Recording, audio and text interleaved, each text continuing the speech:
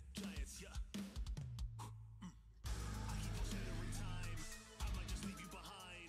Homie, you stuck on rewind. Yeah, yeah, ay. You should quit sleeping on mine. You got your back on recline. When I damage your delicate spine, please don't act all shy and surprised. They be like, what you mean? What is your winning scheme? I got a giant team. Biggest my self-esteem. Run it back, running man. They think they go hard, I'm like, come again. You running, I tell when I'm busting in. While you stumbling, I got this blade in my hand for your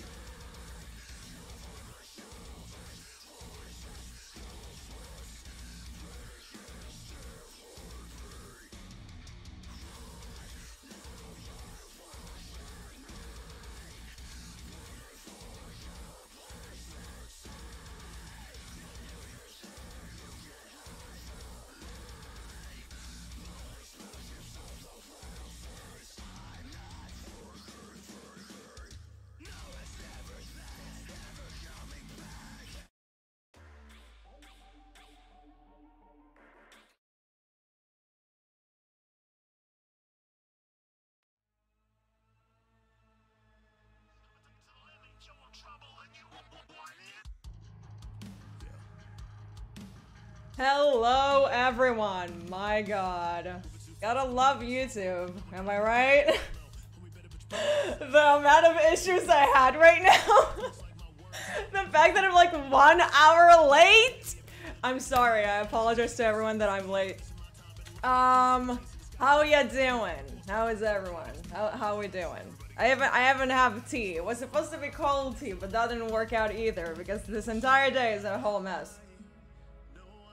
Let me explain to you. Let me give you my excuse as to why am I an hour late to my own freaking stream. So, for those of you who don't know, I have finally become part of the membership partner program, which means that you guys can now support me by using my emojis and have badges and all of that dandy stuff. I just uploaded a video like a second ago, so if you want to like go and check it out, you're more than welcome to, and then you can come back here. But anyways, basically the thing is that I didn't know that, but it takes like 24 hours for them to actually check and see if like I did all the steps that I was required to do, and I didn't expect the 24 hours to be legit 24 hours.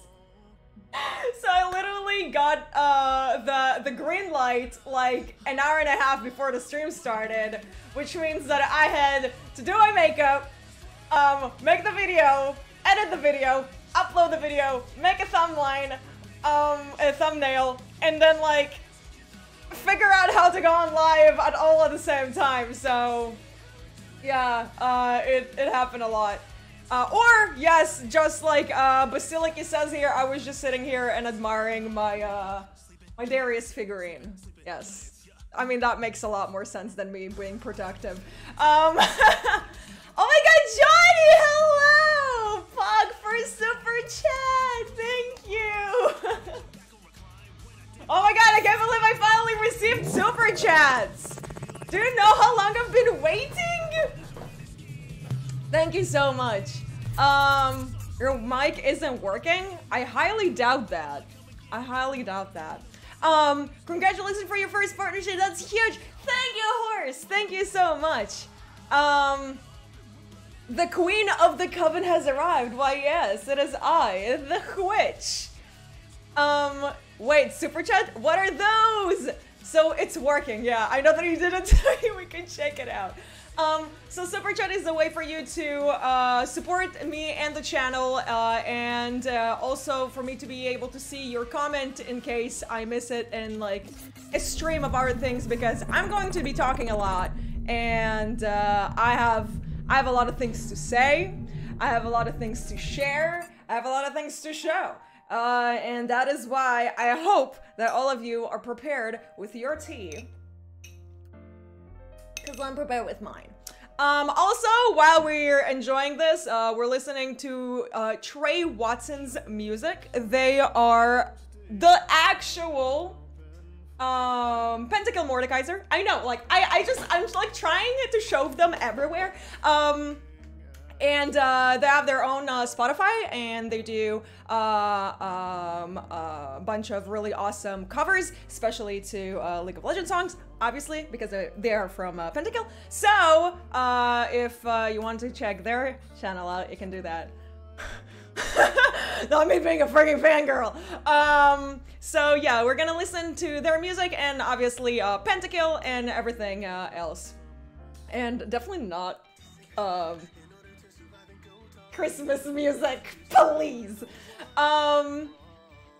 Didn't follow the event. Isn't that much of a mess, guys? Okay, so the thing is that I did plan to make a video on it, just like everybody else. And at first, like, the thing is, like, at first I wanted to make a video, then I didn't want to make a video because there's just like so much about it, and I was just like, I don't want to give it too much attention. And like, you know, I don't want to complain about it. Like, I really don't want to complain about it. I know you guys like to hear me complain, but I feel like I come off of such a like annoying, judgmental bitch, and I'm just like not about that. But and then comes the but.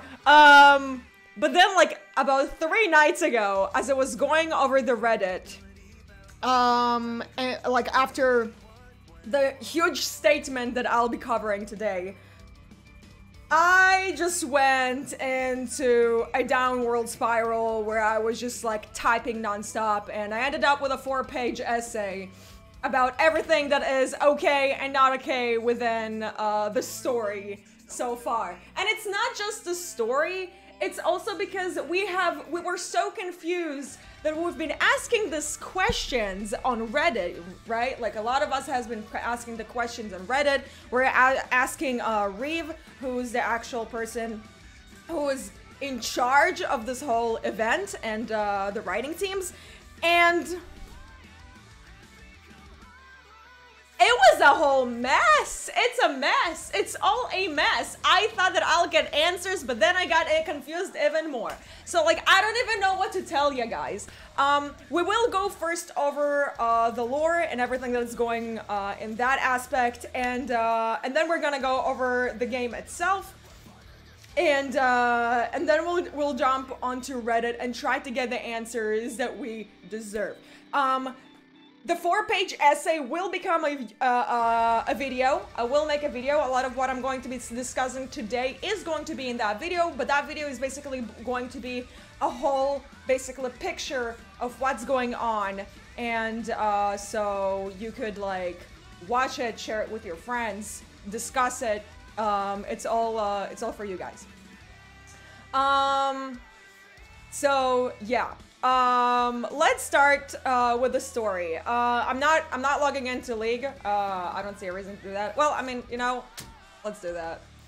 Let's log into League and again go back to the stories that we had and try to make it make sense, because it's like I was literally so excited 6 months ago when 𝗬𝘁𝗿𝗫 came out. Like, literally pissing on the floor, and now I'm like trying to be civil. And again, huge disclaimer, I'm not here to shit on anyone, right? I'm not here to like drag people. I'm not here to tell that they're bad workers or like anything else. I'm not here for that. I'm here for us to be able to try and understand what the fuck is going on and why did it end up the way that it did, and what can we do that we like, and what can we suggest in the future so it won't happen again, so we will learn from our mistakes and grow to be bigger people. So I'm just, you know, have you read the 4th comic of the eventing? So yeah, so let's see what I've read. Let's open all of that stuff up too.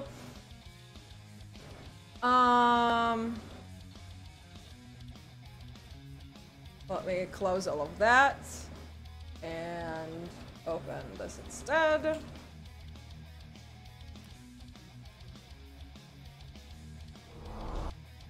All right. So,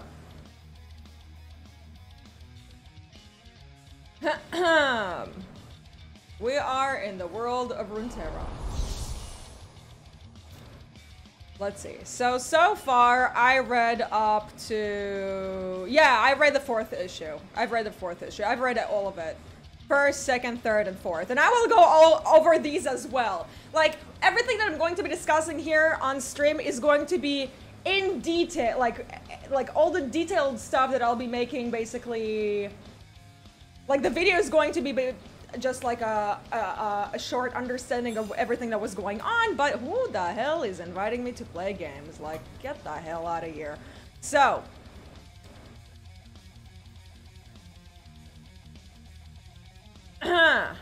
back to Ionia.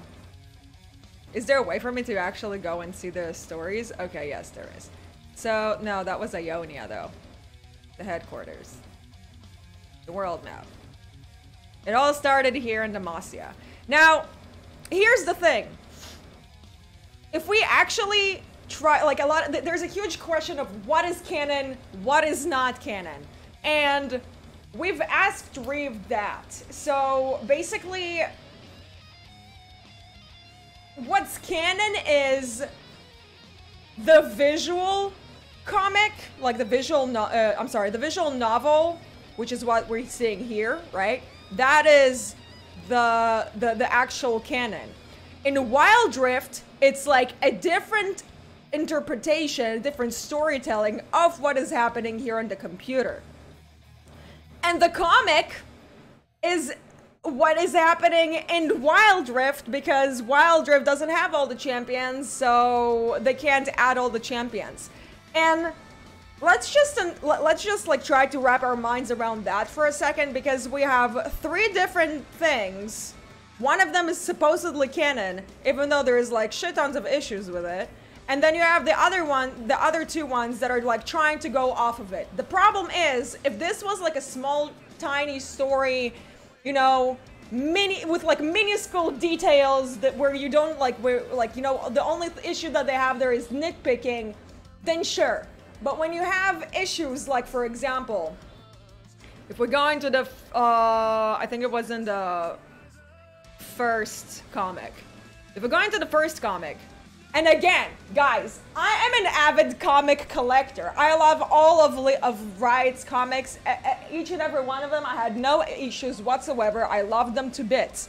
But this comic is an absolute mess.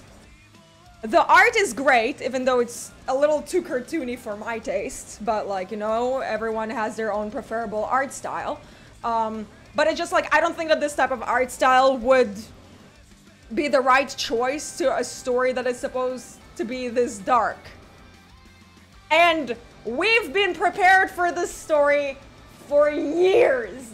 Years, I tell you. We watched videos of the Shadow Isles and the Harrowing, and like we learned everything about the Ruined King and his maggot-ridden queen that had died, and like, you know, it was like very dark. We had a whole lament about it. We had a whole freaking lament. Wait, no. Let's see. The Princeling's Lament. The Princeling's Lament basically tells us at the very beginning, like it tells us what we're supposed to be basically preparing for in the actual story. It tells the story that was originally in Hecarim's bio, but is not there anymore because they have decided to remove it for the sake of this story. And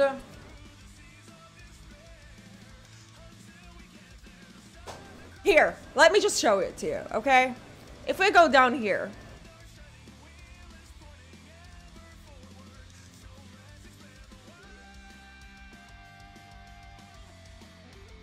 there we go. So this is where it basically started. In the Princeling's Lament, we learn a land once blessed was ripped asunder, split with lightning and beaten by thunder. Phantoms now mutter in graves unshrined, and banshee throng its haunted streets, shrieking their woes of black defeats, a boundless curse upon all mankind.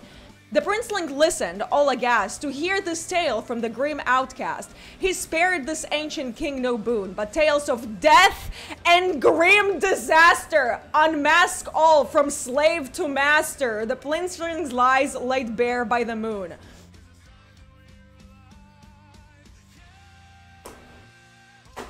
Where is it? Where is the death? Where's the disaster? Where is the grim? Why is it like that all that we see in the actual game, in the actual novel, all it is just jokes. It's just jokes. Also, why am I getting huggies? Like, dude, no, I'm not ovulating, stop.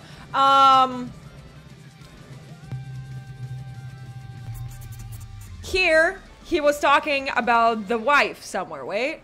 If I remember correctly, can you like not right now? It was Queen. Yeah. So August, the princeling lie laid bare by the moon. The goblet supped by his new wife. The princeling's poisoned to take her life. Her father's no successor for his queen. No, that was one of the queens. Where's the other queens? Yeah, there we go. They fought as brothers, blah, blah, blah. The monk told tales of a time forgotten. An ancient queen, now dead and mulch rotten, of her king brought low by sorrow and woe, who came to this isle to bring back her life, but damned the world to endless strife, spirits of death and carrion crow. Bro, what? Why is she not mulch rotten? Why? Why is this happening? Why isn't she mulch rotten? I don't understand.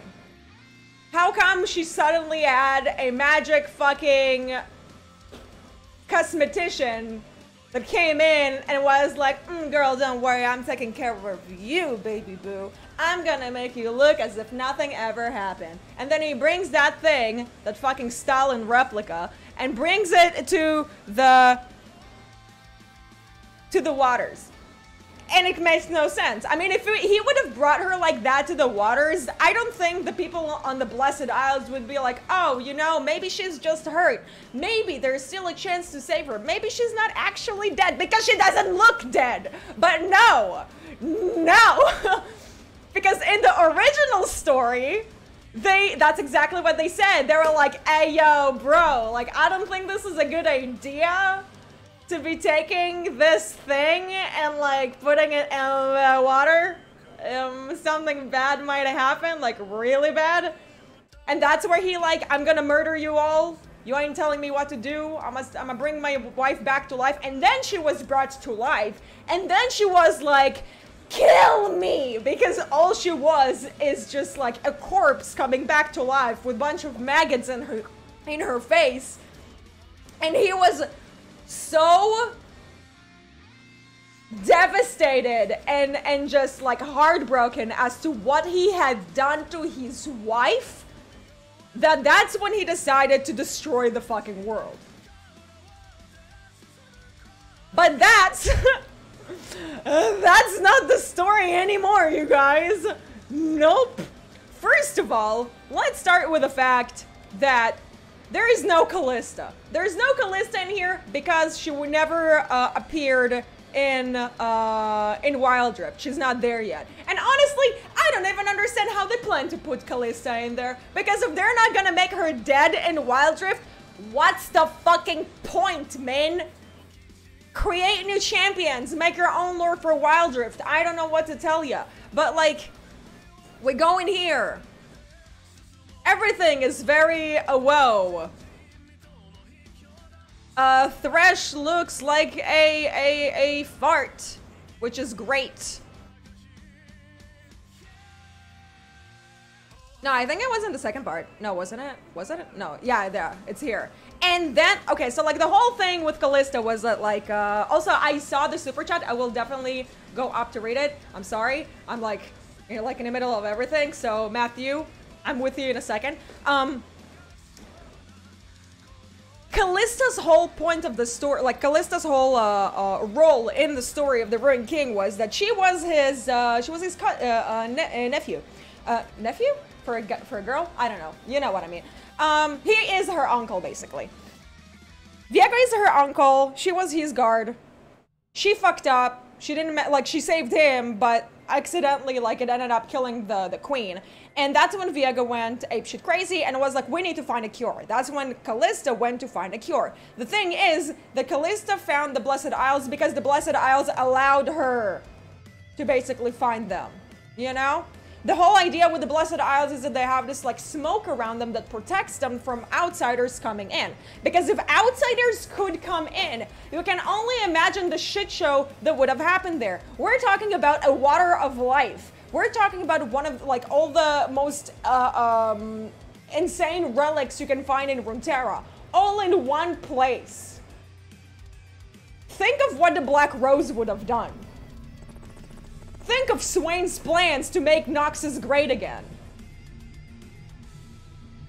If there was an actual freaking map to this place, if there was a map to this place, there would have not, like, there would be nothing left of the Blessed Isles. There can't be a map. Even if this is a comic made for just for Wild Rift.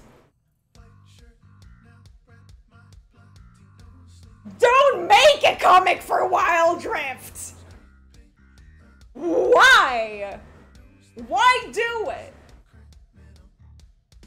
The whole point of the Blessed Isles is that you can't reach the Blessed Isles, and the only reason why 𝗬𝗪𝐵 was kept alive by 𝗬𝗪𝐵 and not executed on the spot for not finding the cure, A, and B, not being the cause of his queen's death, was because she was the only one who knew how to get to the Blessed Isles. That's why 𝗬𝗪𝐵 kept her alive, and that's why he killed her when they were on the Blessed Isles. And all of that just went out the fucking window because we have a mobile game with no champions in it. So obviously, after that happened, we had an amazing part of issue 2, where, like I said, first of all, very handsome, not sad. We are not depressed anymore. Boo boo. Homegirl came, like, woke up and chose radiating. Okay, he woke up. He got his foundation. He's got his powder. He's got his eyeliner. Did his hair. Took his dead wife. I went to the Blessed Isles. Okay? We really put effort into it. All of them are just standing there. He's talking about myth. They're like, dude, I think it's a bad idea. There's no, like, indication of something bad going on here. This is like they are literally standing there and they are okay with everything going to shit. She's like, it must not be trifled with. Bet. He goes and trifles with it. Of course, we have Spooky Man over here, which is 𝗬𝗪𝐵. We all know that this is 𝗬𝗪𝐵. This was supposed to be 𝗬𝗪𝐵, but they don't show 𝗬𝗬𝗪. They show 𝗬𝗬𝗪 only later on. So, like, what was the point of showing 𝗬𝗬𝗪 in here? If you did, like, you did put him in Wild Rift in the, like, in the end. Like, this could have been like a, oh look, this is a new character coming into Wild Rift this time, but it never happened. So this is 𝗬𝗪𝗫, and this is his very not dead wife. Sleeping Beauty over here is being soaked in rose water. Spa day. And then she's like, oop! I'm fucking Daniela Phantom. Daniela Phantom over here wakes up and she's like, oh no, I'm a ghost. And he's like, McQueen. I love the expression, by the way. That's a great expression. And she's like, Legasp. And then... So like her coming back all dead and maggot written, all of that, all of the stories that we know, all the songs that we've heard. We have Pentakill songs dedicated to the Mad King, yo. Like, do you realize that? We have entire songs dedicated to the Mad King from Pentakill, and like... And this is it. You're welcome. So let's check the super chat real quick. How is the harrowing? Is this somehow less dark and vile than Burning Tides? It's supposed to be an epic tragedy, but they're ruining it all up. I agree with you, Matthew Bradley. Thank you so much. I'll give you the answer. I have the answer for you, my friend. I have the answer for you, my friend, and it is right here in my right folder. Yes, I have a right folder. And it is right here.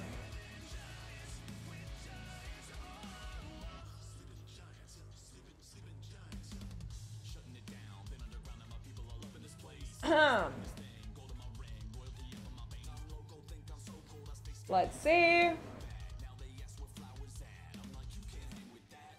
What's this?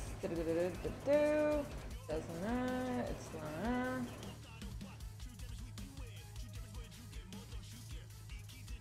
Oh, right. It was here.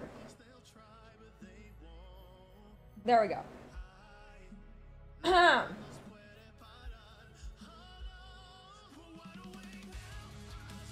So, Reeves said, we are fine with the story being told in different ways, styles and expressions by different teams, products. The visual novel tells it in a more of a light-hearted way, whereas if we told the same story fully in CG form, we would probably tell it in a darker, grittier way. In other words, yes, the main story beats that happen in the visual novel are canon. Oh, right. This is where he basically said the entire thing is not canon, but we'll get to it in a second.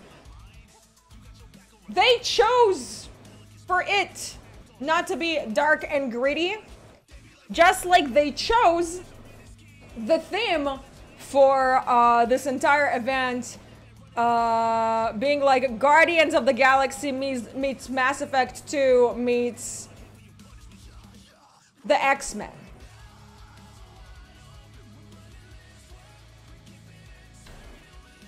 We had Guardian of the Galaxy. It's called Odyssey. You literally copy-pasted the Odyssey with Guardians of the Galaxy. So why are we taking Guardians of the Galaxy? I could understand Mass Effect. That can be dark and gritty.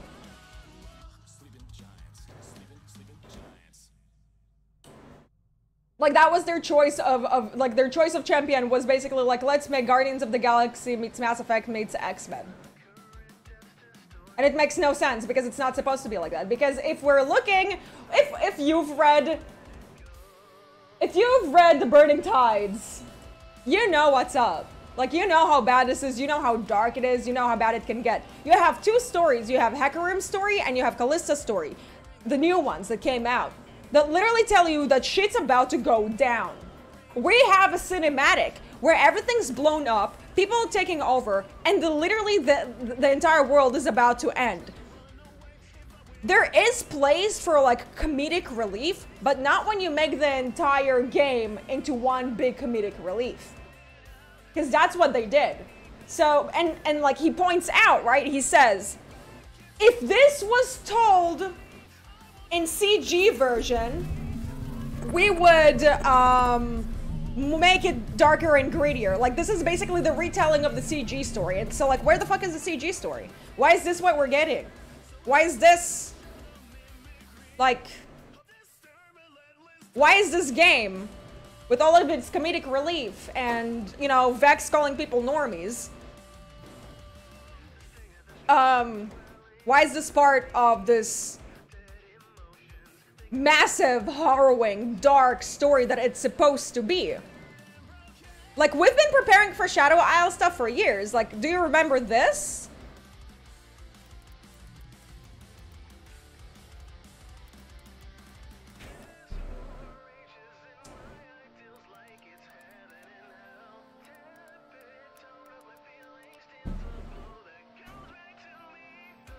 Let us wrap our minds for a second around, like...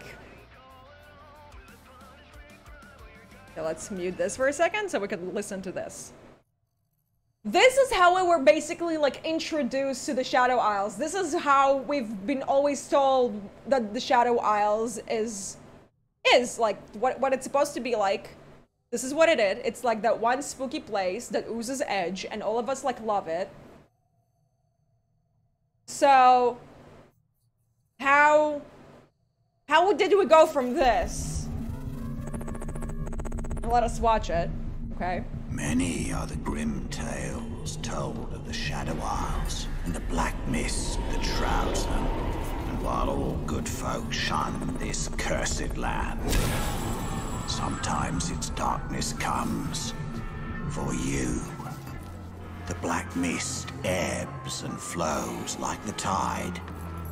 Yet now and then, on a night much like tonight, it reaches far across the sea, searching, seeking, killing. This time is known as the Harrowing. During the Harrowing, the spirits of the Shadow Isles go forth within the black mist.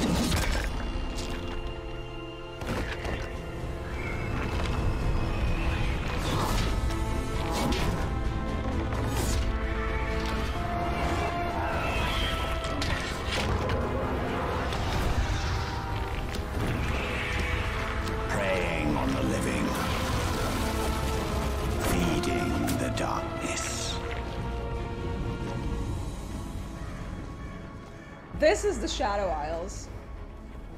This is what it represents.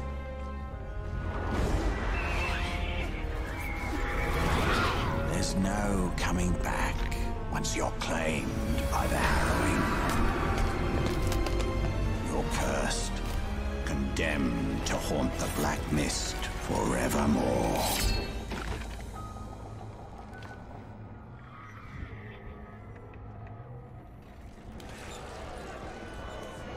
Well, what were you expecting? There ain't no happy endings. There ain't no happy endings when the Harrowing is coming for you. Prepare yourselves, friends. The Harrowing is here. There is no happy endings when the Harrowing is coming for you. So why is this whole story revolved around jokes, rude ass fucking sentinels? I'm sorry, but Lucian and Senna pissed me off so fucking bad. The first time I played the first part of the story, I just rage quitted that moment. I'm sorry, I didn't sign up to be fucking attacked, to be fucking offended. If I was a rookie and some motherfucker would have come to me and talked to me like that, hell no! Go fight Vega yourself, bitch. Like, what? Why, like, why do we have, like, why was that all necessary? So, we've got the rude ass attitude. The fact that the Sentinels had absolutely no idea that they have a fucking teleportation machine. Senna not knowing that they have a teleportation machine that they can go from one spot to another. They were rowing. They were rowing in a boat. They were sitting next to a freaking a lighthouse, rowing their boats when they have a teleportation machine. And like, when they found out about it for the first time in Demacia, she was like, oh my god, that is sensational. We had no idea that this is legit. And it's like, how? How?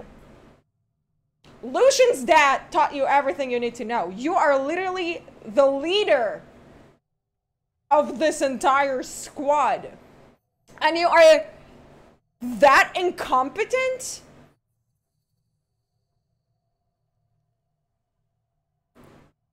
How? Now, so you have that happening. If we're going back to like the rest of the story and the rest of the plot holes and like everything else that is wrong with the story, besides the fact that, like, you know, the comic is just irrelevant. The comic is absolutely irrelevant. If I had bought these comic books and read them like more than 50 times because they told me things I didn't know within the lore that I cared so much about, why are you making these comics?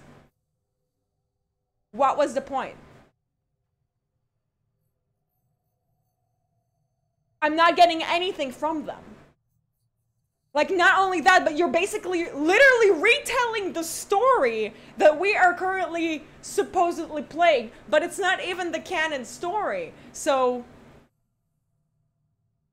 and now speaking about canon, let's bring up canon real quick.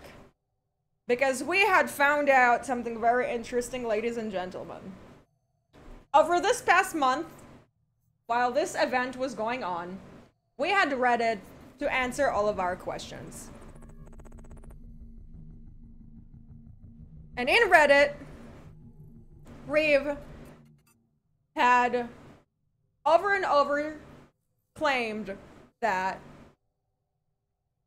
it's a canon event, no one that has different sides that can win or lose. It's a canon event, right?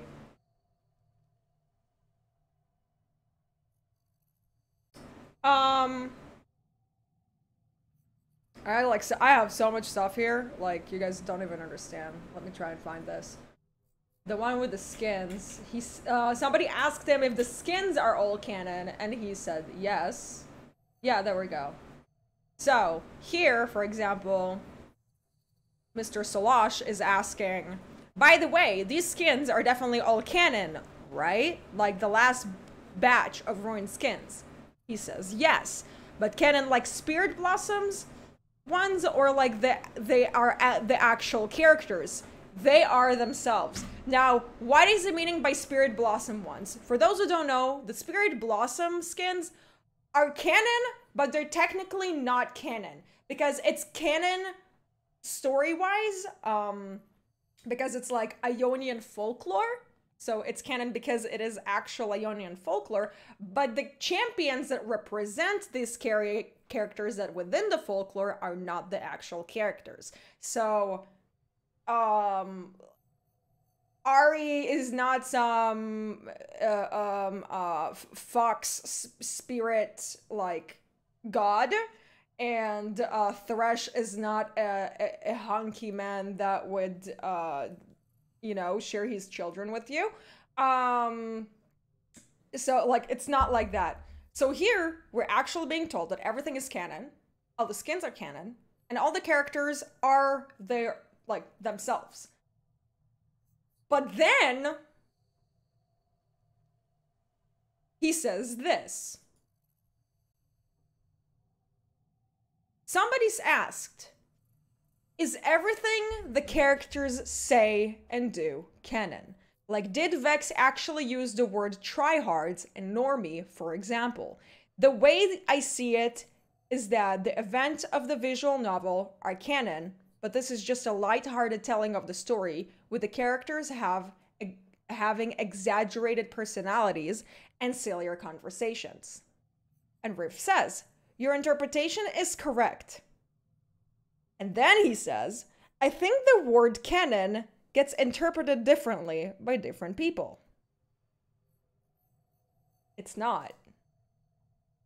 It's not being interpreted differently by different people. Canon is canon. Like, canon literally means like the legit story that is happening right now. And that is like, that is a huge red flag, yo. Like, after I read this comment, I ran to his Reddit to go over everything that he had ever said to anyone in this past month, because I was trying to wrap my mind of what the fuck is going on. Because I follow this man religiously, just like 𝗬𝘬𝗧, you know? Like, all of us lore people, we're all sitting here and like reading his stuff, and you're like, yes, and they're like, take notes, you know? Like, we're like taking notes, listening to everything that he says. And then he literally comes in and gaslights us. Why am I being gaslighted? Why am I why is my intelligence being tested? Is what I really want to know.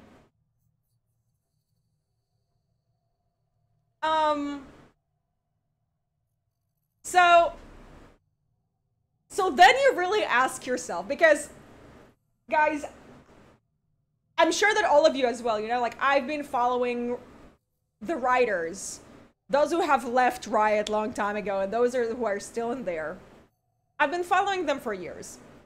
I have a list, actually, a list that I will eventually share.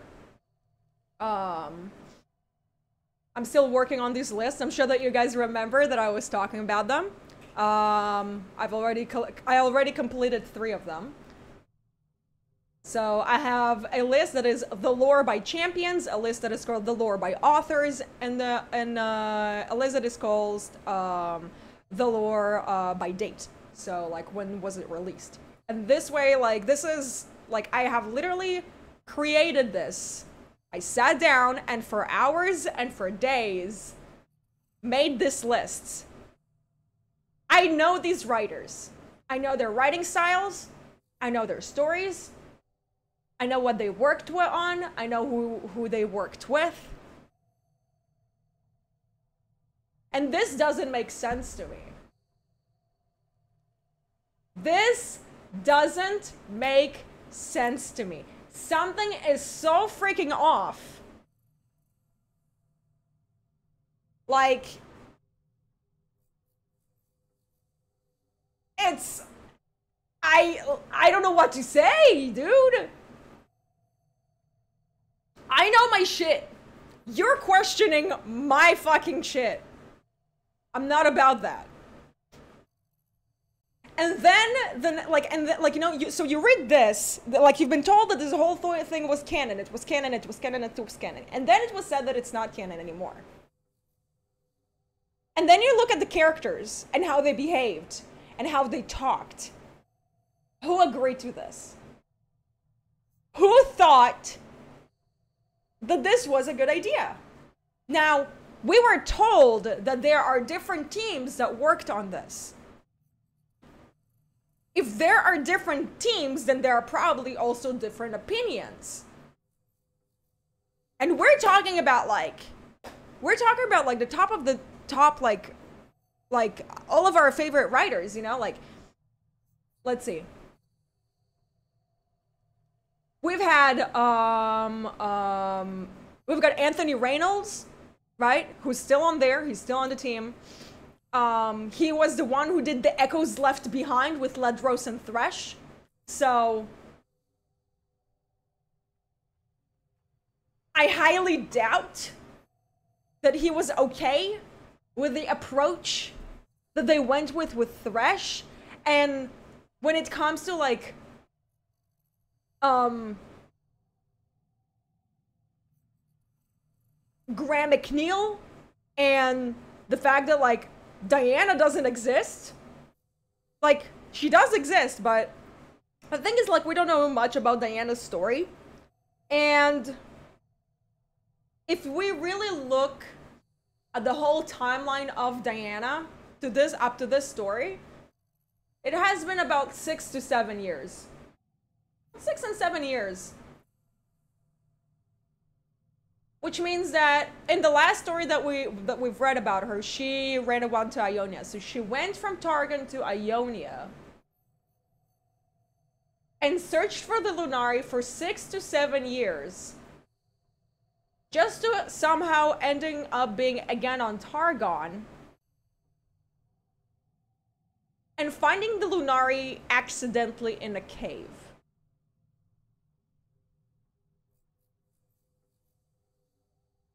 She is a god. You're telling me that a god, it took a god 6 to 7 years to find people in a Targaryen cave, the same mountain, the same Mount Targan that she ascended from? The same one? How? Now, besides the fact that she comes in and she's like, you know, they meet her and she's like, oh, hey guys, what's up? Oh, you're going to the mountain? Oh, let me take you. It's so fun. We're being so friendly. Look at all those new friends I got. I'm so happy. Oh no, don't worry about it. I'll take care of everything. Here, let Moon Mom take you on this lovely trip on Mount Targon, the mountain that nobody's allowed to go on, because if you actually reach the top, you might die. You might also actually die while climbing the mountain to begin with. But like, and she's like okay with it. She herself was doubting to go on top of that mountain. But when they were like, hey yo, we're going in that mountain, she was like, bet. Yeah, let's go. Let's go on that mountain, you guys. Yes, let's climb this shit. So, and that's just Diana, you guys. This is just Diana we're talking about. Can we talk about Pantheon? I'm going to rant I'm going to make a proper rant on the video I'll be coming up with, but Pantheon makes absolutely no sense. 𝗗𝙬𝙧𝙀𝙬, thank you so much. This whole event feels like collecting Pokemons. I agree. I absolutely agree. Also, thank you so much for this super chat. It is greatly appreciated. It's not even like it's basically a gacha game. It's all one gacha game. They pick up a friend, they go, they fight the boss, and they go to the next story. And we do that, and then we defeat the boss, and we go to the next story. Now, let me ask you so, like, okay, so like we were talking about Pantheon, right? And the thing about Pantheon is that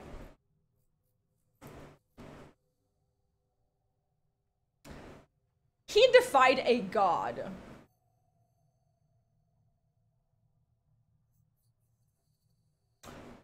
Mr. Atreus defined Pantheon.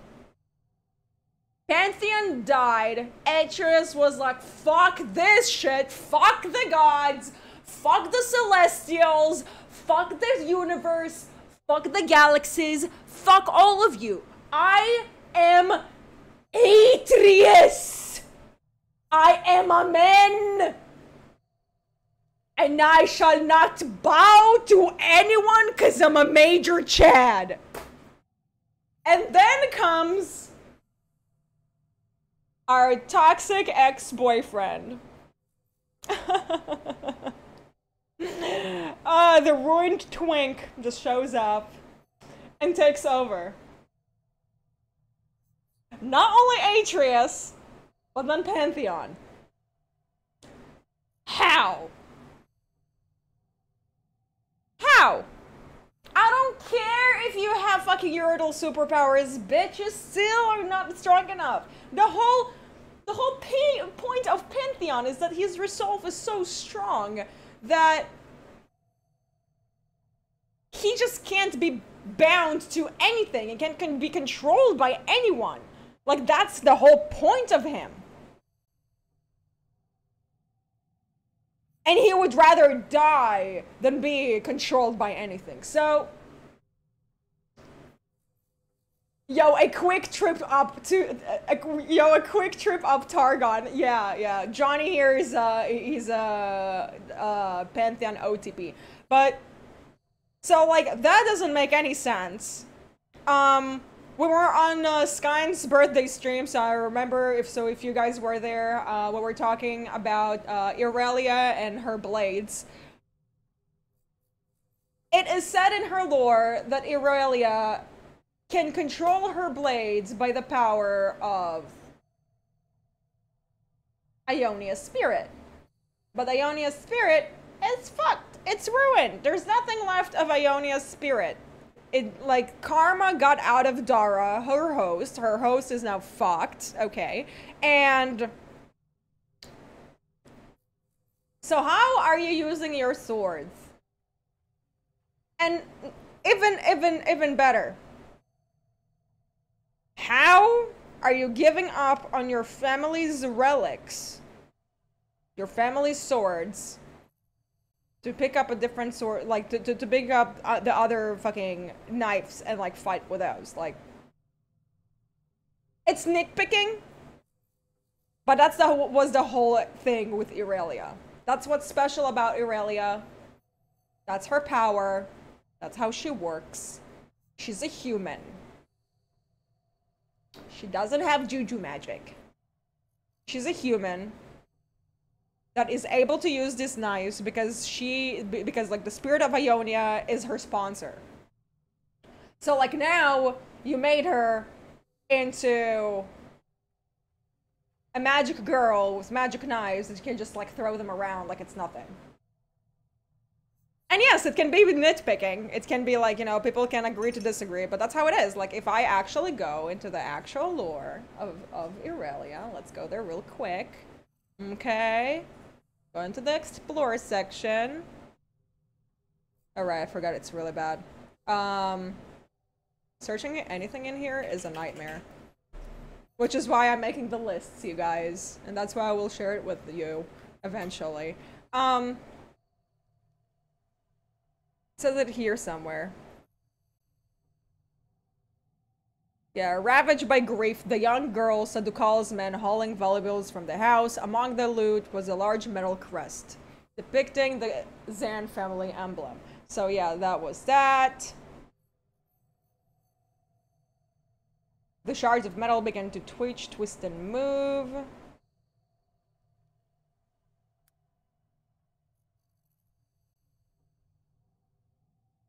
Let's see. That's not it. Nope. Nope.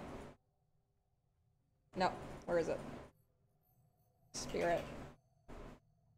Oh, there we go. At the very beginning. So, though she was dubious of their supposedly mystical connection to the spirit of Ionia, 𝗬𝗪𝙧's love for the dance was real. So, it was a spiritual dance for the spirit of Ionia to be able to use the blades. If there is no spirit of Ionia, she can't be using the blades, because the spirit of Ionia can't help her use the blades. So, like, you wrote this.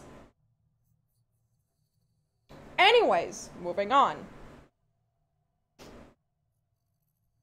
Dinka, tell me one thing that was well lore made in this event, please.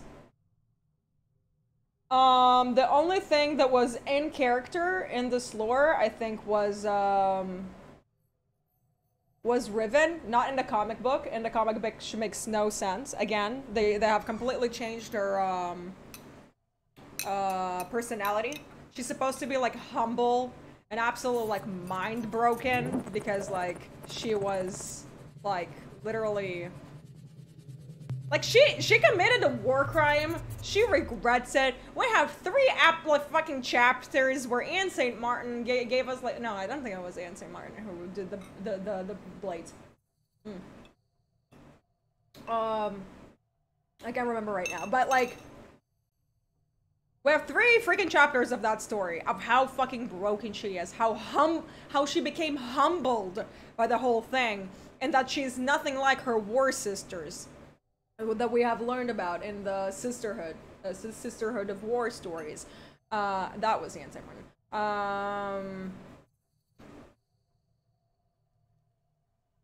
She's not supposed to be cocky. She's not supposed to be like, oh yeah, like, don't worry guys, I got this. Like, I can do everything. Yeah, you know what? Oh, you know how we're gonna get out of this cages? Don't worry, I gotcha. You see that dude? Just call him and I'll take care of the rest. And then she does. And she's like, damn, you guys. Told you I can do it. And then they leave. So, the comic is stupid. in regards to that. But she's drawn really well in it, so there's that. Matthew, thank you so much again. I know I said this in Sky stream, but why not ruin Leona and give us romance drama? 𝗂𝘂 writing love stories is borderline perfection, right? Yes. Also, he could have done the exact same thing with Darius and Draven. Brotherly love. Darius loves Draven, even though Draven is like insane. We already had a comic where like we saw that like Darius cares greatly for Draven, so he was about to be ruined, but then he wasn't ruined, and then we had Riven fighting Draven.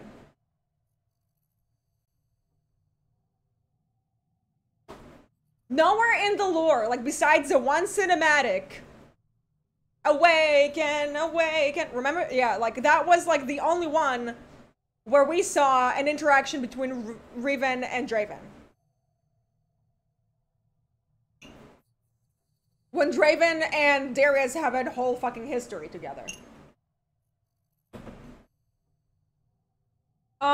And yeah, and Leona also would have made sense. And it would have made a lot of sense because like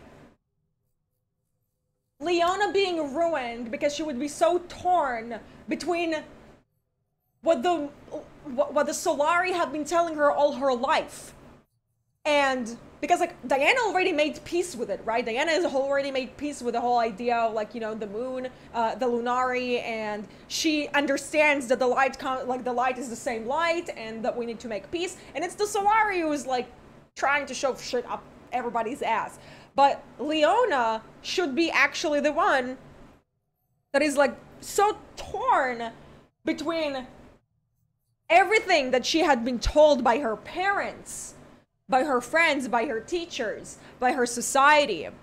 The fact that she fell in love with Diana eventually and saw and everything like made sense to her when it came to Diana. Like she didn't see Diana as a heretic. Like Diana was asking the right questions. They just didn't know how to answer them because they didn't want to answer them because she's a heretic, because she clearly doesn't believe in the sun.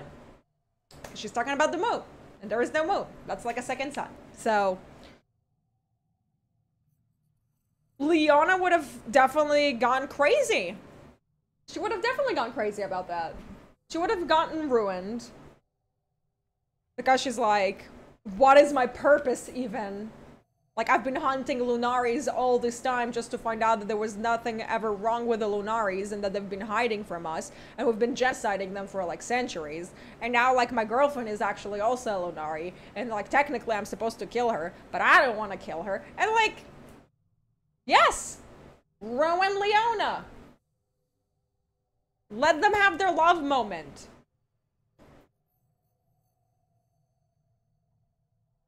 Dinka, what do you think about 𝗂𝘂 having a crush on 𝗂𝘂 and overall 𝗂𝘂's design? Do you like her? She will come out in September, right? Confirmed it. Yes, when it comes to 𝗂𝘂, I identify as 𝗂𝘂. That's literally 14-year-old me, so like I adore her. Her having a crush on 𝗂𝘂 is really cute. But again, like, I'm not about this whole like she has a crush on him during the story and this is like all like it's like a children's story all of a sudden because you're like, I'm a teenager, you're all normies, boo boo boo, and it's like there is an end of the world. Why are we having this conversation even? I love her design, absolutely adore her design. I love her attitude, she's very cute, very moody. But I don't see how her behavior adds anything to the story when we have, again, expected the story to be very, very dark. I expected 𝗂𝘂 to not be a teenager, to be honest. But I'm also not mad about her not being a teenager because we have Lulu. And having a dark version of Lulu is adorable. Because I adore Lulu. She's just the cutest. I don't play Lulu. I played her sometime at some point, but I adore her. Cody Hall, thank you so much for this chat. What about Rumble, Triss, Teemo triangle? Ruined Rumble and Triss with Sen Teemo or vice versa. I mean, all three are mentally screwed up. technically speaking, Cody, everybody in Runeterra needs therapy. All of them. All of them are screwed up. All of them needs, like, major therapy. I think the reason why they didn't show the whole thing with didn't mention Bandledown in this whole thing is because it's like a magical place, and that like apparently the Ruination can't reach there or some stuff. The thing is, like, Rumble is technically not there. Like, yes, he's moving between Shurima and Bandledown, but like I'm pretty sure like one of them can get caught. The thing is, like, they can't add everyone into the story because that is too many characters, and this was their choice. But their choices make no sense. Like, we can all agree on that. The only choice that I can understand would be Olaf and Lucian and Senna, because, like, Olaf and Lucian have fought the Harrowing before. Misfortune, of course. Irelia makes no sense to me, because as I've mentioned in like my previous video, Zed had gone through a lot worse shit than she did. He had sacrificed a lot more than her. Like, yes, Irelia and Karma have a history based on one cinematic, where she shielded her. But that's about all the history they have. They have no stories together. They have no conversations together. Like, nothing is there. But Zed actually had to go to the dark side to get his strength to be able to protect his people. Kind of how they're like trying to do with like Misfortune, but that's not really working. But like, I mean, good idea, bad execution, because whatever the fuck she's wearing does not emit any power, strength, or like badassery. She just looks like a thought. And that's where it ends. Oh, hello, Proud.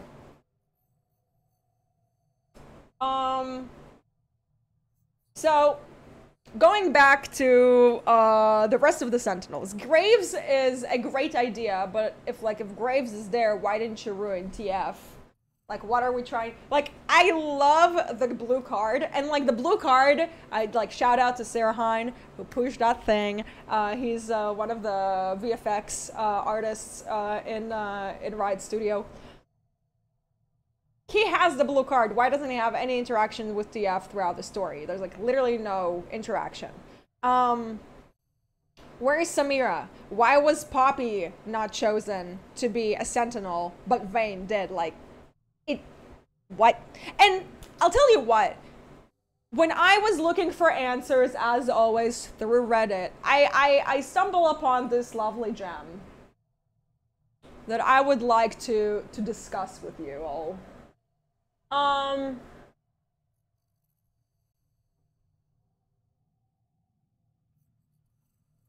This. We had to choose between Poppy or Vayne for Demacia, and we chose Vayne because her story progression made the most sense, since she is already a monster slayer, so joining the Sentinels in order to get better tools to hunt more monsters made a ton of sense for her, and her lore already has a lot of overlap with the Sentinels. What overlap? She has two stories. She has never met a Sentinel, ever. The only person that might have been a Sentinel would have been her own teacher, who she murdered in cold blood. But she was from the Freljords, and she was a shaman, like Udyr, basically. She was also a shapeshifter. So, you never said if she was a Sentinel. If she was a Sentinel, sure, but she never met a Sentinel. So, I'm sorry, but like technically she never had met a Sentinel. And saying that it made sense because she's a monster hunter also doesn't make sense. She's a monster hunter, then she's supposed to stay in Demacia and fight.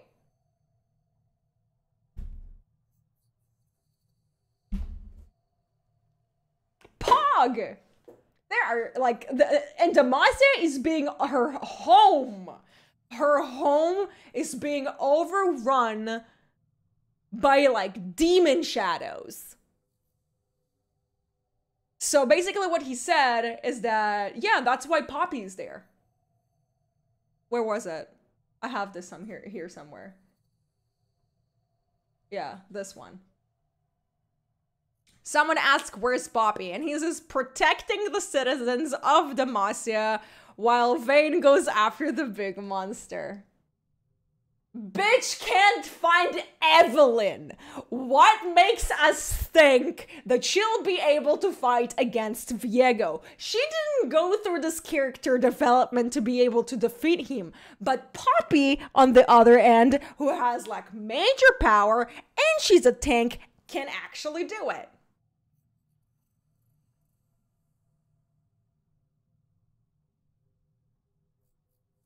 Character development wise, if we really look at 𝗬𝘀's whole story and Poppy's whole story, Poppy's whole idea is that she doesn't trust and she doesn't understand that she is actually the protector of 𝗬𝘬𝗪. She doesn't understand that she is the one. That the hammer that she's running around with was never meant for anyone else but her. This could have been her character development.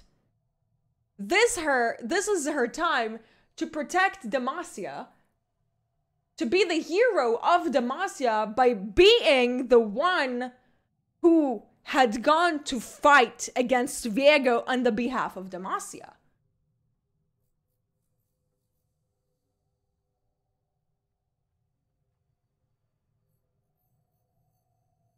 And you showed her in the cinematic as well, on top of it. Poppy was in the cinematic. So you showed Poppy in the cinematic, and then you claim that her story wasn't technically good enough to be a sentinel because 𝗬𝘀 is better, because it makes sense. It doesn't. I just explained why it doesn't make sense. 𝗬𝘀 doesn't have the strength to do it, even if she gets a new shiny toy.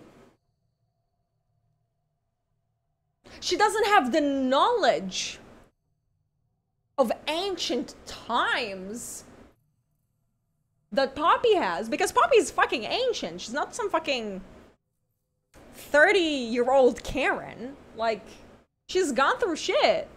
She's seen shit. 𝗬𝘀 doesn't have it. She can like run in her room, kill a cockroach with a slipper, and call herself a monster hunter. That's literally what she's doing. There's nothing about her that, and also like, here's another thing. Where is it? No. Oh yeah, I think it was this one. Oh no, that's just something funny. But that's not it. Man, I have so much of this stuff here.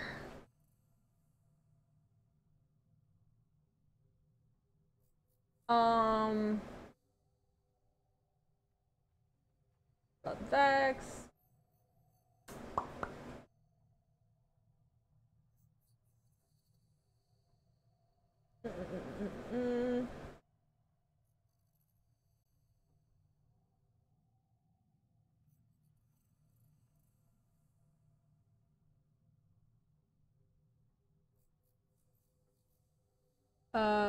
No. Oh, this. This really made me livid. Because Mr. 𝗬𝘂𝗽𝗪𝙩 says, yeah, well, 𝗬𝘀 needs to get that bigotry knocked out of her.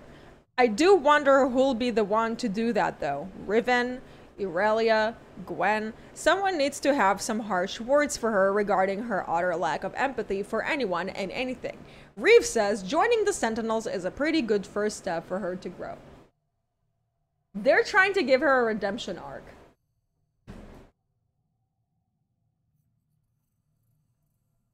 𝗬𝘀, Okay? They're like forcing this redemption arc upon Vayne.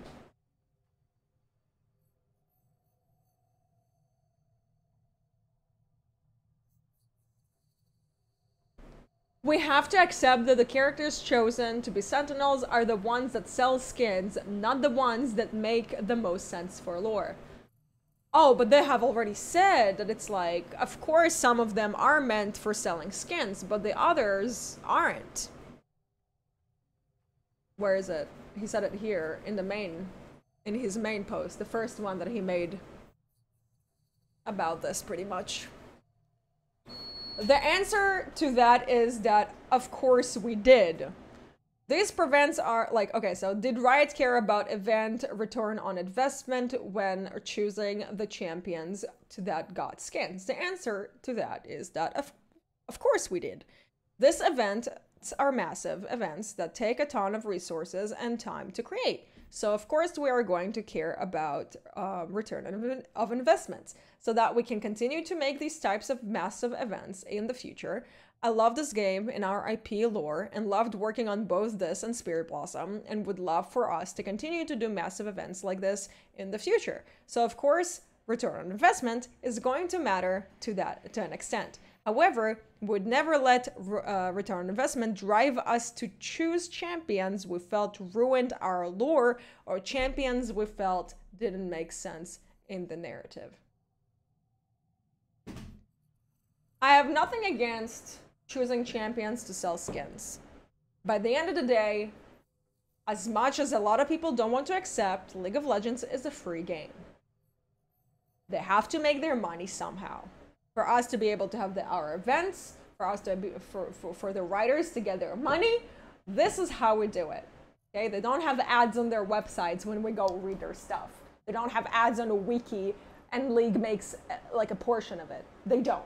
So it's understandable. And people need to understand that and they need to respect it. But the lack of transparency, the excuses,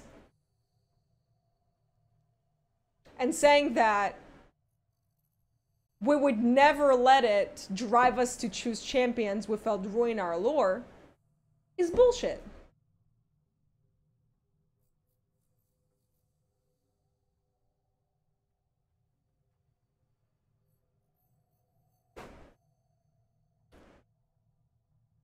This was supposed to be a Shadow Isle event, right?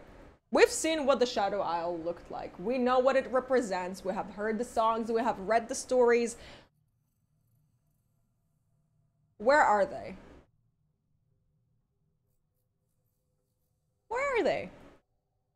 Where are these so-called characters that you care about?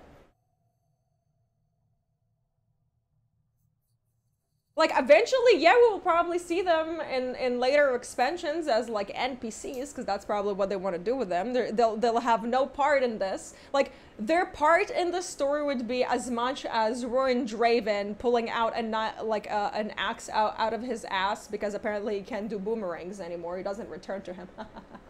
No, he doesn't, no. He just throws an axe and pulls another one out of his ass. That's canon.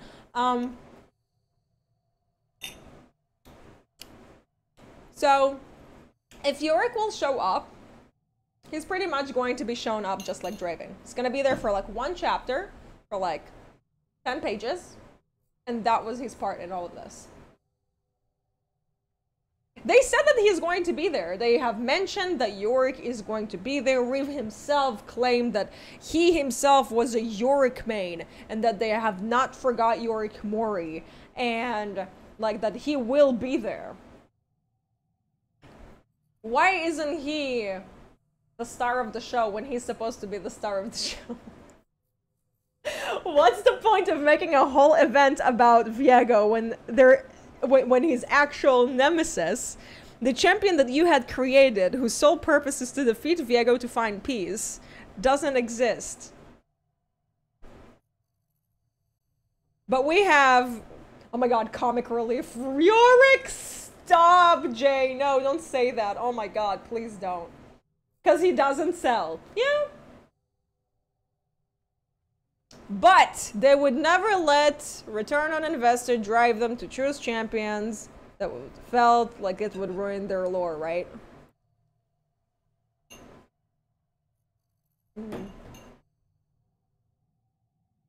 Shadow Isle lore with no 𝗬𝗂𝗪𝗏, no 𝗏𝗪𝘳𝗏, no 𝗬𝗪𝗏, no 𝗘𝗪𝗪, no 𝗬𝗪𝗻,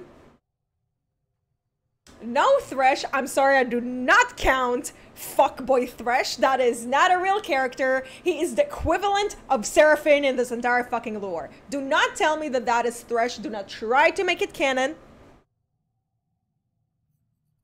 That is beyond disrespectful.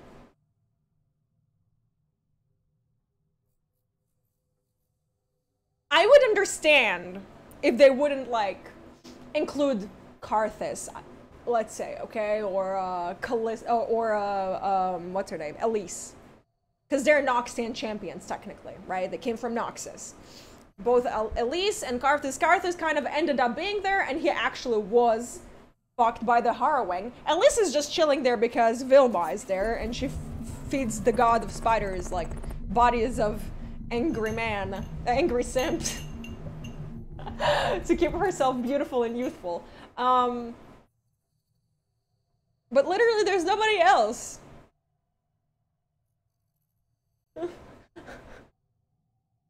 Where is everyone? Where is everyone? The whole, like, the Sentinels of Light are the descendants of the Blessed Isles. Whatever was left of the Blessed Isles, whatever people managed to escape it before they were all ruined, they managed to escape to Demacia. That is where they rebuilt their order, the Sentinels of Light. And then from Demacia, it just spread to everything else. So, how is the Blessed Isles is not being talked about? How come we still haven't seen 𝗏𝗏𝗏? Like,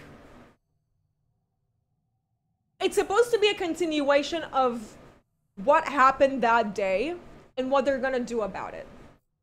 But they're not doing it. They're retelling the stories without the actual characters, whether it be in the comic or in the story.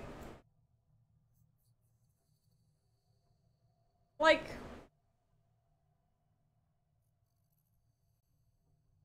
isn't 𝗏𝗪𝘳𝗏 technically controlling the mist? Technically. Technically, a lot of champions do a lot of things, but apparently it doesn't matter in this game. 𝗬𝗪𝗏 might not be popular in terms of gameplay, but Riot doesn't. You see, here's the thing. Wait, I'll finish reading it. I'm ADD. But Riot doesn't know how many people actually care for him and sympathize for him, that people are willing to fight for him. So here's the thing. We want to believe that a lot of people do care about 𝗬𝗪𝗏 Mori, but technically, as much as we would like to admit it, the lore lovers at least do, but that lore, the lore community makes it maybe like 1% from this entire thing. But that's not the point. Spirit Blossom was a proof to that the lore was actually cared about. People like the characters. People wanted to know more about Ionia. They're like, oh wow, folklore. It's something that actually interested them, and they wanted to learn more. And they wanted to invest their time. They didn't click skip, like I feel like doing every time I get a story.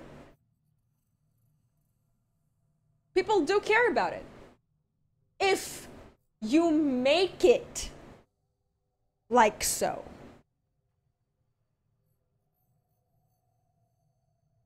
People will like a champion if you will make the champion likable.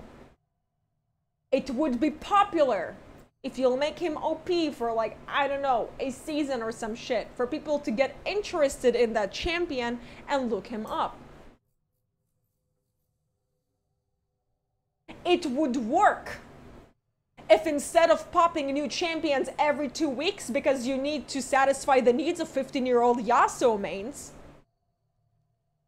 you would actually care about your old champions, take care of them first, their lore, and then try to make new shit. Why aren't you working with what you already have? Business-wise, it doesn't make sense. But what do I know?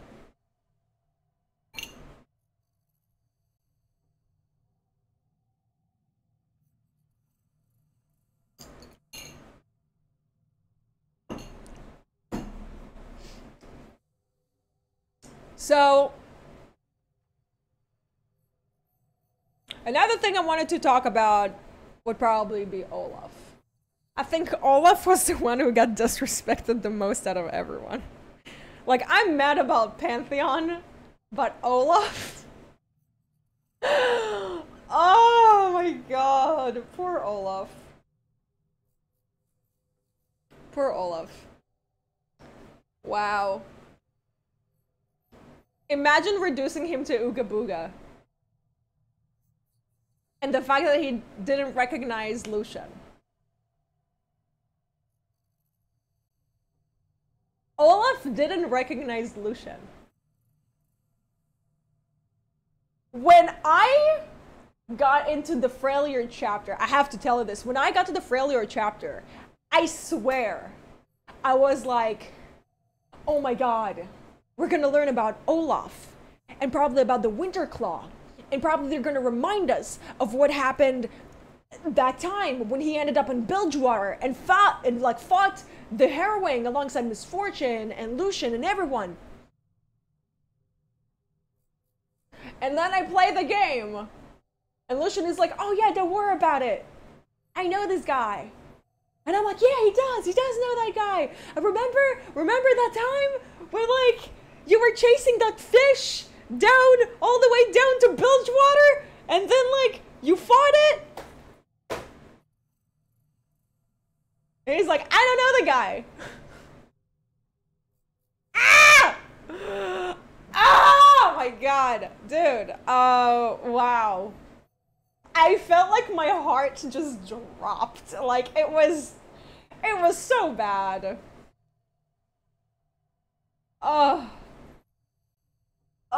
Pain, just absolute pain. Gwen is literally the only champion that stays true to herself throughout the event. Agreed. Yes, Bert. Yes, definitely. Gwen is definitely one of the like better champions that are made there. Like, she doesn't care about anything. She cares about her scissors, she cares about her clothes and aesthetics and killing Viego. That's it. That's what she is. That's what she was meant to be, and that's how she was played. And that's great. Irelia being very, very angry with Riven also made sense. In the comic, I don't understand what was the point of, where is it? Oh my god, this comic. In the comic, I really don't understand what was the point of going from...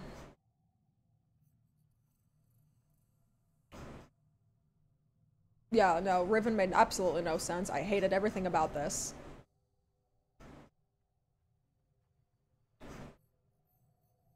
Yeah, from going from this to going to this.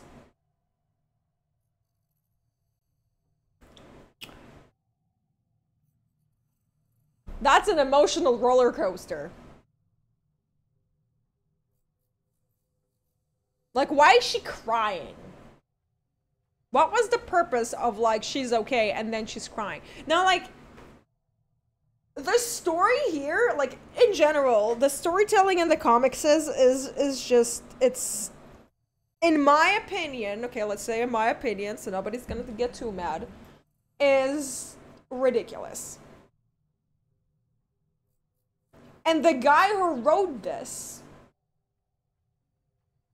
is probably one of my favorite writers in Riot.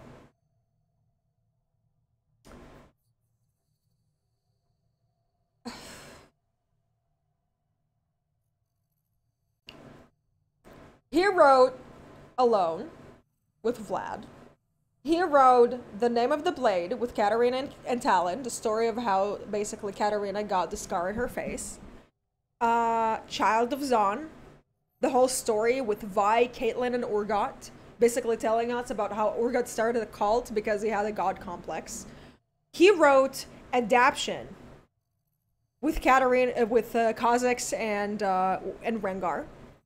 He wrote Sisterhood of War, Part 1, 2, and 3, which is about, I think 38,000 words. Okay, that is not short stories. This is like a mini book. The Shadow Door with Nocturne. At the Edge of the World with Swain.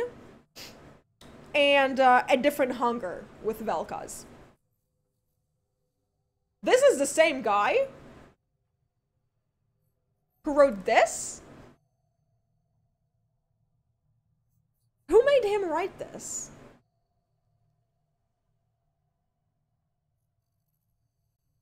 The Sisterhood of War was probably one of my favorite stories.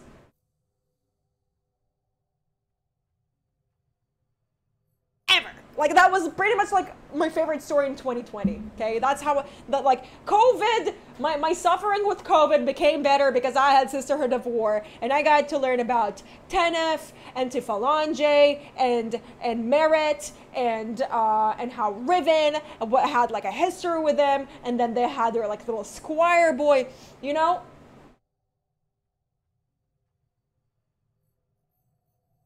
And then this happened. And like in those stories, we have learned how basically Noxus came into Ionia, having no idea what they're actually going into. They just went in there because Darkwill said so. And Darkwill was controlled by LeBlanc because Darkwill was like absolutely insane, and I have no idea why LeBlanc wanted to go there, but she wanted to get to the waters that they had there. She wanted to get to the Placidium. I guess to get Varys' bow. That's what I think.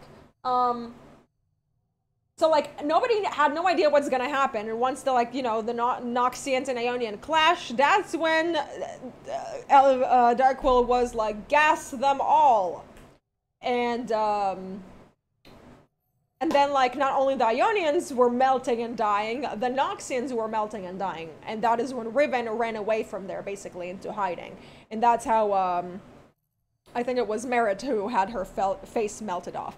And the way that they have described it, where is it? I have to read it now. Pretty sure it was Merit who had her face melted off. I have to share it with you. Pretty sure it was in Sisterhood Part 2. Oh.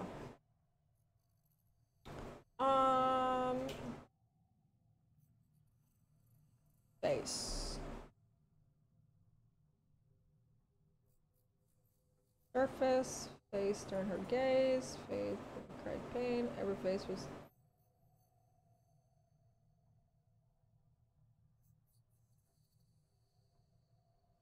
Face. No. Oh yeah, it's gonna happen later on. Like, Aerith joked about her face, but then, and she didn't respond, so we knew that it was like a touchy subject.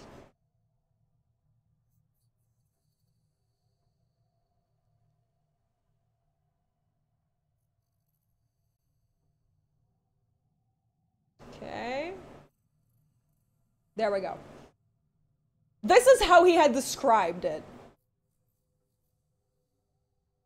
Where is it? Merit reached behind, oh, it was Merit. Merit reached behind her head, undoing the clasp that kept her mask in place. The strap slackened, came loose, and Aerith swallowed. Her entire face and skull was a mass of hairless, glossy red scar tissue. Aerith had seen things killed by burns, the way the flesh looked afterwards, but this was different. Black veins threatened the tissue like cobwebs. Aerith could not fathom what pain she must endure even now. Only her eyes remained unscathed. She looked at Aerith, holding his gaze in cold silence.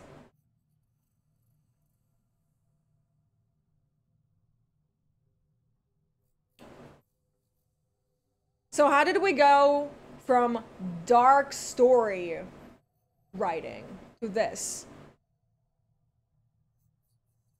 I can't see Ian St. Martin writing something like this. Like, it doesn't make sense. Hey, pal, what's up? Thank you so much. Not a question, but thank you for your compassion about the lore and being a safe shelter for the lost. Oh, thank you so much. I appreciate it. I enjoy it, and I'm glad to see that there are more people who enjoyed it as much as I do. So this is why I'm saying that, like, it makes no sense that Ian St. Martin would be something behind this. This was this is actually a really, really nice face expression. Just pointing it out. Not a fan of the art, but because it looks like way too cartoony for me, but that was actually a really good frame. Words are sometimes more expressive than pictures. True. And that is why I appreciate the writers of their narrative so much, because through writing, they have built this entire world in our heads, right? We have this entire image of how we see things. And then through the videos, through the cinematics, they have continued that image.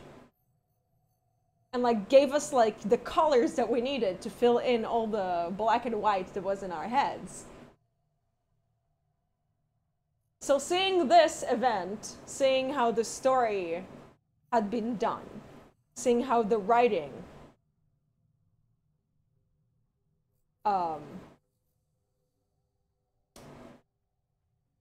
was this,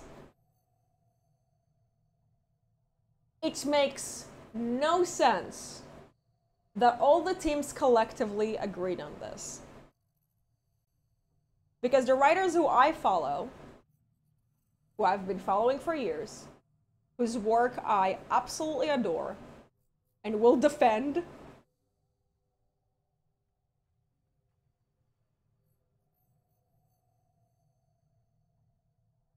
were not like forced to do this. Someone from the higher ups, I don't know who it is, someone from the higher ups, you know, like we can say that it's like the marketing team, China, like we can put all of our cones on and claim all of our claims besides the Thresh, okay, besides Thresh, because that is China. But everything else it just ain't it. And I honestly feel so bad. I feel so bad that these writers were disrespected like this. Because this ain't it. This is not their doing. This was not their decision. And so we can't be mad at them. We can't complain about the writers in this event because this was not their doing. It can't be their doing. It can't be. It can't be their doing, because we've been reading the stories for 5 years. All of the stories, we have went over them. We know exactly what they did, you know? Even if some of them have left and they're not in Riot anymore, This makes absolutely no sense. This is why I'm so mad about it. This is why all of these excuses of saying that at first it's canon, then it's not canon, then this was this way, we have decided to do that. No, it's all fucking bullshit. Don't tell me, don't fucking test my intelligence, don't gaslight me.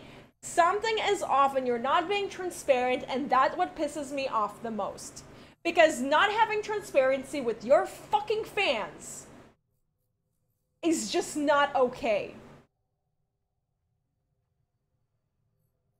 You wrote this event for the lore lovers, knowing that the lore levels, the lore lovers are not gonna like it. The 1% who would actually enjoy this event, who would actually read through everything, is the lore lovers. Majority of the people who go, do you think they care about that event? No. They skip. They get the tokens. They just want the skin. They don't give a fuck about the writing. They don't give a fuck about the story. They don't care a fuck about the world. So what was the point of making this whole thing? If not for us, and then fucking it. If this was not canon, why the fuck did you go into 𝗬𝗪𝗻's bio, into 𝗬𝗪𝗻's original bio, and censored everything that is related to the Ruined King? Why? Let's check it out real quick. If we go into 𝗬𝗪𝗻's wiki, okay, if we go into 𝗬𝗪𝗻's wiki, we'll go into patch history, no, into lore, and then we'll go into history.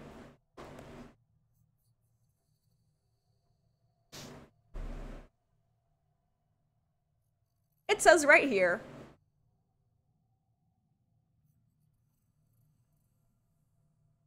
that 𝗬𝗪𝗻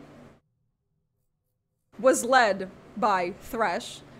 So, guardians until the lantern-bearing wretch finally led the king to what he sought, the secrets to the resurrecting his wife. But when the queen returned to life, she was a horror of decayed meat and maggot-ridden flesh, who begged to be allowed to die once more. Repulsed at what he had done to his beloved wife, the king enacted a spell to end their lives and bind them together for all eternity. His conjuration was successful, but unwittingly empowered by the many potent magical artifacts stored on the island, its power was increased in 100-fold. This is what got us into the Shadow Isles. This is what made the Shadow Isle so fucking badass. The fact that it had such crazy, scary characters in it. The reason why the Ruined King was called the Ruined King was because he was so mentally fucking unstable that he was willing to lock himself up with his dying wife. With his, no, with the rotting body of his dead wife. He locked himself up in his room with her. And that you can find in Callista's story, by the way. Unless they change that as well. I don't know. We'll have to go into history, I guess, as well.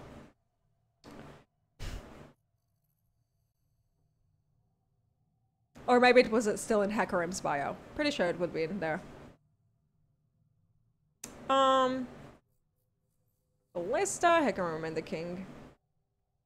Okay, yeah. 𝗬𝗪𝗻 remained with the king as he descended into grief-induced madness. Gripped by paranoia, the king raged at those who sought to separate him from his dying wife and dispatched the Iron Order to quell what he saw as dissent throughout his kingdom.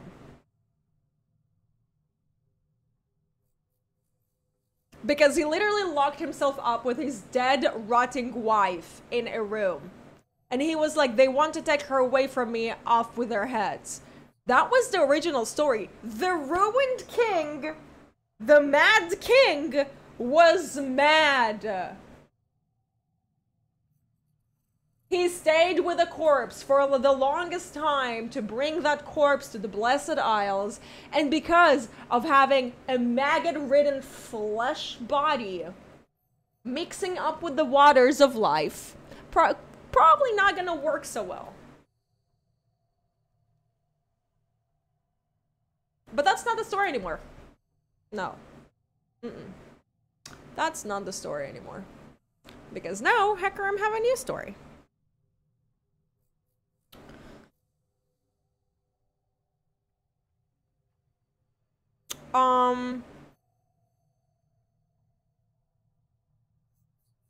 𝗕𝗏𝘃𝗽𝗧, lowly custodian, agreed to grant the king access to the waters of life, but not even this could distract 𝗵𝗂𝗻 from the revelry of bloodshed, and so it was that the ruination of the Blessed Isles would take him almost completely by surprise. A blast wave of magical force tore across Hellia, shattering They removed it! Annexed! Thrown! Shredded! Nothing was left of the history of the Blessed Isles. The history that you made, we followed, that has fucking songs and laments about.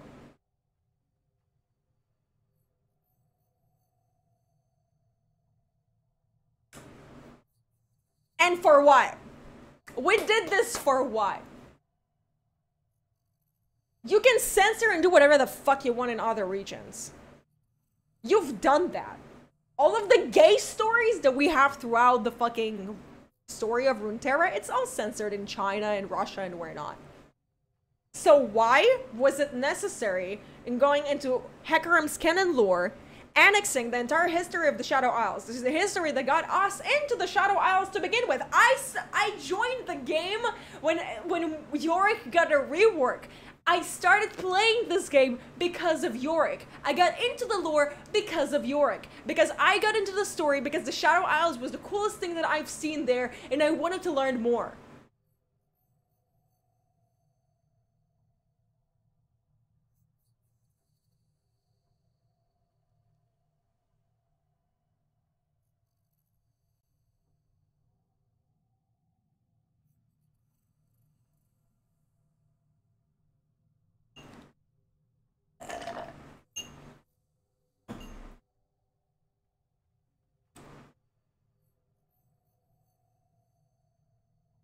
So,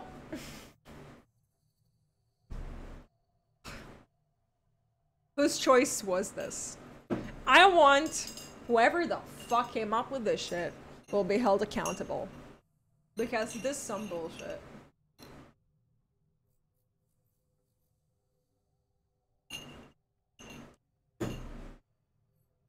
I started to play with the release of Thresh, I understand. Yeah. I swear the skins department did the event themselves. What a fail. 𝗏𝗂𝗽 wasn't fighting for this. Yeah. No. 𝗏𝗂𝗽 wasn't fighting for this. Yorick wasn't waiting for this either. Like, I was so excited. I was so excited. 6 months ago, I was literally pissing myself over 𝗬𝗀𝗀 because I was like, finally. And the reason why I liked 𝗬𝗀𝗀 is because I know of his fucked up history. Now he's nothing more but an angsty emo boy.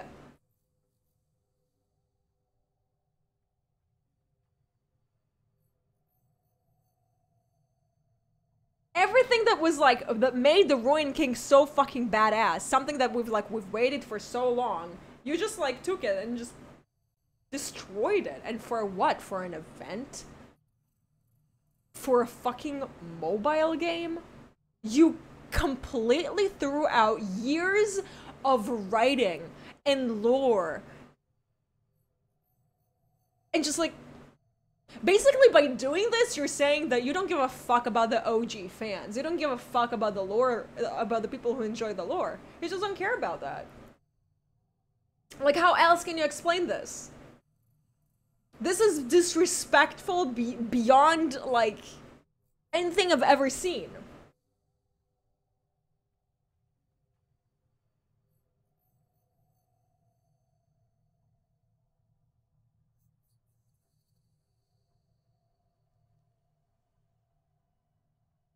It's Game of Thrones season 8 all over again. Oh my god, Nutcracker, yes. Unfortunately though, unlike with Game of Thrones has really good book series. Here, all we had was the book series. Not even.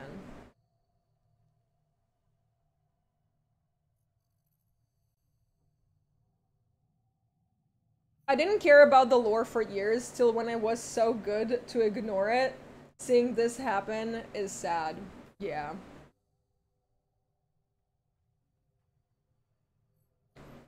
They knew the event was a fall, so they made 𝗂𝗏 Look, and like 𝗂𝗏 is hot as hell, but like her, like I will never stop talking about her splash art looking exactly like Ash. I'm sorry. The same facing with the art in the art department is like, I'm not about it. Great, beautiful art. Amazing skin. Doesn't look like Eve though. In the skin itself it does. In the splash art it's like Ash. This event was legit a display of Tencent control over Riot. That's why Thresh is being changed. That's why everything has been essentially Genshin impacted. No, no, it's not true though. It's not true. Thresh could have been just changed in China and they could have kept them there. The choice to make it here in the western side of the world, that was their choice. Tencent doesn't control that. And also, Thresh, like his censored version, that's why I changed my opinion on this entire thing. If you're going like on Twitter, we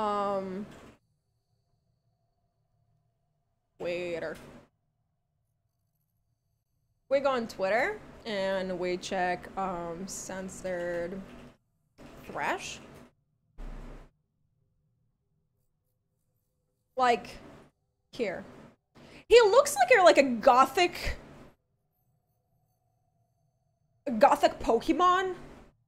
But I'm not that mad. I can be okay with this. This is the censored version of Thresh in the game. So like, about this I can't be mad. About whatever the fuck they did with the fuckboy Thresh thing and put that into Wild Rift and then decide, like, sure, put in a Wild Rift, wherever the fuck you want, baby, do you. But putting it in the actual canon and forcing it into the canon is not okay. Yeah, this is fine. This is censoring. This is censoring done properly. They don't want skulls, no problem. This is how we're gonna go about it. And it's fine. I can respect that. You want people, you want younger people to play this game? Sure. I'm not about younger people playing this game. I think you should make a server just for them. Age-restricted server where kids go there and we go into our games. But that's just my opinion. But I'm not about this choice. Fuckboy Thresh is not it. No. We already had Fuckboy Thresh. He was in Spirit Blossom, and that's where he shall forever remain. When like the moment I saw Fuckboy Thresh in the visual game, like in the visual novel, I was like, I'm done. This is where I don't read the story anymore. Like, I don't want to have anything to do with it.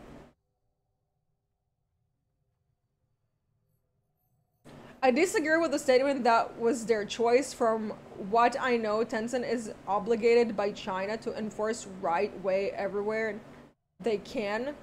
Culture manipulation in it. Look, Major, we can talk about it all day, but that's not the case here. This is how they decided to censor it. We're not going into communism over here. This is not what this channel is about. This is not what we're going to be discussing here. This is what they did. I can respect this change. You still kept him as creepy and awesome and badass as he used to be, just without like the teeth. Okay. You still have the high cheekbones. I can appreciate that. But Unbound Thresh is like, it has no place in the world of Runeterra. Just no.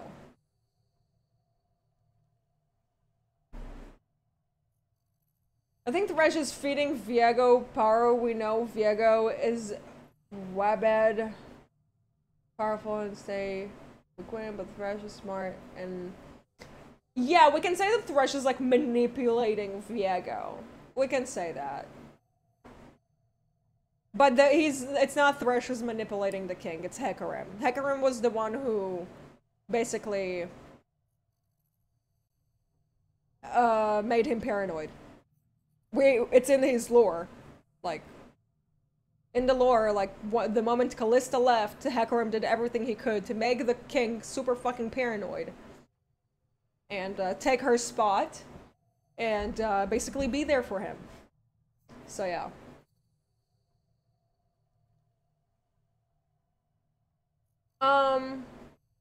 Too much hype in Spirit Blossom Thresh, and they said do it again, but canon.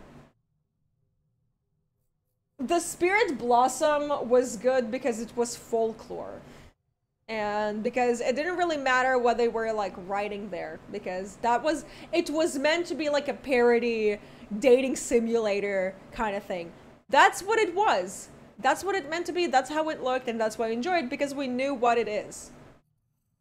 Taking the exact same model and trying to implement it into the canon world, while also removing characters, adding other characters, like mixing all of this shit up, like, why? Why do this?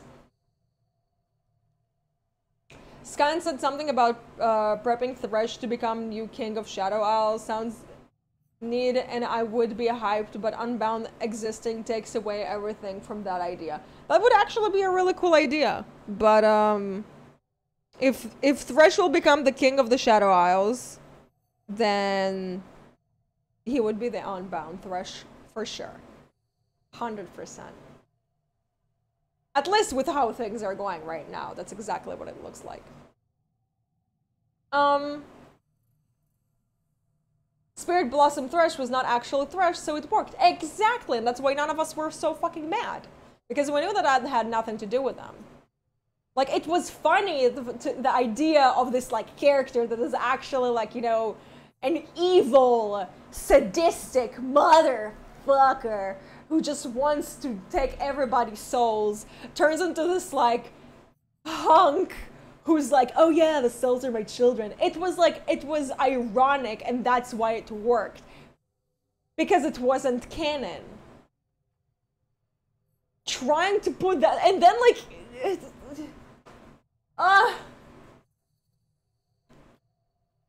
the deafness of all of it. 𝗵𝗻𝗻 fused with his horse and still commands the Iron Legion, something like a general, but no, for Ride, it better to ignore him. He had his own story, like, we had the fucking story, like, that came out right the fuck now. The despoiling of Heavenfall, was it this? It was this one. It's basically like them, like, it shows basically what is happening on the sidelines, like while Viego is doing his own thing, you know, like collecting all his Horcruxes, 𝗵𝗻𝗻 is like killing, murdering, destroying, you know, like it's, and it like, you have like three pages here, right? Like 3 pages to the story. And he is, like, it paints you a really dark, ominous painting. Like, this is some dark ass shit. And you're reading this and you're like, oh boy. Oh yeah. Oh, this is what I've been waiting for. Like, yes, let's go. And then they're like, tee-hee, normies. Oh, Diana's gonna fight you, Pantheon? What, you know what, hey, Pantheon, can you fight for me, please? It's like a South Park episode. It feels like just a really, really good South Park episode of everything that had happened. And the big question is, why didn't you first release the original story and then decide to make, like, I don't know, a parody comic of it, like all of your fans do when they do fan art? Why not do that instead? Why not stick to the actual style of your storytelling? All the stuff that you had done so far. Why not stick to that?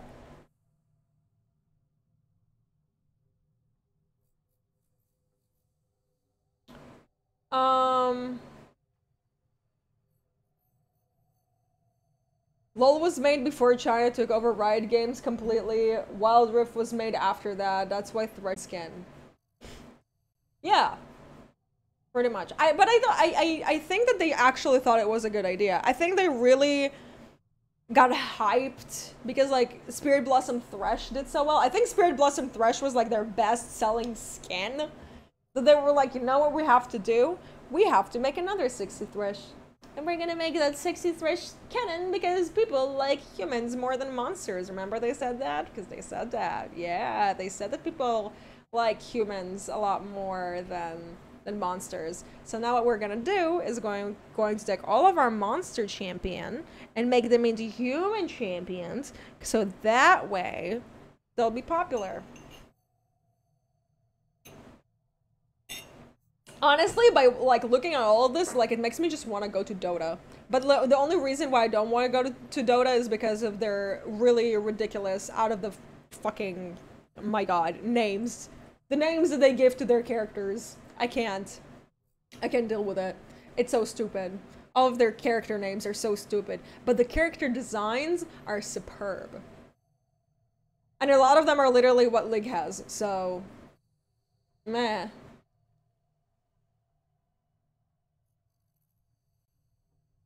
The failure of the event, a product of having us waiting for so long. They were overthinking of how to fulfill it. No, I feel like there was like really bad miscommunication and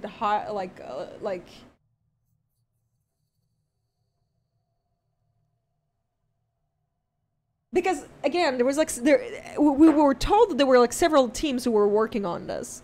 We don't know who these teams are. We don't know who works on these teams. We don't know what their job, and we don't know if they agree to it. Because when I worked in Microsoft and I pitched my ideas that were like 10 out of 10, I would be like constantly denied, like, and then like maybe like months, weeks later, they'd be like, oh yeah, we decided to go with this idea. And it's like, yeah, that was my fucking idea. That's what I said from the first place. Why didn't you do that? I think this was what happened in this case.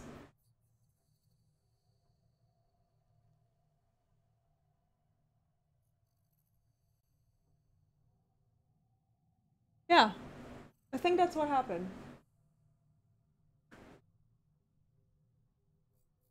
I forgot about Sentinels of Light event after they released Coven teaser. Mood. Dota shows is in Netflix. They were ads on stream for it. Oh no, I didn't watch the Netflix show.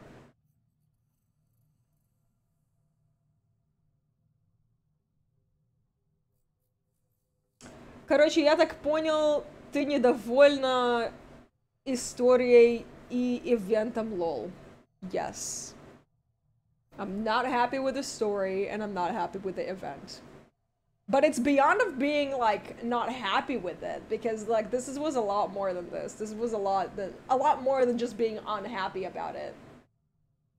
I'm, like, genuinely hurt by this, because I've waited so long for it.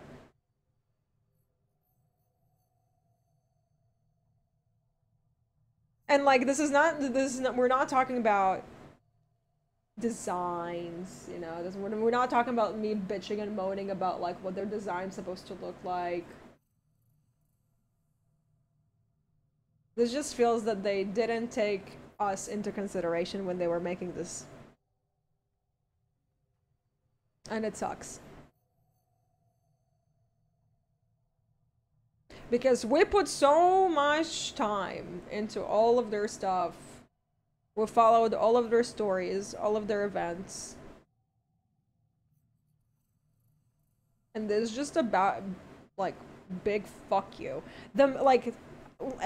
Again, the main thing I'm really mad about is, like, they completely annexed the story of the ruined king.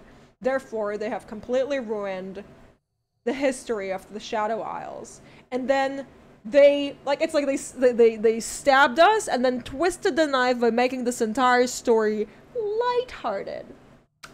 Because that's exactly what we wanted from the Shadow Isles. A lighthearted, funny Guardians of the Galaxy story. As if we didn't have Odyssey already.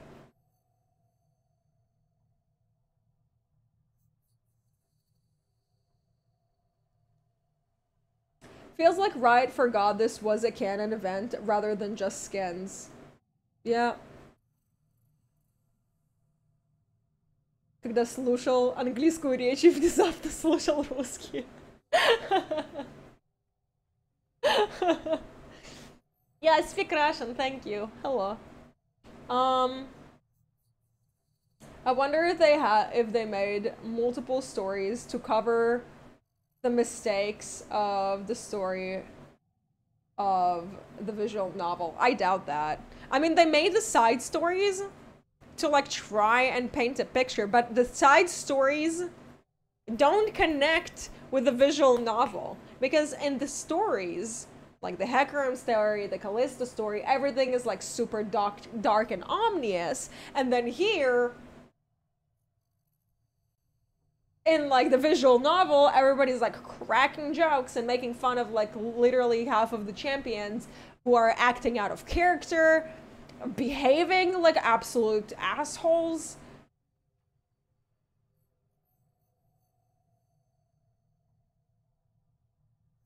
And before they delete the harrowing cinematic because it states no happy endings. Yeah, exactly. Exactly. They'll do it, I swear to God. I feel like that's exactly what they're gonna do. Hey Pedro, yes, I'm on YouTube. We're discussing.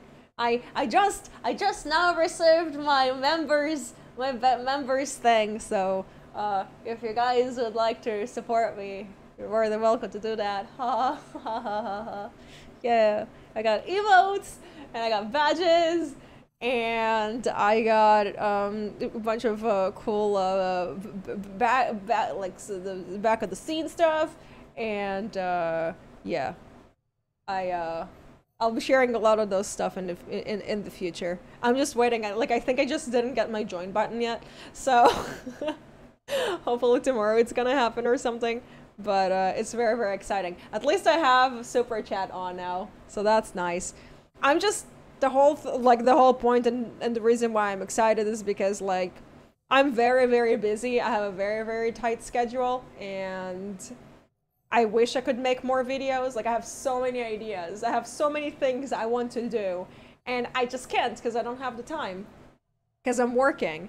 But like, if the channel is being supported, then I'll be able to basically focus my time on video making instead of going to photo shoots. And I do like photo shoots, but, like, I really want to make videos for you guys and for us to talk about lore and me going over games and stuff like that.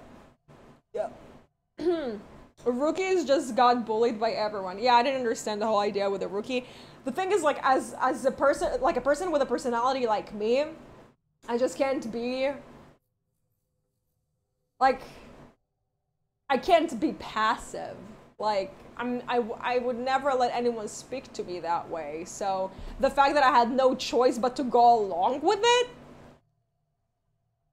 really pissed me off.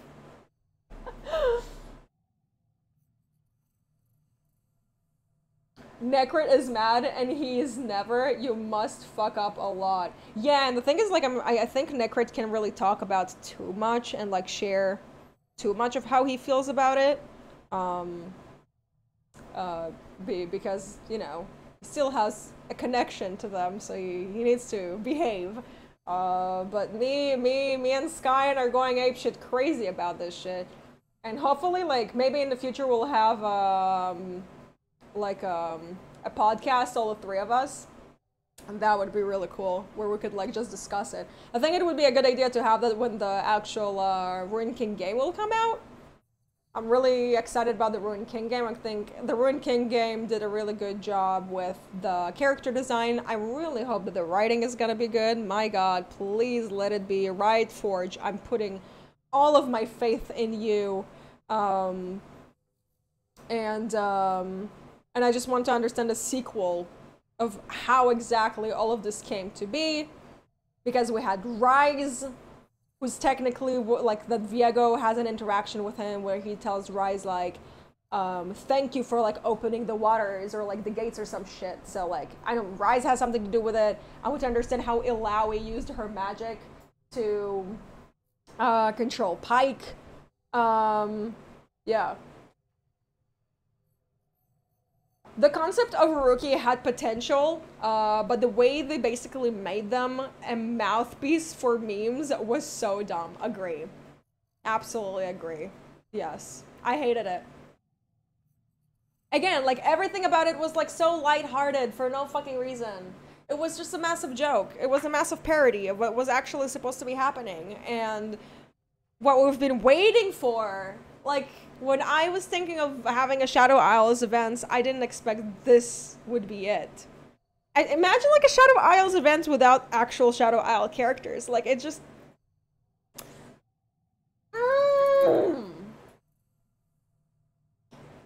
Я не верю больше в ЛоL, но Аркейн выглядит пока что многообещающе. Yeah, Nova, I agree. I'm not about League, but Arcane does look really good. I think the cinematic universe of League of Legends is going to be really good.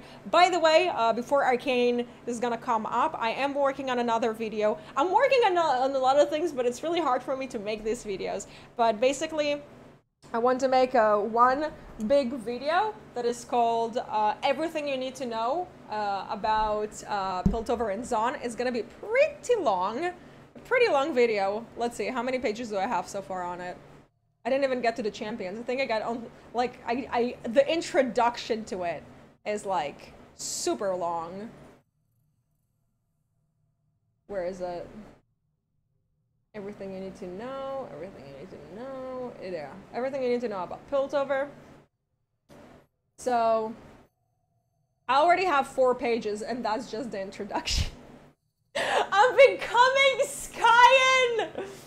Yeah, but I just thought it would be a really good idea so, like, people will actually, like, get, like, kind of like an idea what is it that they're getting themselves into when it comes to the actual, series. Because not a lot of people know that. If Riot offered you a job as a lore keeper, would you take it? I will take it as long as I get to still be a freelancer and don't have to sign any of their contracts. When it comes to really big corporate companies, signing their contracts is not always a good idea. And if I want to be the expressive bitch that I am right now, I highly doubt I'll be able to do that. I like how Akshan looks, but his concept art had so much potential that was squandered for a safe, sexy design. I love Akshan's everything besides the fact that he looks like a tanned Silas. I talked about that in the video when I reacted to him coming out. Everything about him is good besides the fact that he looks just like that. If he had, I don't know, layered clothing, or if he had a different body type, like more buffer, I don't know. Anything that doesn't look exactly like all the fucking characters that we had since like 2016. God, please. It's like I talked about this before, but it's like Riot sees us like foaming, like simping, anything, and they're like, they like cheesecake. That means that we will keep giving them cheesecake until the day they die. And if you don't like cheesecake, here's some more cheesecake. Oh, you don't like cheesecake anymore? Well, no problem. Here's some more cheesecake.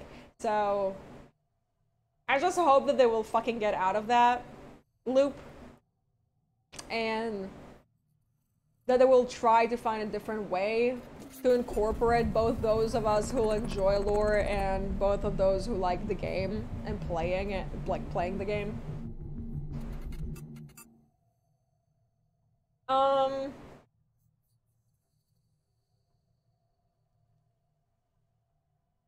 Yeah, it's really important for people to know that, like, none of us are lore experts.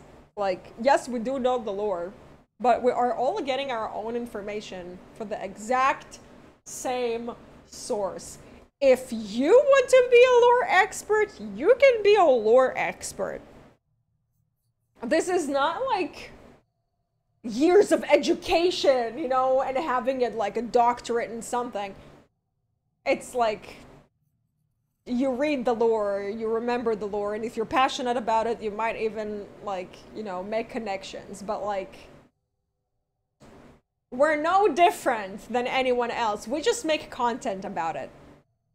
Like, I'm no different than anyone here. I'm no different than Tesla, right? Like, we're all sitting here and we're discussing it because we're all aware of what's going on. Maybe some know more and some know less, but the whole point of it is not who's better than, and like, it's not who's better than somebody else. We're just all here sharing knowledge, and I'm here sharing my knowledge with you, and I'm expressing my feelings about this stuff with you because I believe that you actually feel that way as well. 𝗪𝗪 and 𝗬𝗪𝗻 from 𝗬𝗪. Maybe 𝗪𝗪 returns to get her vengeance with some twist at the end of the season. A SoL versus Thresh for the Isles.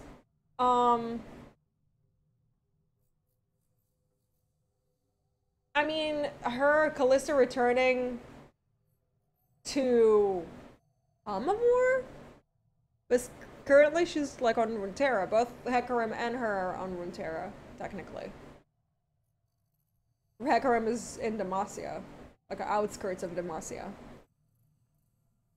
I don't think they'll be returning because I don't think they'll be, like, I mean, yeah, they will include them there at some point, but like first we need to learn about 𝗬𝗪 for her to do anything, and her only vengeance right now is probably to kill Viego and 𝗬𝗪𝗻 because they're the reason why she's dead, and that's why also the reason that Ledros is dead, her boyfriend. So yeah, also Druid, thank you so much for the super chat, much appreciated. Bonjour. How much have the lore changed dramatically for some champion after reworks? Some changed a lot, and some changed less. I think like Swain had a major change, obviously visually and story-wise. Who else? We had Udyr, well, Udyr didn't get it. Volibear. Valhir! Dude, when they brought that rework with Volibear, literally my favorite song. Like, oh my god. I can't. It's like literally the best. The best rework they had. Voriard Kalir. I'm not gonna get into it, but yes. Who else did we have that had a really good rework? With a really good story change.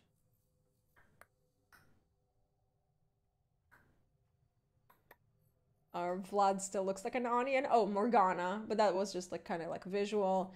Diana had like her kit change, so no, but they did kind of like gutted her story and Leona's story as well for the sake of fucking Disney fan fiction.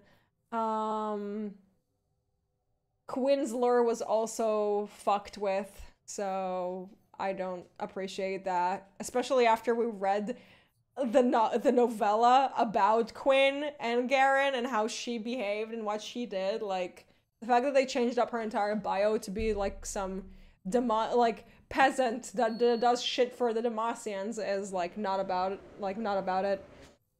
Poppy, right? Poppy had it. Like she used to look like a fucking egg. 𝗬𝗪𝙧 was probably the best. Oh my god. 𝗬𝗪𝙧 was my favorite thing in the world. Like, I like horror themes. Like, I like horror designs, like, you know, creepypastas, all that shit. So that's my thing. So obviously, like, that was one of my favorite. I can't wait to see what they're gonna do with Nocturne. That would be super cool.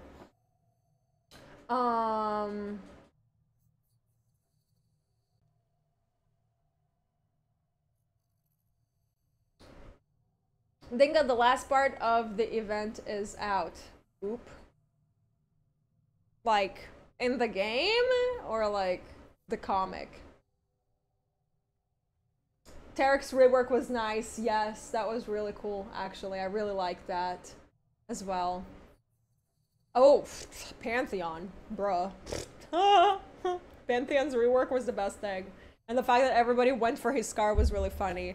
Aurelia's rework was great. Like it gave them more to their characters than what they were before. I'm not talking about like the abilities they have in the game. I'm talking about how they overall look and the fact that they had like story progression with every redesign that they had. In game, it's out in the game. I don't think I have it though, like, because I'm playing the game and I'm only in Targon right now, so I'll have to like grind. Oh, sorry, I'm in Ionia. I just started Ionia. I'm so disappointed with this whole thing that I didn't bother to play, and also like I get to see all the juicy information on Twitter anyway.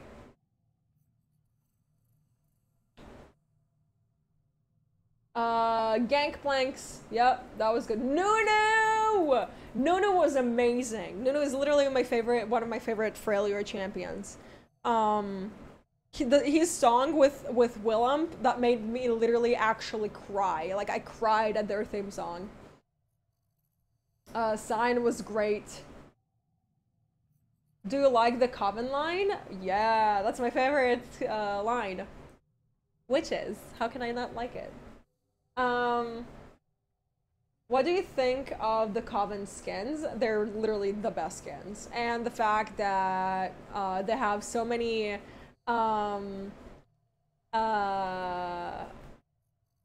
quotes from actual horror movies was actually what made me like tingle, because Morgana at some point, so I think it's with Annie when she says what was it? Would you like to live delicious? It was would thy love to live deliciously or something like that. Wait, Morgana Coven quote. It's from a movie called The Witch.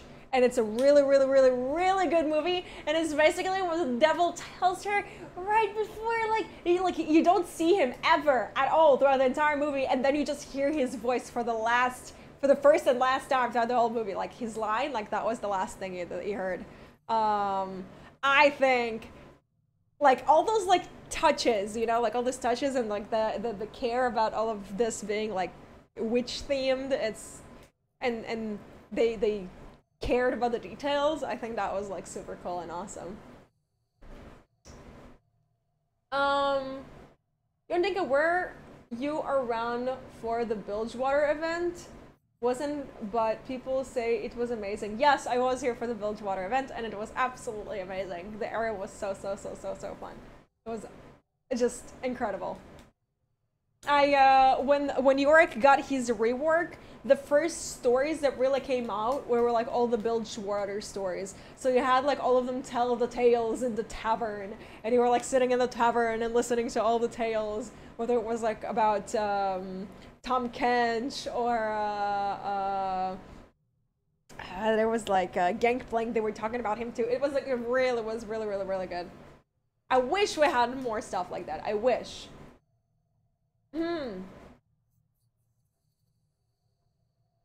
Но Эвелин в Ковине не похожа на Эвелин. У нее на арте грудь на 𝗬𝗪𝙂𝗍𝗪 растет. Well, the thing is, Nova, that like Evelyn doesn't look like Evelyn in the splash art in general because she also looks like Ash. She just looks like Ash. It's the same face. It's the same face. Evelyn looks like 𝗬𝗪𝙂 𝗍𝗪 though. Like I actually posted it on my Twitter. So we discussed that on my Twitter because like I was like so confused and mad about it. Well, I wasn't really mad about it, but it was kind of like a confused Pikachu kind of thing. Here. See? Like this is the same face. This is Ash.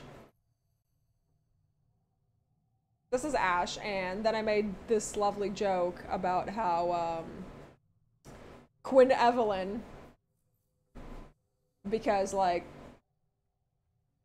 this is Evelyn, this is not Cassiopeia. Like I don't know how it happened.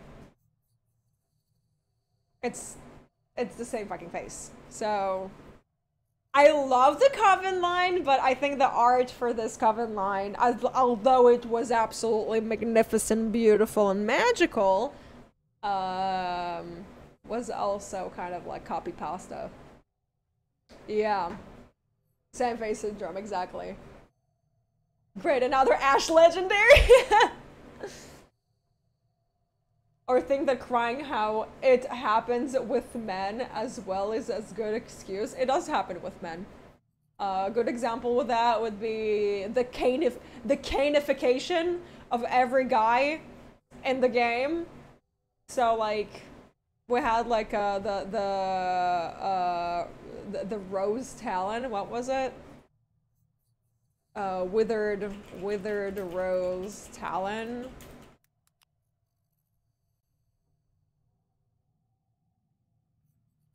Like, yeah.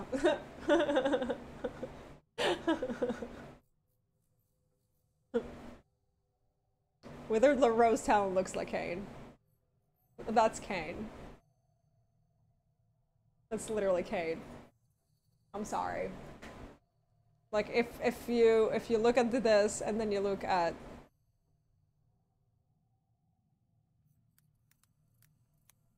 Kane. League of Legends. Oh wait, no. I'm scared to like Google stuff here because like I'm afraid that something not safe for work is gonna pop off. Okay, no, we're good. But yeah, it's like it's Kane's face. It's literally Kane's face.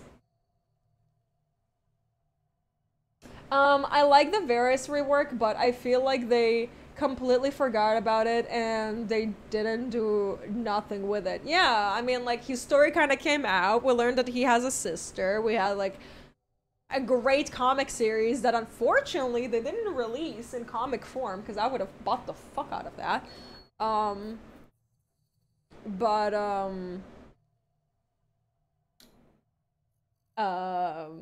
They didn't do anything about that. Hopefully, like, with the Shurima expansion, and if they might probably have, like, a massive Darkin event, and we're gonna learn about that, but I'm so scared for them to go into anything else now. After seeing this, I'm scared to see where we're gonna go next. Like, for real. Because if this was the Shadow Isles, what the hell are you going to be doing with, like, the Void? What are you gonna do with the Frozen Watchers? Like, I don't want to know. I don't want you to touch it. Just let it go. Just don't.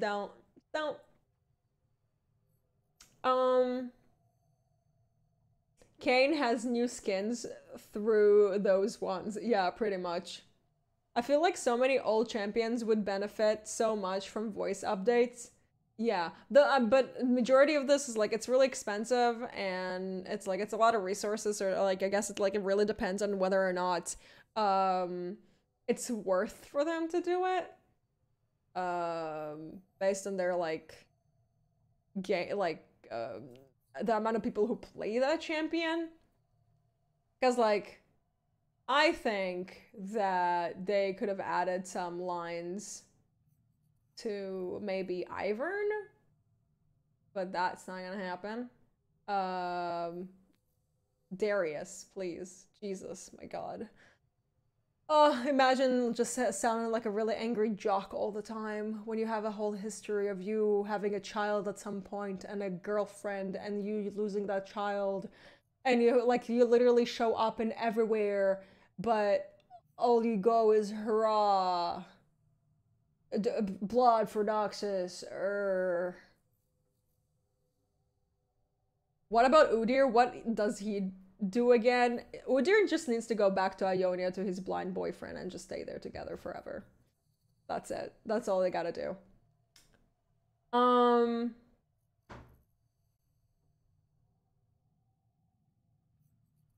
Because they also have to pay the voice actors by the hour, or sometimes even minutes, so that's another expense. Yeah, pretty much. Lysander's voice doesn't fit her anymore. No, it does. You could just add some more lines to it, but it still fits her. Like, yeah, she's like evil, but she's not evil. Zed is kind of weird. He's a little too edgy for what we have seen throughout the stories. Like, you're not that edgy, my dude. Like, yes, you were strong, but no. Same goes for Kayn. He's a good kid. He's a good kid. He's crazy, but he's a good kid. Soraka, Lulu, Janna have 1 minute line each. True. True. Like, Janna is probably one of my favorite characters because her story is just so freaking cool.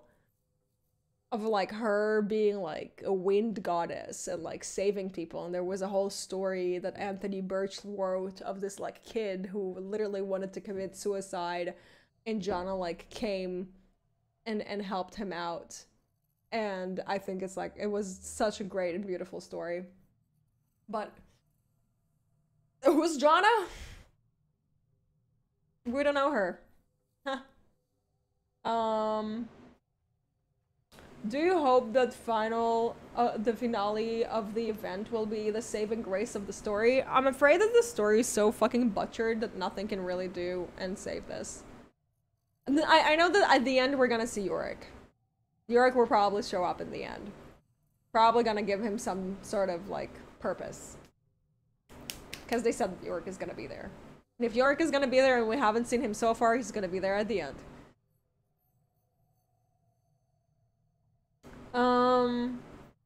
Is Kalista on Viego's side or not? No, definitely not. God no, hell. Why would she be? It was the reason she died. Riot has the money, they make millions or just one skin.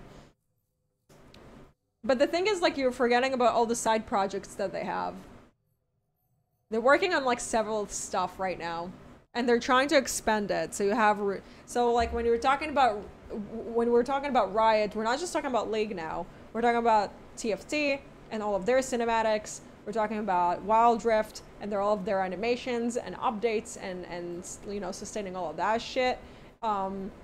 We have now the cinematic universe that they're working on Arcane. They have the fighting game. They have Valorant. Yeah, they have Valorant. Like, there's a lot going on there. You know, they want to do like a championship for League. The majority of the money, their money really goes in like these championships. We want to keep saying that they have a lot of money, but like all of these resources and all of this expenses, they go into these things. What we want them to spend money on is the least of their issues. Like, this is the least of their problems. This is the last thing they will be wanting to spend money on. I don't want them to touch the void after the event. I completely agree with you, 𝗵𝘂𝗽𝗏. Yes. Yeah. Yeah, don't make the watchers lighthearted, and don't even think on touching my void with this event attitude. Oh my god, yes.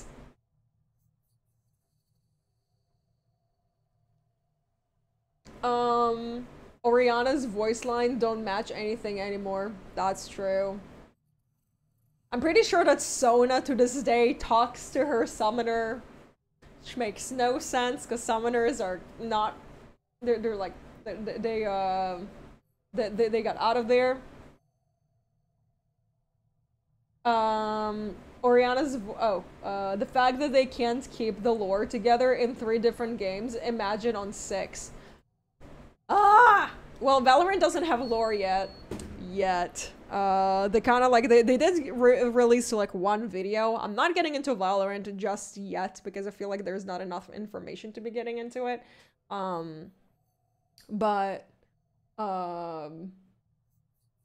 Yeah, no, them not being able to have the same story in 3 different things.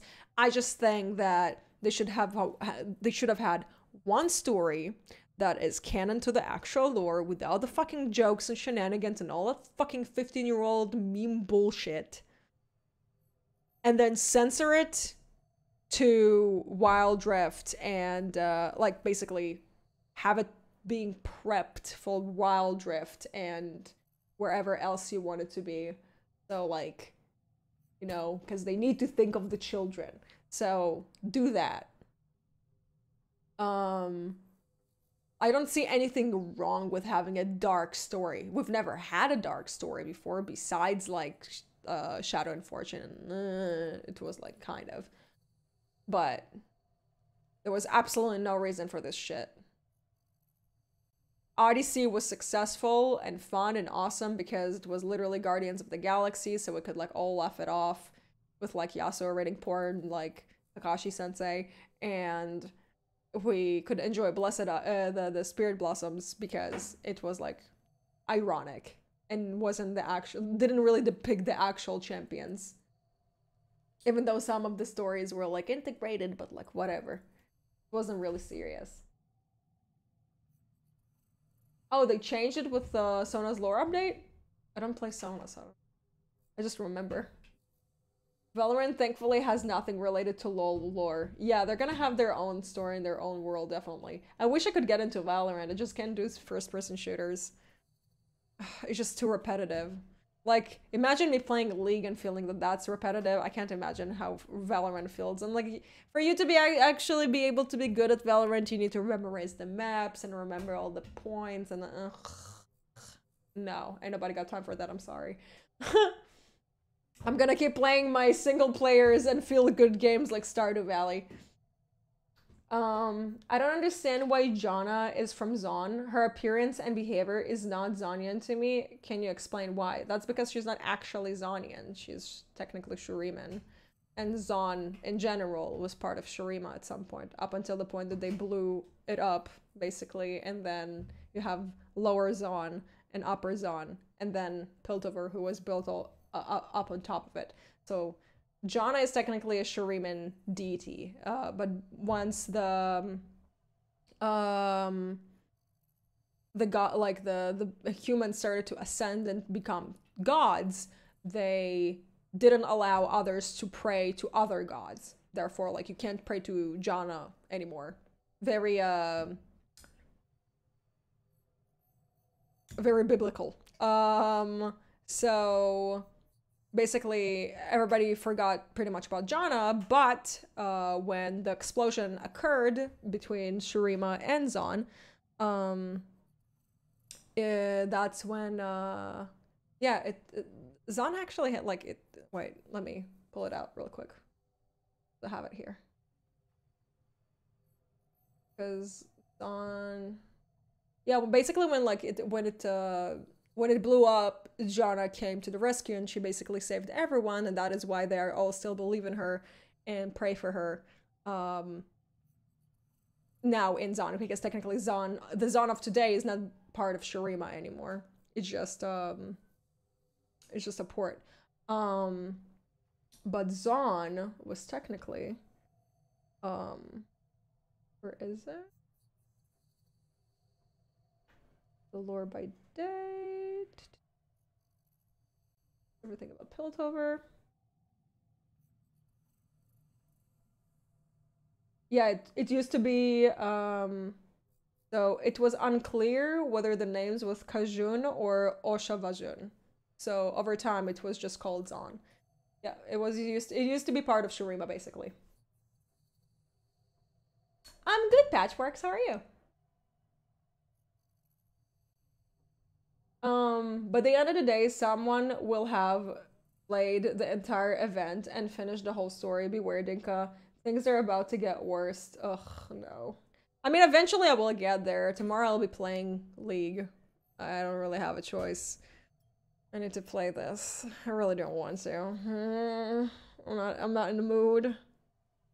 Wasn't she originally a goddess in 𝗵𝘁𝗬𝙀𝗪? Yes and no. Like, it kind of like got to 𝗵𝘁𝗬𝙀𝗪 because like she was the goddess of the wind, so they would like pray to her basically to be able to push their sails, so like their ships would go faster. But like it was more known for 𝗤n because they were a port city. They basically took over everything and they were the only ones that you could trade from. So that's why they kept praying for her, so like their trades will go well. At least that's what I remember.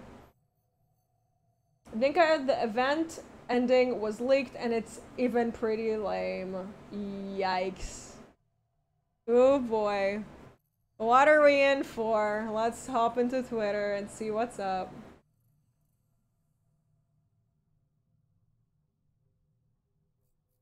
Let's see what we have here. Twitter usually likes to drop this stuff on me.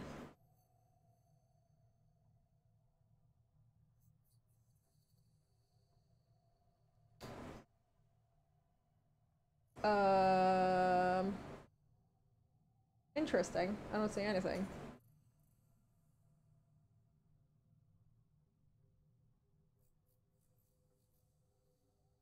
Ooh. Sentinels of Light.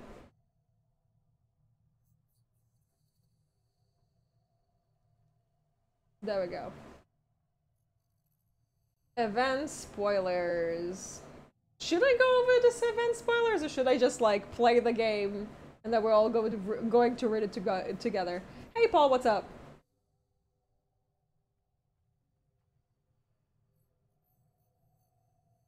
Looking pretty tonight, thank you, sir.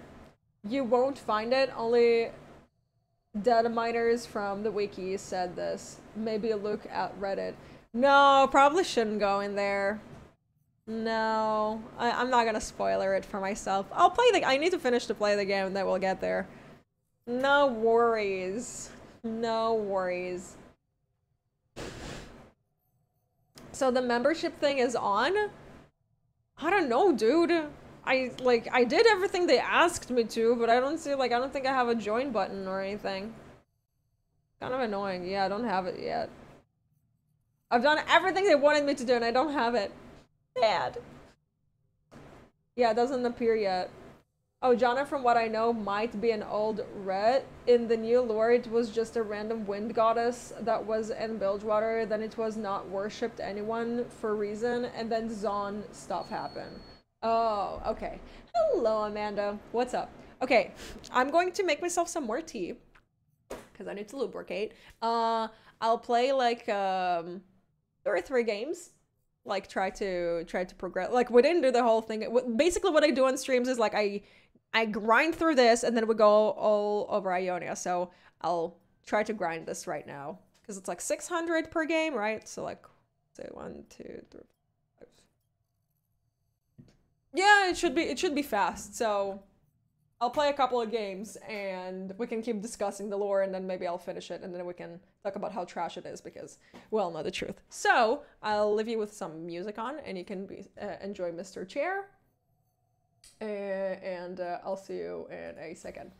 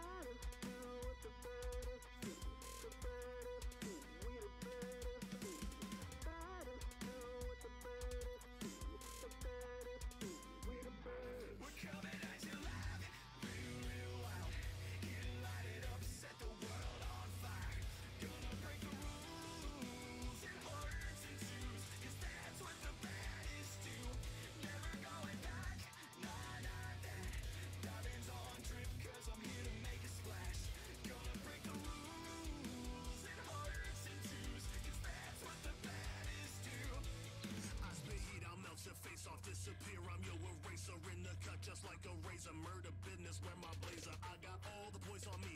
I got all the lines on ring. Knock 'em dead, turning heads. I got pretty face, 𝗬𝘀𝗪𝙧𝙀. You ain't 𝗨𝙬𝙧𝙀. 𝗤𝗪𝘂𝗧, 𝗵𝗺 𝗨𝘂𝗧.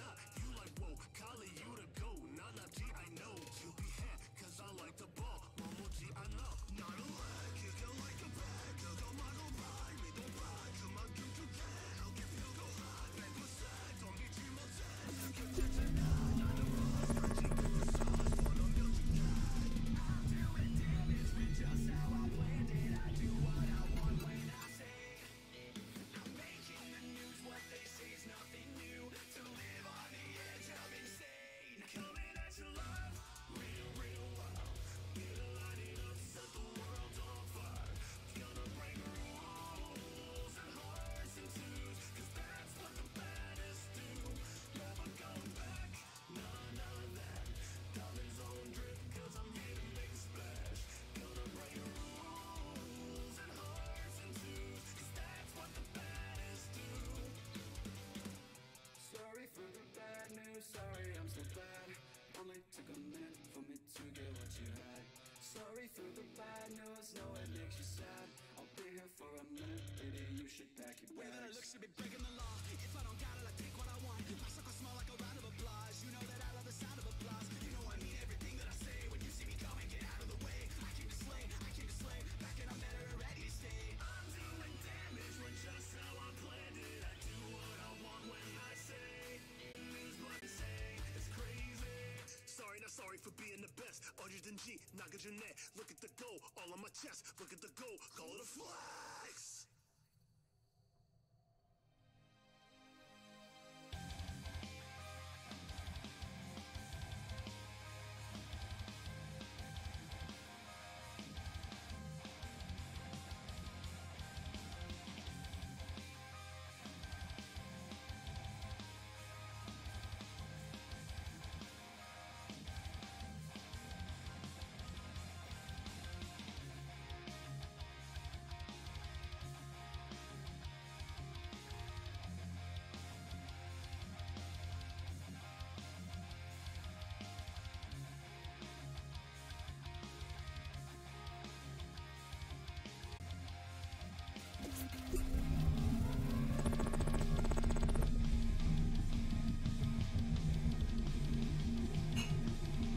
Yeah, when somebody says, let's drink a cup of tea, my cups of tea are a little excessive.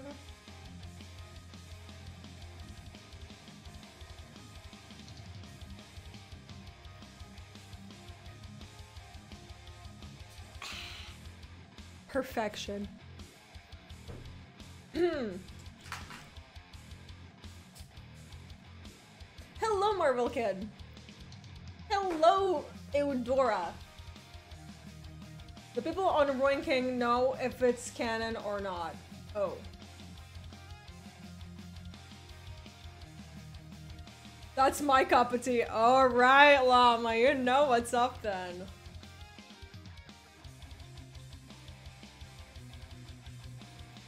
Spill the tea, girl. Oh, I've spilled the tea for like the past 3 hours. But we're spilling a lot of tea. So you'll be able to enjoy all of that right after. Alright, so we're doing League games. I didn't expect us to play League today, but I guess we're gonna play League today. Alright, let's go. I guess hopping. I just want to see how much it's going to be per game. I want to see how fast it's gonna be. Like now that I started, like the 1,000 points. Would you mind if I joined you in League, please? No, 𝗬𝗪𝙧𝙀. No, not today. Today is not the day for that. It is more like a small jug of tea than a cup. Look. For each his own, okay? Have you ever made an own champion idea? Oh my god, actually me and a really good friend of mine, Storm Rider, we worked on it for like the longest time, but like he got really busy with work and I got busy with work, but we pretty much had this like whole idea in art and it's all on Patreon, like all the brainstorming and everything. Probably gonna share some of my Patreon stuff on oh, the music. Wait.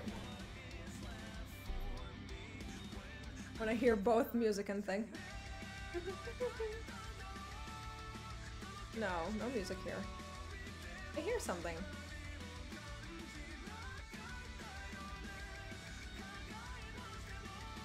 No ambient music. Alright.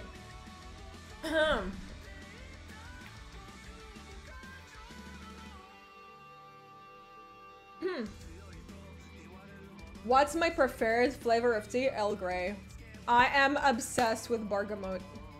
So, anything bergamot, like soaps, essential oils, shampoos, face washes.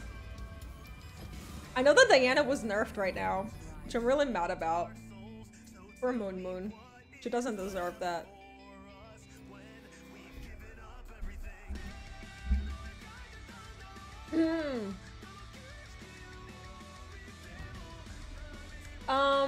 Dinka, regarding the event ending, do you remember the skins leaked along with 𝗕𝗵𝘃𝗃?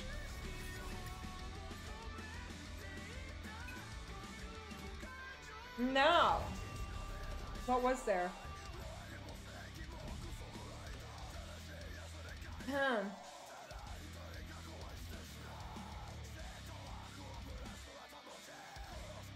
You only need 2 or 3 games per chapter? What? For real? Wait, that's crazy. I didn't know that. Oh, whoops.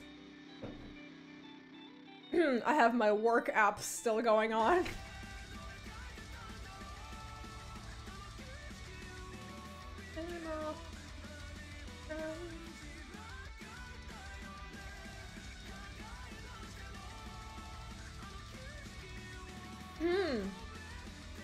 Hello, �奧𝘀𝗧𝗍𝗬. Oh, that is such cute! Oh my god, your emotes are so cute! Ugh, the Japanese emotes. Hello, Miku. New skin and nerf for Moon, yes. Ugh.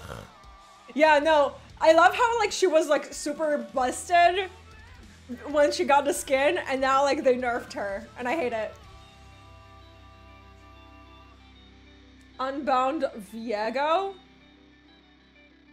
Ew, what the fuck? 𝗕𝗵𝘃𝗃𝗃? No, don't tell me. Don't tell me! They did not, they didn't. No. Tesla, please, don't do this to me. I only play Aram and every 2 games I got full chapter. Bike and a Bath were so demoralizing and the Moon Queen is just, they're so sad. Damn. Dan is getting nerfed in the jungle, not in lane, and it is happening on the next batch. Oh, okay then. We're good. Yeah, so here's your answer, 𝗗𝙧𝙧𝙀. Now you know. Let's see what we got. Oh, big mommy! Yes, queen, let's go! Ah, it's gonna be fun! No, I don't need this. I need...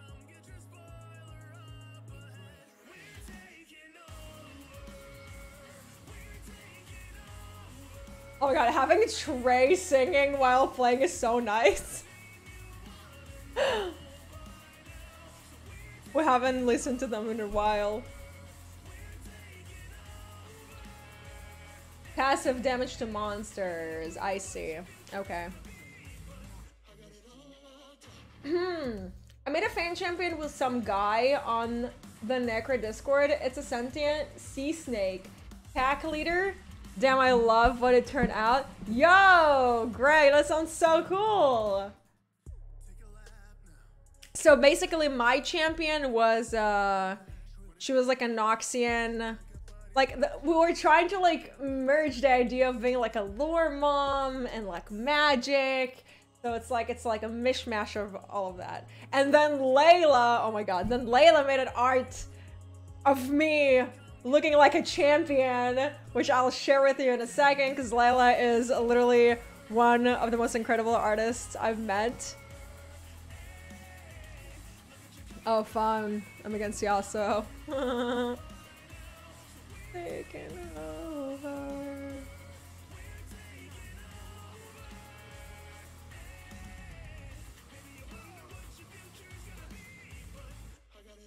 Let's take that shield. Ooh.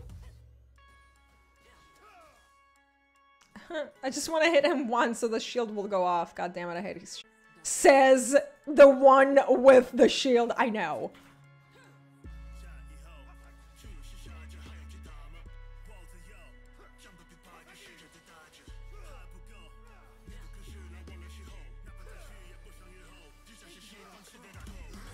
Oopsies.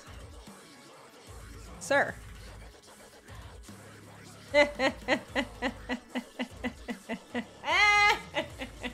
Let's go, Big Mama! Oh.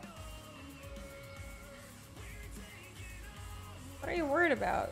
Like, I don't want to go there. There's like Samira and Lux there. No.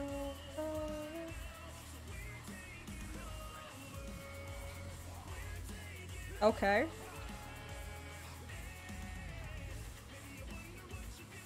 I guess. DinkaKay, thank you so much. Much appreciated. Andrew, hey, what's up? Good to see you on YouTube, Dinka. Nice to be back. Alright. Yes. Please. Oops. The moon also rises. It will. Go Dinka defeat Lux and Vayne. Oh my god, I just noticed.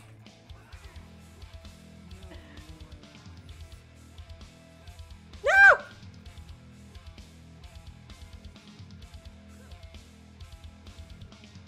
Would be really funny if he'll like try to get away from me and I don't see it. Oh, he got it. Nice, King. Yes, daddy. Schmoosh. It's always nice to have a set on your team. You game while you simp. It's even better playing as him. But then I can't concentrate, to be honest.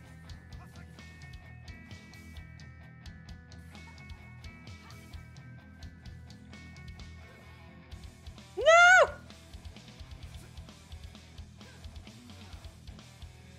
I'm back here.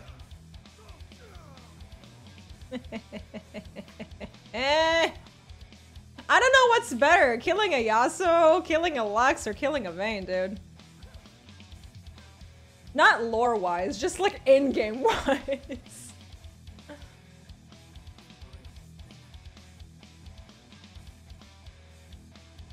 Oh, hello, man. Wait, why did I do that? Lol. I wanted to see if she's on the red. Fail. Now let's go back. Did anyone mention that your YouTube stream constantly stutters? That is super weird. No. No idea. That's weird.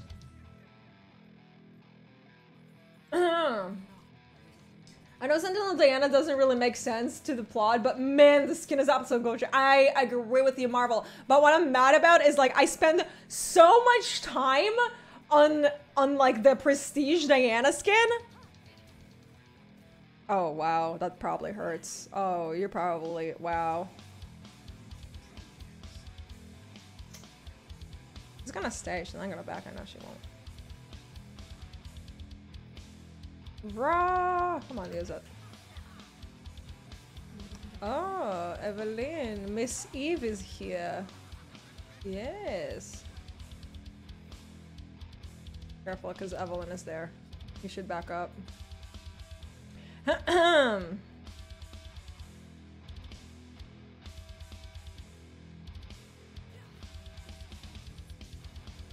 Okay, there is Yasuo. Hello, sir. Come on. Fight me! I took a lot of minion aggro. He can actually kill me if he wants to now.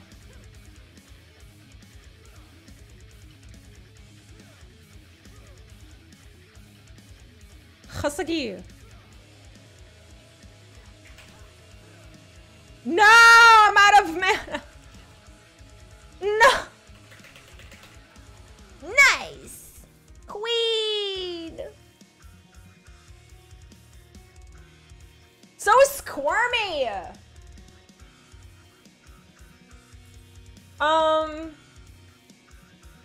Yasuo kind of hot though, so I have a lot of hate religion. Okay, I agree with you, Match. He is hot. He has no business looking this hot. Honestly, I don't need to really build a Protobelt. Love how I keep calling it Protobelt. Oh, they're going back. Oh, should probably do Drake. I mean, this is pushed. Oh, and this dumb bitch is still here. Hello! Come on, thick lives. Thick thighs. They have lives. No, we're not gonna get her. Oh well. Okay, we got the power of friendship. Boom, friendship. Easy. Oh! Yo, that was clean. My guy, that was actually oh! That was so good. That was so smart. I don't think he planned. Very surprising.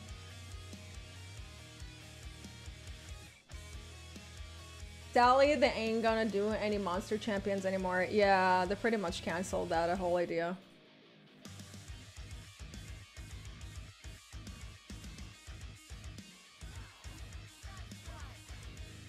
You. Oh, tried to get away from that. Ow. Yeah, I can't go anywhere near Lux right now. Unless I can like one-shot her. But I need Zonia for that. Because her ultimate is a pain in the ass. At least I got it out of her, so they're good.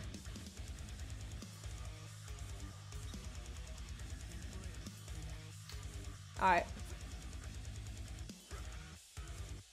Killing Vayne expellingly of Vayne top is delightful. Oh my god, yes. Vayne tops shouldn't exist, dude.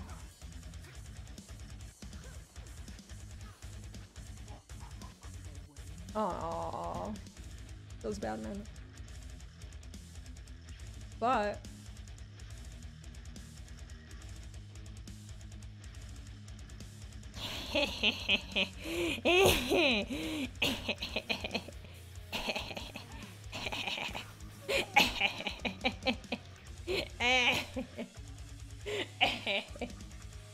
Yes. Yes. Delightful. Yo, homeboy. What's up? How you like the moons? Yeah, I'm going there. I'm going there. God, you're really eager.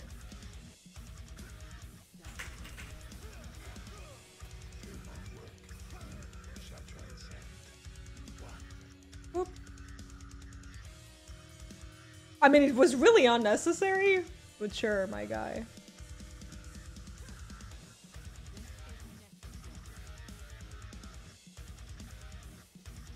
What? Alright, that is pushed.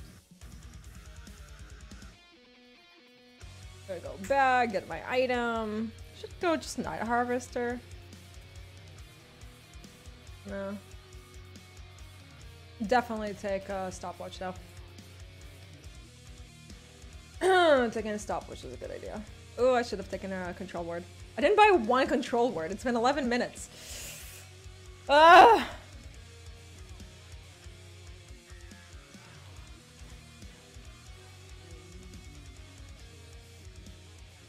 Did I put at least one word? 5 words? I didn't even notice myself putting words. Lol. Oh, hello, Yasuo. 𝗬𝗠𝗵𝘆.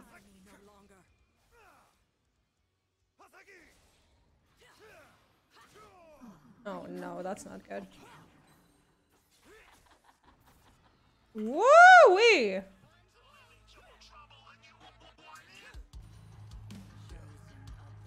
Oh, all of y'all are here, huh? I need my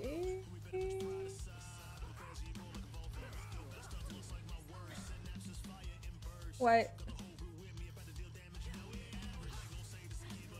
Oh fuck! Help!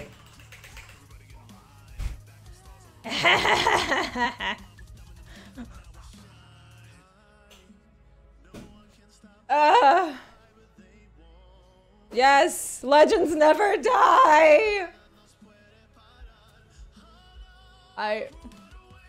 Let's go.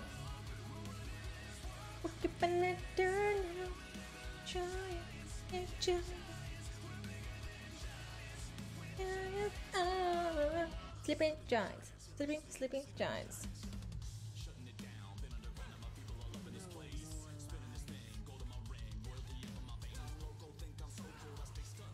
Yo, this Yasuo is so annoying. It keeps pushing, but I have to push too, dude.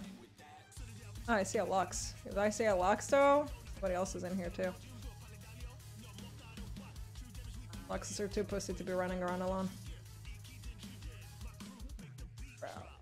Yeah, there she goes. Okay, yeah, going back there. Yo, they haven't killed it yet? Whoop. Ah!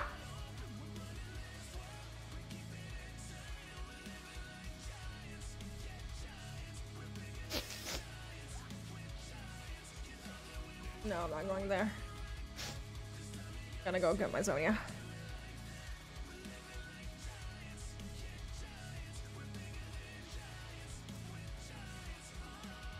Sleeping giants. Sleeping giants. Dinka is one killing spree. Hold your horses.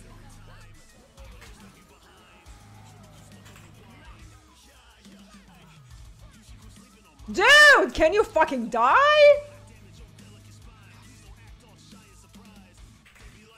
Oh. Like you could have reached that too. Oh. Oh. Let's go!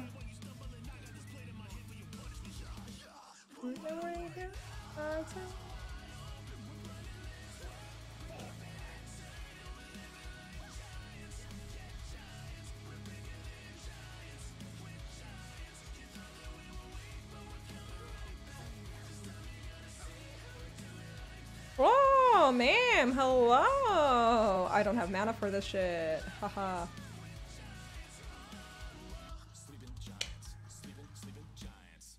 Alright. That's about to be up. But on the shore. Boop!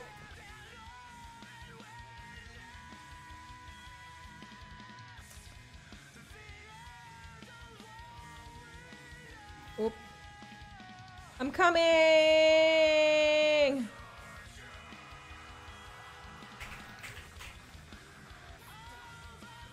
Oops.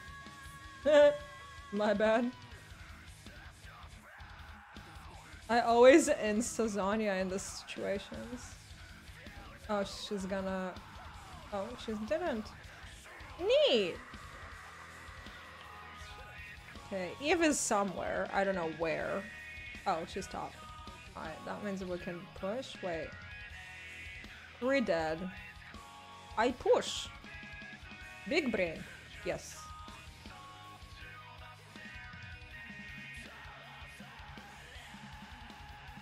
Don't give a fuck.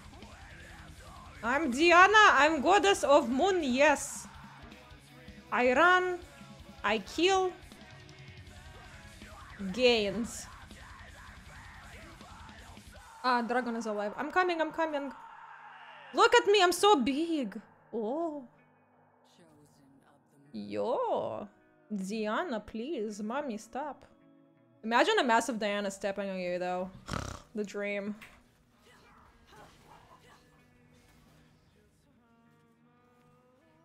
Okay, I'm out of mana again.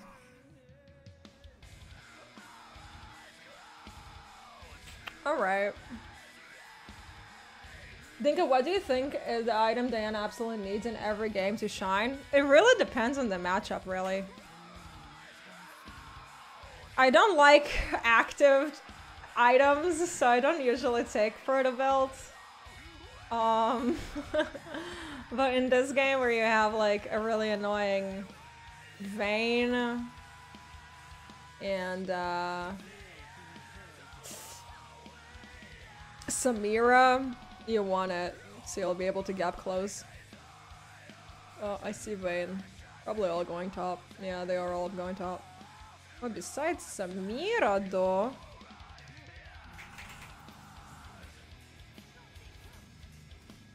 No! No! You whore! I caught you! No! Okay. 7, 6, 5, 4. No! Where are you? Where is she? Where'd you go? No! That's annoying. Hello, sir. Oh. Oh, come on! I'm not gonna die like this. Not like this! Ugh. Yeah, 𝗲𝘁𝗍𝗫, dude. Wow. Cue sad song for being a greedy bitch.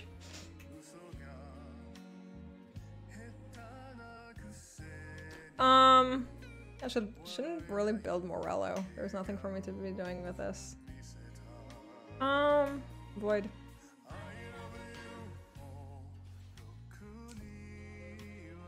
All I want to do is see you turn into a giant woman. When you need to forget about gravity. An honorable death. You died the way you lived. Yeah, to the fullest, dude.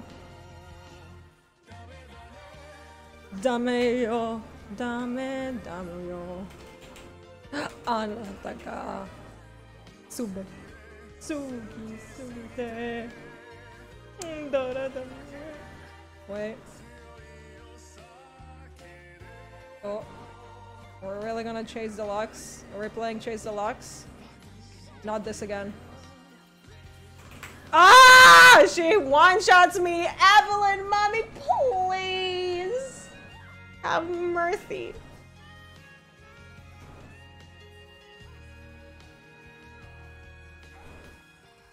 I just need to zone ya the moment I see her. It's like, can't touch this.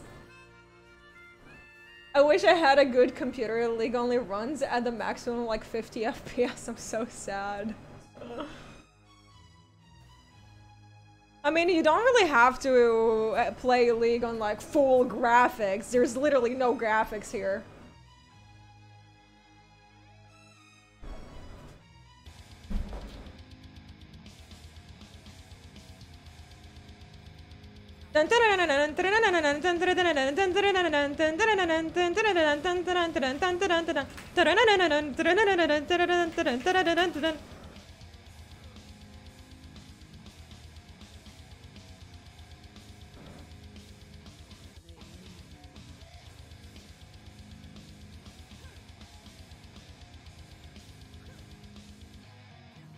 Like, I don't understand why the Shen keeps coming to me.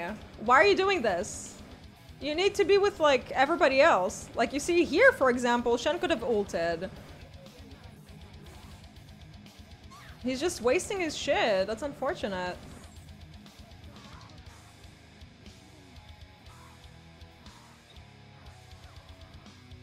Oh. That's good. Eventually, you got to the same solution. Could have done that with just less deaths. But if any of you guys are a Shen main, good on you. Good job. A good Shen main ult. Shen main. Shen main. Shen main! Ah! Okay, careful. Careful, my dude. I'm out of mana. And Eve will come here and try to seduce me. Akiyama is daddy.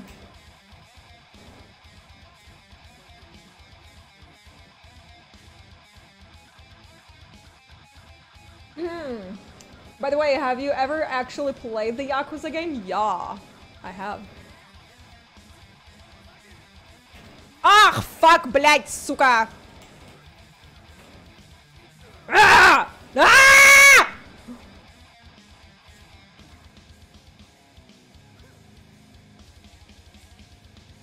Oh. Can we chase lady? No, I'm not gonna chase her. I'm not chasing a vein. Not without a proto belt. It's just like killing a Yasuo is like killing a mosquito. It's really annoying, but satisfying in the end. He has pink hair! We're not there yet. Just a bit more. I didn't really look. I'll wait it out. I didn't look.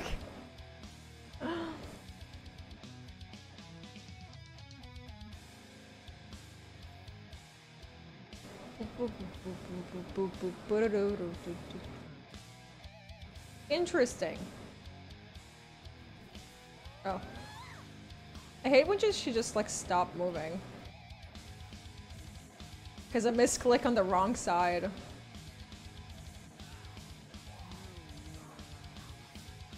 Interesting. We could. Question, what is Evelyn? Evelyn!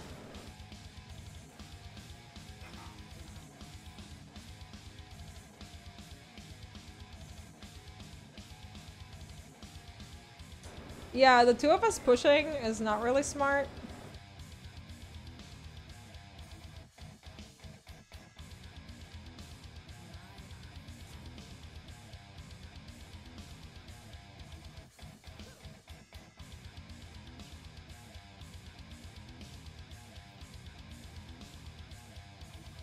Why did he do that? Why does he keep doing that? What?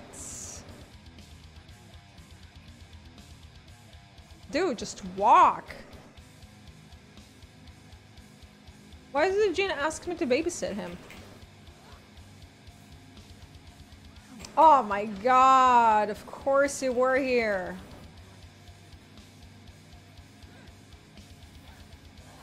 Evelyn!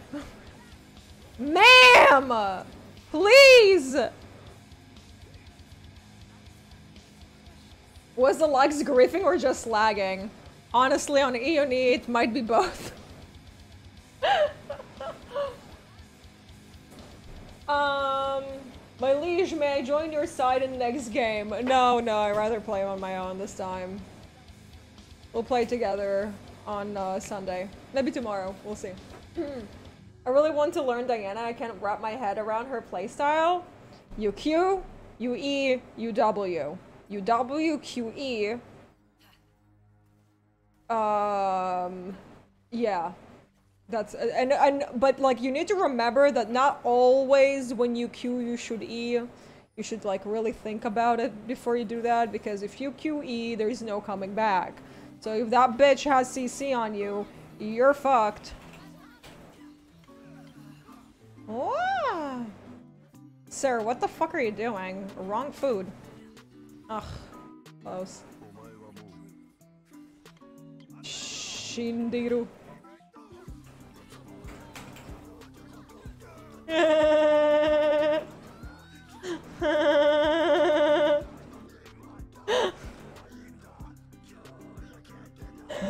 Oh my god!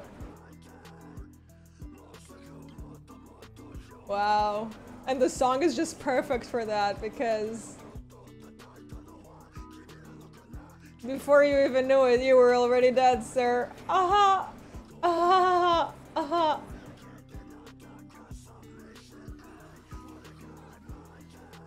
Alright. Big Diana mommy coming, yes.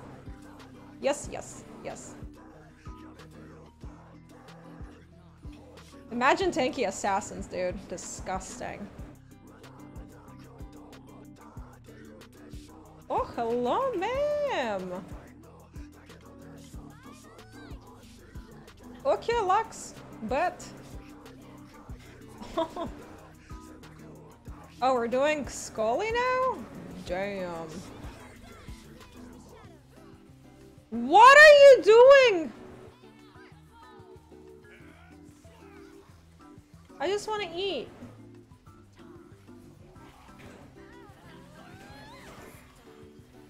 I ate. Yay! Okay, let's see.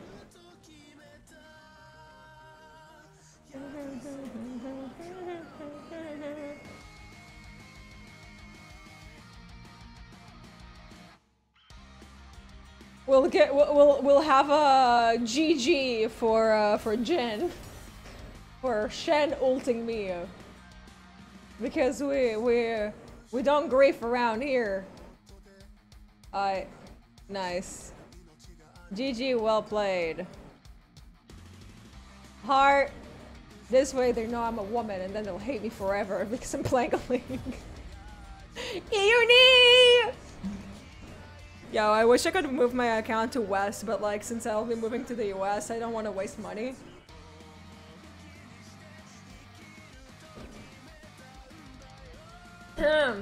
You're heavily understacked with the Cho's ult. Use it more often. Eat like every Slavic grandma tells you to. Right.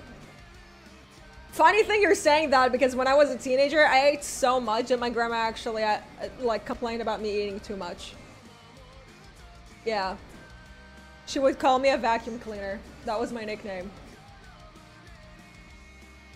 Who's your favorite champion so far in the event?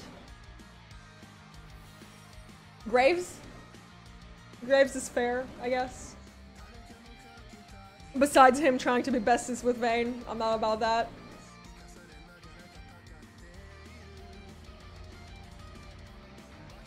Victoria, hello!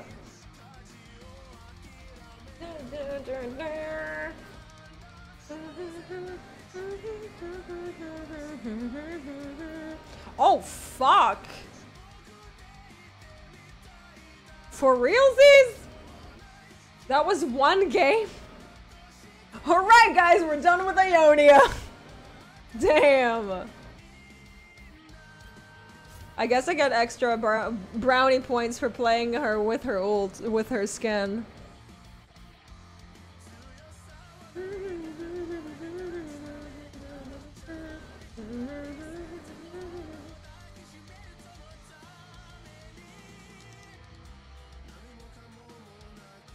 It's ain't Vayne, that's for sure. Oh yeah, Aurelia, that's definitely 100%. If you were to make your own Sentinel of Light squad, who would each region be? So for Ionia, we'd probably choose someone like Zed, maybe a 𝗂𝗪𝙀. Shen would be a good idea since he needs to return balance to Ionia. He's literally the one who's doing the balancing in Ionia. So yeah. For Noxus, I might go Kled, maybe Rell. Darius, definitely. Samira would be a good choice. For Freljord, I don't mind Olaf being like the Sentinel. I just don't like the way that he's being portrayed in the game. If I had to choose another Freljordian, I'd probably choose Tryndamere. We'll do another Diana? No. We're gonna go Sneeko. Go Sneeko. Sneeko is best decision! Yeah, so Tryndamere, Sejuani would be a good idea for Sentinels up in the fjords. Let's see, Bilgewater. I mean, Twisted Fate and Graves are great. I would have seen Misfortune as a Sentinel of Light, actually, and not a ruined. Because, like, she fought so hard to bring herself to be where she is today, and she wouldn't want her crew and people and everything she worked so hard for go down the drain. So Sentinel Misfortune 100% would be a good idea.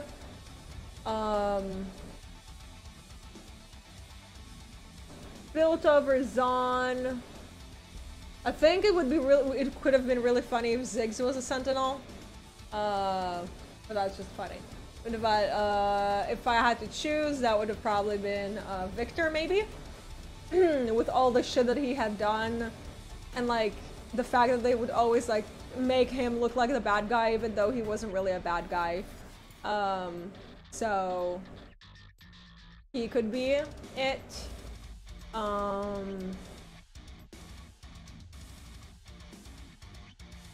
Maybe Caitlyn or Vi could have also been a good idea. I think Vi could have been really cool. Imagine like Vi and Graves. I say like Vi and Graves could have been such great friends, honestly. Like for real. It would have been it would have made a lot more sense than Vi, like than him and Vi. For Demacia, so like I said, Poppy. It would have been a great idea. Quinn could have been great.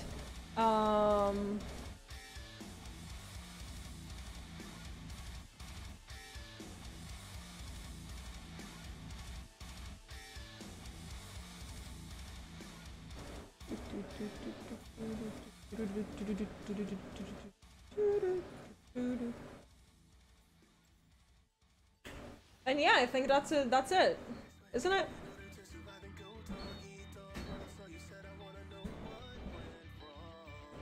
Let's hope they can fix Sarah in the ruined game. I don't think it's gonna happen, honestly. Highly doubt that. Lilia is super strong, so I can imagine why we would like to play her. Ruined Urgot, let's go. Honestly? Yeah. You're picking up everything.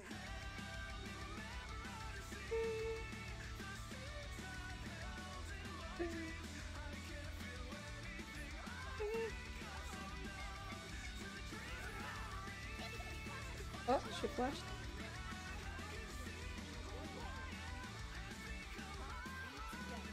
Wait, what the fuck am I laning against? Oh god. Another Gangplank. What are the chances that we're gonna have Nico versus Nico in this game?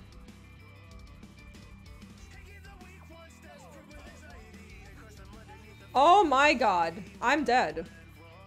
I'm legit dead. Jesus, I hate Gangplank so much.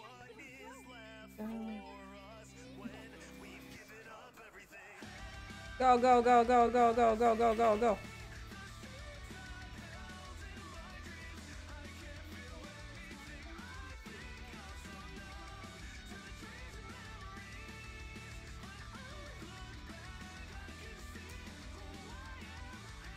Okay, so I need to keep my... Oh my god, he's gonna ult me once and I'm fucked.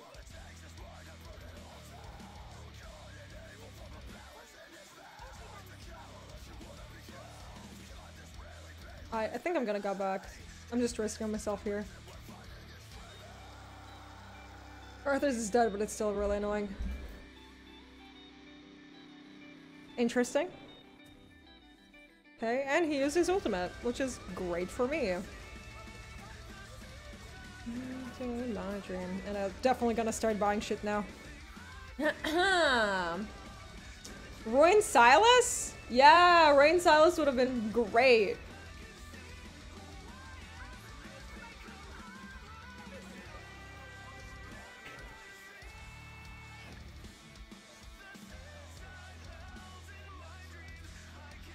Oh, fucking A, dude. Are you kidding me? They really got away from this? That is such BS.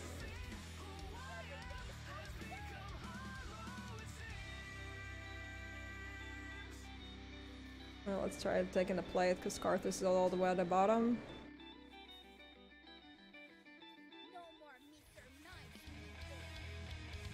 Ah, god damn it!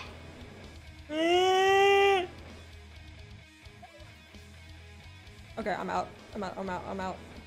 I'm too scared of GP. I think Gangplank is like Eunice's poster boy. Like, if for NA it's like Locks and Vayne, Uni it's like Gangplank. There's just this like weirdly weird connection between Gangplank and Polish players. They're obsessed with him. I don't know why. Maybe it's the beard, the bod.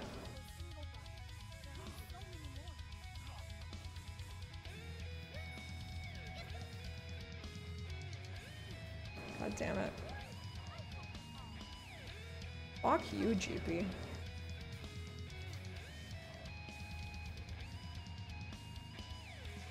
Get him, Kane! Get him!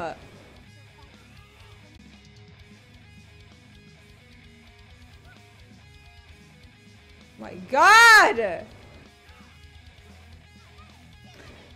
Why is he so fast?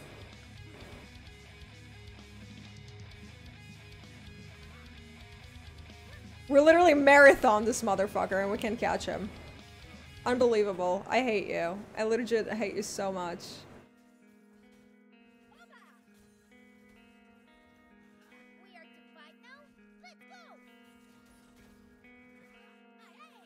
I'm being bullied! I'm just a lizard! Stop!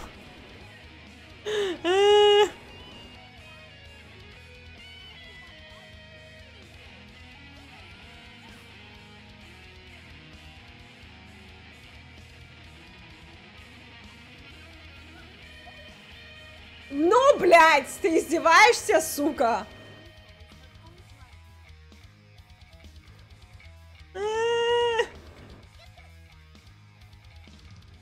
I can't do this.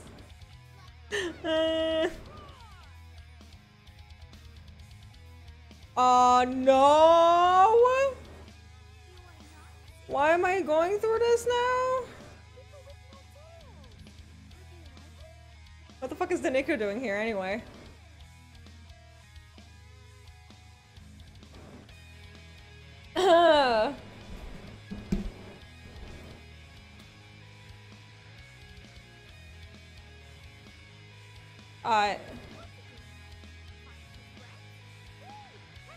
She just got mistreated. Kiana can't rule with all this harrowing around. Kiana can't rule, period. She's a fucking child. She thinks she can do things just because she has strength, but she doesn't have any fucking intelligence whatsoever, beside her being a scheming little rat. Watch Twitter fucking cancel me for this right now.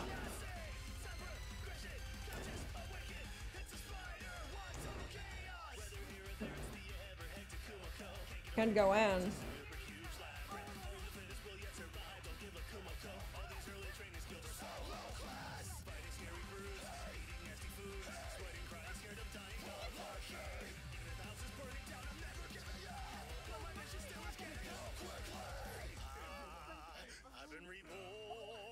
Into the world I saw in my dreams. But if I turned to a beautiful girl, then I would say this win is redeemed. Why am I here on my own, dude?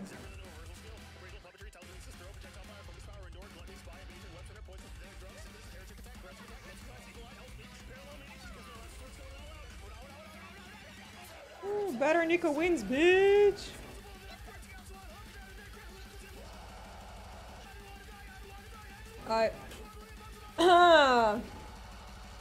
Cries in Polish. Jippy is just badass, and so are the Polish people. Some of them are at least.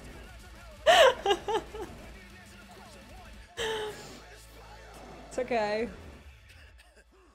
If Gangplank wasn't so fucking creepy, I'd smash. But he's just too creepy. Not.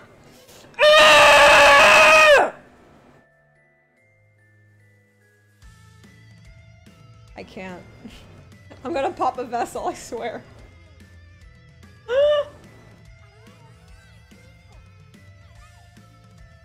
Oh, strong tomato! Bet he's saying kurva right now. Ah!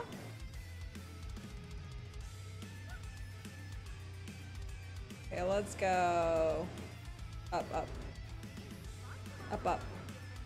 You got it, �奧𝘬𝗍. You got �奧𝘬𝗍. You got �奧𝘬𝗍. You got �奧𝘬𝗍. Go, go, go, �奧𝘬𝗍.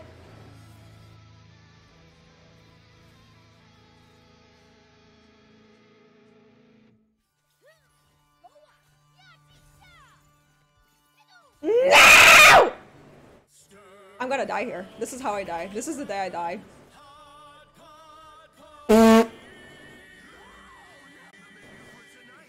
I should have stayed back.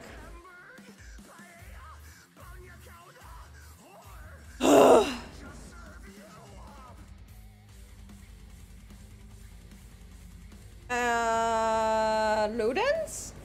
No, I already built this. I have to. No, I don't want to do a hex tech when I have to do a 𝗬𝗵 stuff too. My brain can't do this. I can't. God damn it.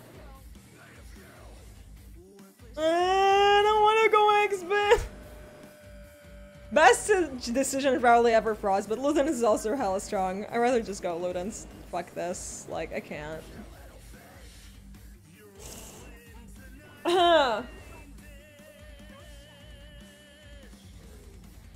Nigga with a big tomato pee-pee. Oh. Wow. Okay, well, she died. Nah.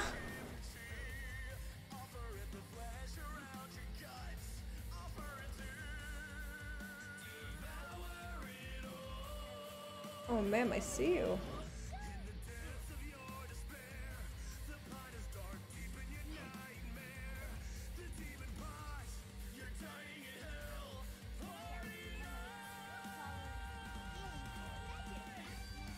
Haha.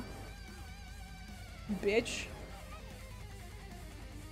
It's so funny. Do you also like get extremely competitive when you have like another person playing the same champ against you?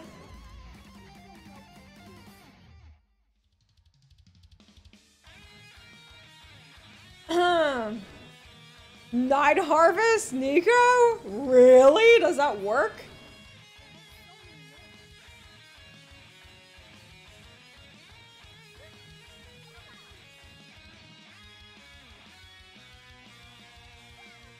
Alright.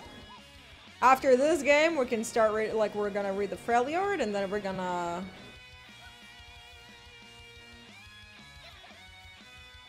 No. Thank you. Fuck.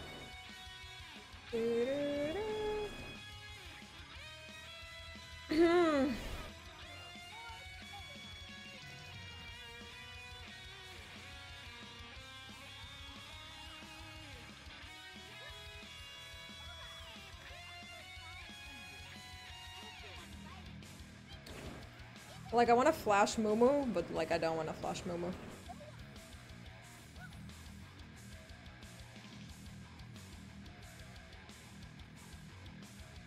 I'm eating so much shit. Such an unfair fucking fight.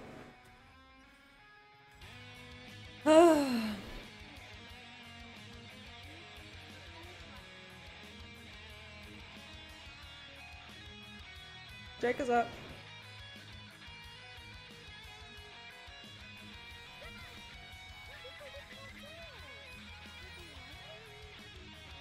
Help me, Drake. Help me, Drake.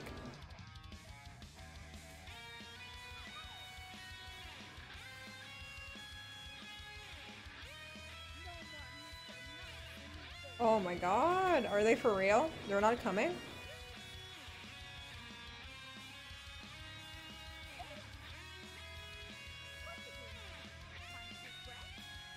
What the fuck? Hello? Hello? Excuse me? What is the purpose of you playing? What the actual fuck?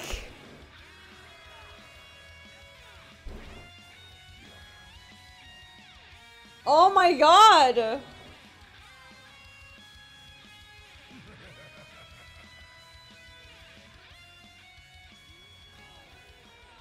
Right. Mind blown. Greetings from Poland. Hello. Here, not play League. I don't really play League because I want to. I play League because I want lore. I'm not going bot. Fuck that shit.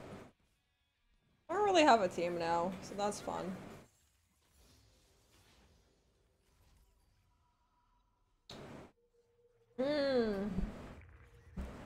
Not me still trying to find my main? Oh, what's that? Do you have anything you like?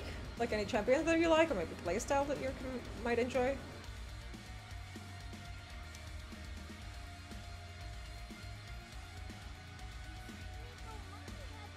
Yeah, Gangplank is coming from the side, so like... They're there. Yeah, you're just chasing for no reason. It's very, very, very, very silly!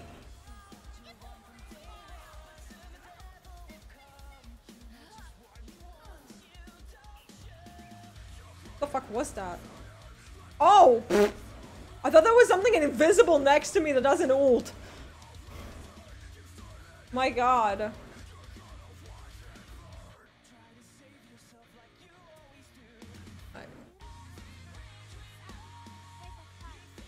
Oh, fucking. Oh, okay. No, we're good. Freaked out. I thought it was actually 𝗘𝙤𝙧𝙞𝙤 singing, but it's Trey.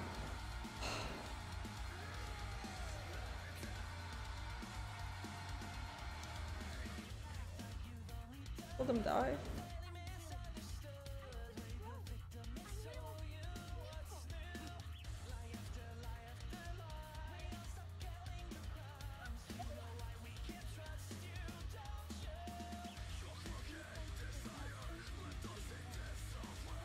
Echo is mid.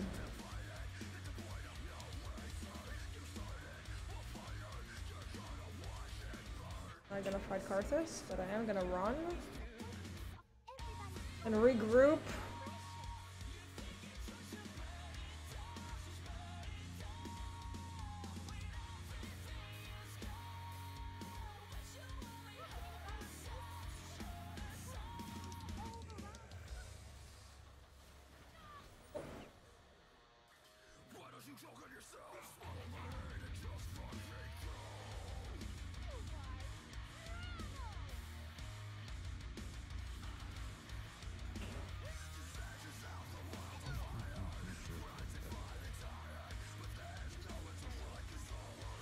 Stop, stop, stop, stop, stop, stop. I'm a good tomato, I'm a good tomato, I'm a good tomato!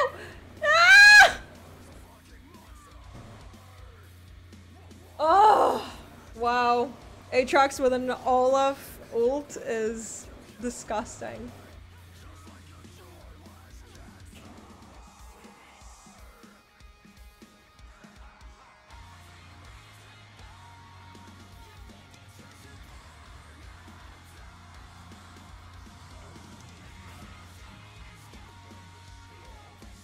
Nice. Drake.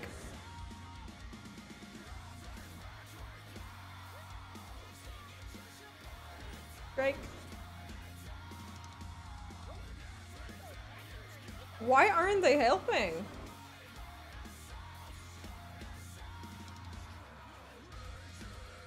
They're like playing their own game. Good job.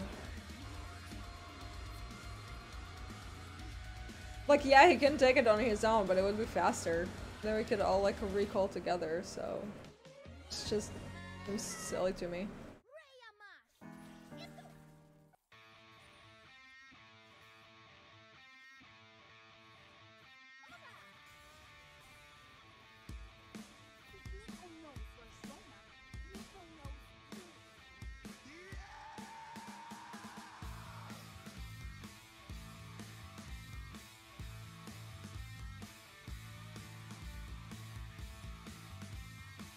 No. I'm like, should I? And I'm like, no. I shouldn't go back and take my Zonia. What I should be doing. A bard main? Hey! What?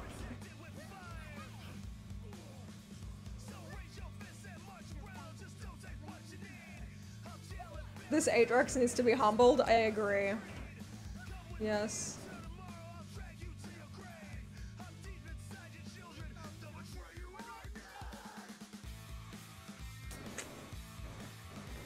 Oh. Scary. Oh my god, what is this health regen?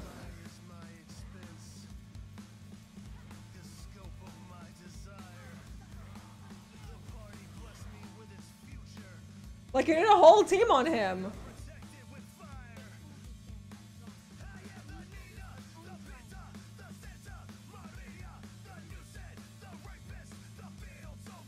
Wow. I main Fizz. I love doing so much damage, but being frail unless I'm playing AD Fizz. I hate Fizz with passion. But he's a good champ.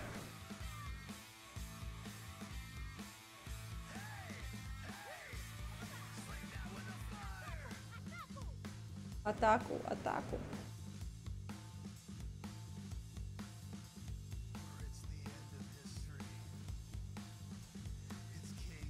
Let's melt this real quick, shall we? Yes, yes. Very fast, yes, yes. Not this.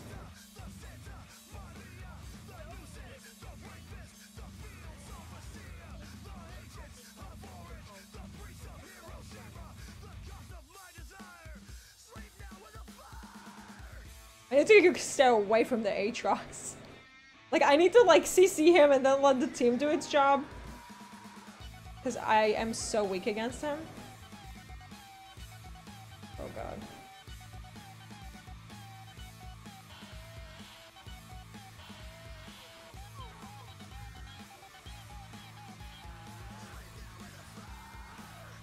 God damn it! No, I'm not doing this. What is this region? I'm out. I'm fucked. Oh god damn it. LOL!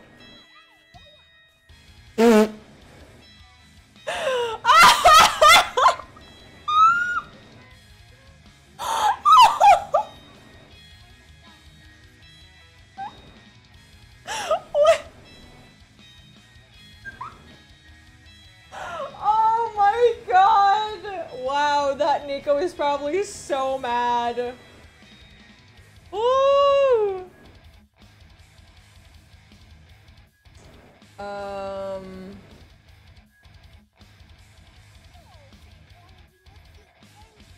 Wow. The Zonia outplay, yeah.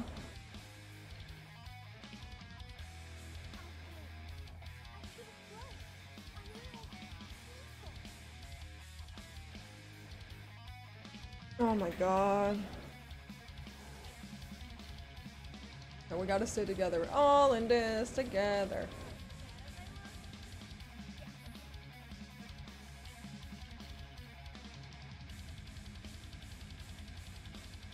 Close. Almost.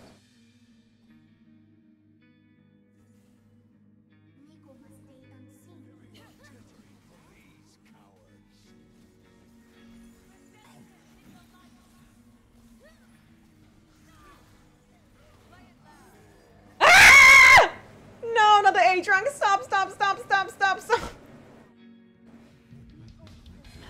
Oh my god, the fucking Aatrox, dude.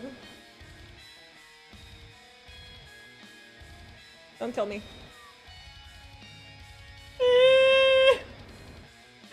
Oh man.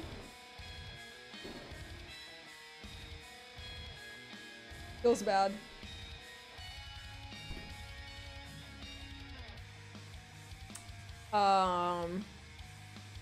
consult this. You get this. Oh, can actually finish it.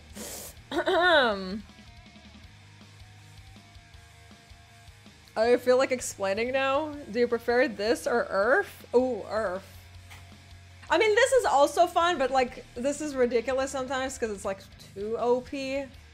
Like, some matchups are just too OP. There's nothing you can do about it.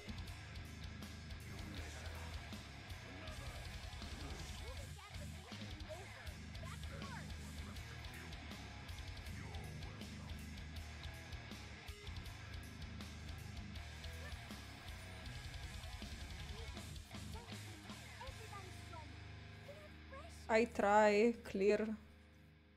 I need to defend.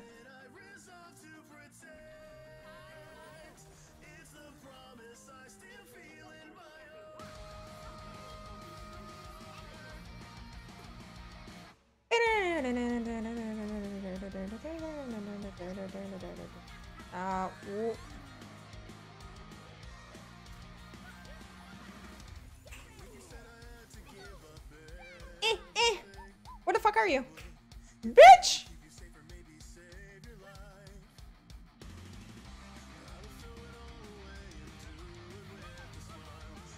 Not this again! Stop!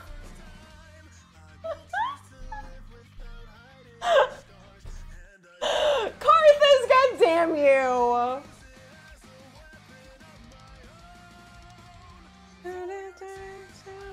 Why did I buy a ruby?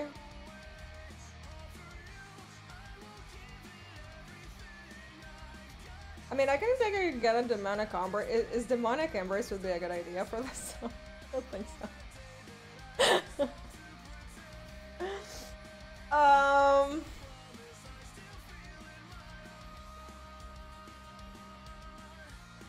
Rylai's could be maybe a good idea. What do you guys think? Spellbook is cute. It's fun. Cosmic, also Horizon can be nice. I mean, it was just like we already have like 2. Like getting another one would be so silly of me.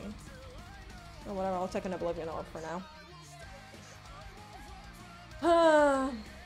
Buy a double stopwatch next time? That could be a good idea too, I guess.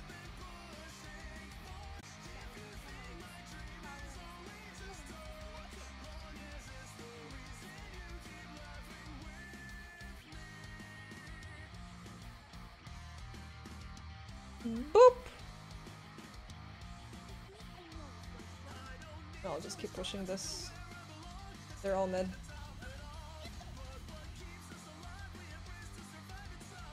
Oh, I'll go back. Because I see that Aatrox is also side pushing. They're backing. Easter is still mid. He's not mid. Aatrox. He's coming for me! No! No! No! And Morgana's there to stop! I wanna go home. Little tomato, go, go, go, go, go. Ah!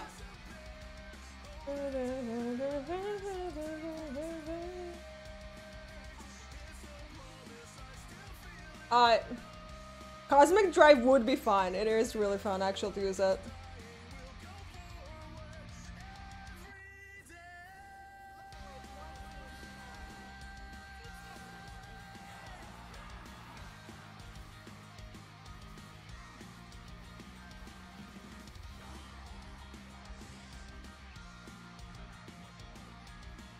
Should probably not have done that. I have wasted my Zonia for no reason. Could have survived that. Oh my god! Jesus! No, no, no, no, no, no, don't, don't. Wow. Faker reactions! Who is she?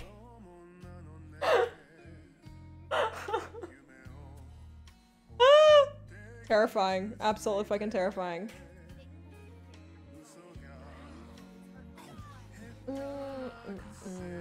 Oh wow, this Nico is having a bad game.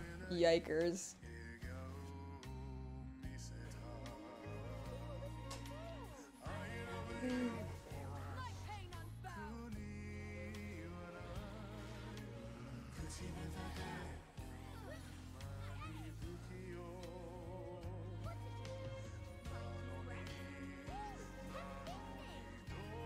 Not this again.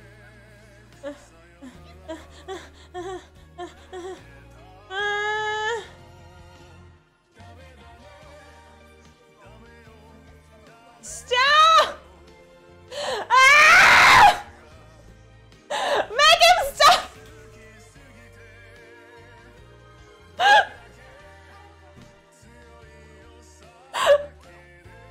I hate Aatrox!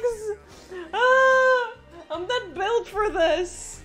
I'm not built for this.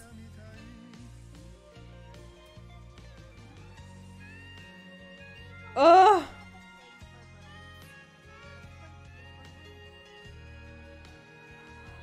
Oops. I just need a couple of items. Yes, thank you. Now I shall recall now. Let me recall now.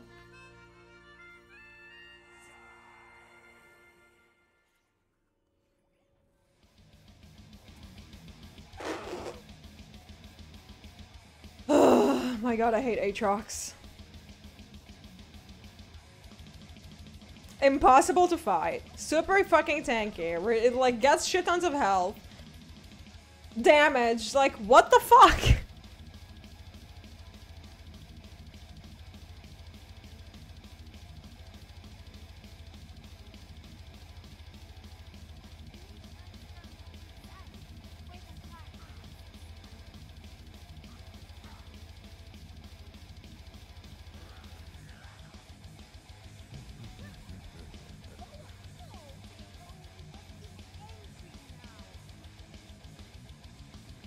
Oh wow, we're like using everything, huh? Yeah, no, we can't do this. Well, they used everything they had. I just hope they're not gonna, do it. Oh, they will.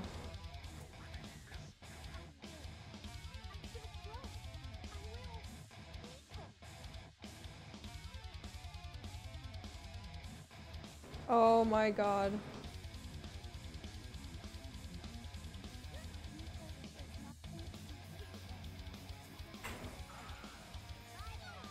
Bitch!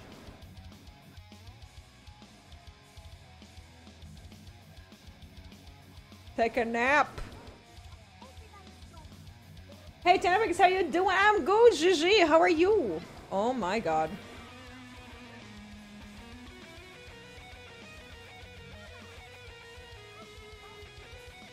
I can still be useful, I can still be useful. I am not useful. But I can do this? Oh, not. No, I can't do this. Poke him. Oh my god! Ah! Stop! Kill him! Avenge me! Thank you. Okay, I got nothing to do with this, but I can take Horizon. Horizon focus would be good. I'm not dealing any damage to Aatrox. There's no way. Like, that's what the Teemo is for. He can poke him with his AP and peel him as much as he wants. Oh no. Oh no. Can you go in? Can you go in? Can you go in? No.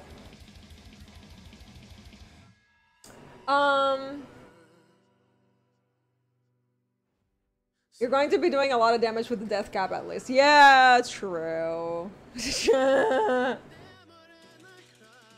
What the fuck is that Aatrox? I don't know. I guess that's what a fed Aatrox looks like.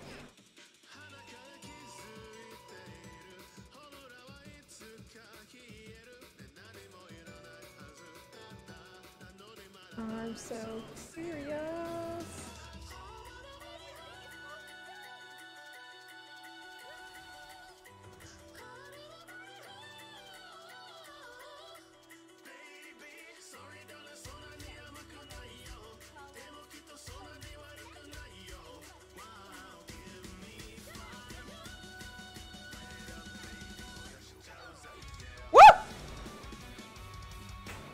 Wow. Well, I still killed her!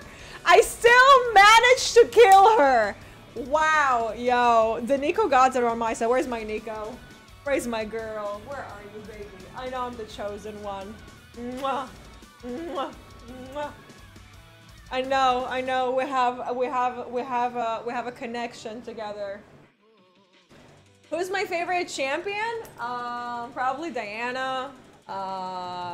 Nico. Darius, Morgana. Lulu. I love all of them, honestly. I don't really have favorites. Oh, Swain. We didn't play him. I forgot about him. That poor Nico, you left her no chance to survive.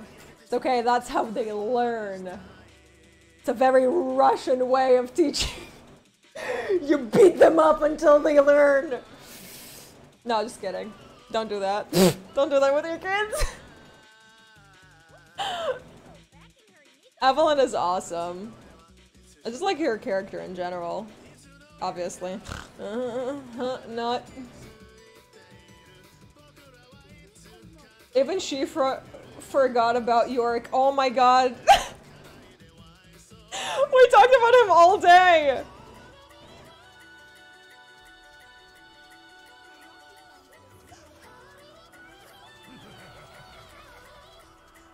Oh! Stop it, Aatrox! Step Aatrox! What are you doing? I need tea. This is unbelievable. Like, what the fuck?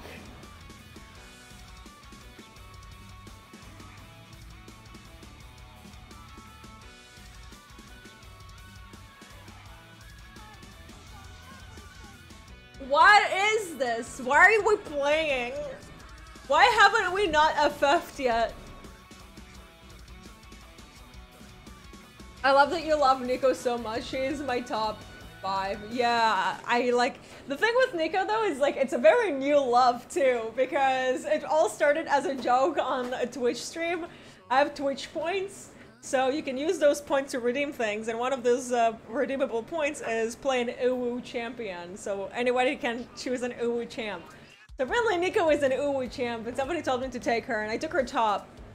And I absolutely destroyed with her, and I was shocked at how strong she was.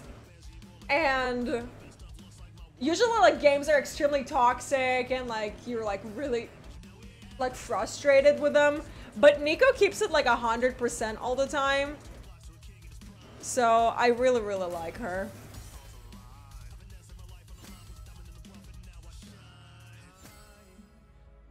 Oh my god, not the Nico. Oh, baby. The Nico is a Twitch streamer.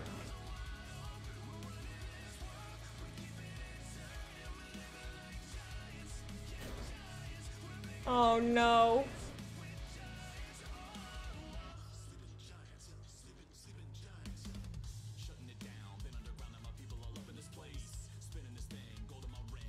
Oh, they disappeared. Okay, I guess they're taking a break.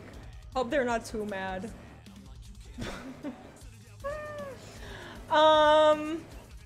Okay, well that was interesting. Let's see if I got my all my points. Wait, I didn't get anything from this?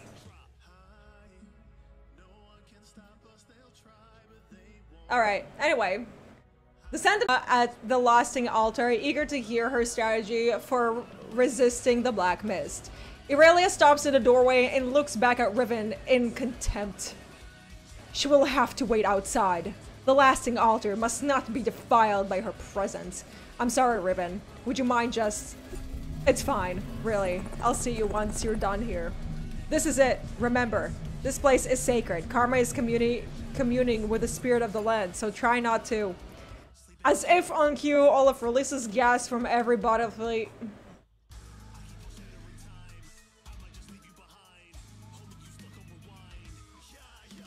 What are we, 6? Olaf farts? We're doing fart jokes now? Really, Olaf? She specifically said no, not to defile the altar. I can't help it. Running up mountains make Olaf's stomach churn like the forge of the ram god himself. All of the sentinels glare uncomfortably at Olaf. A blood and damnation. I'll wait outside with Anoxian.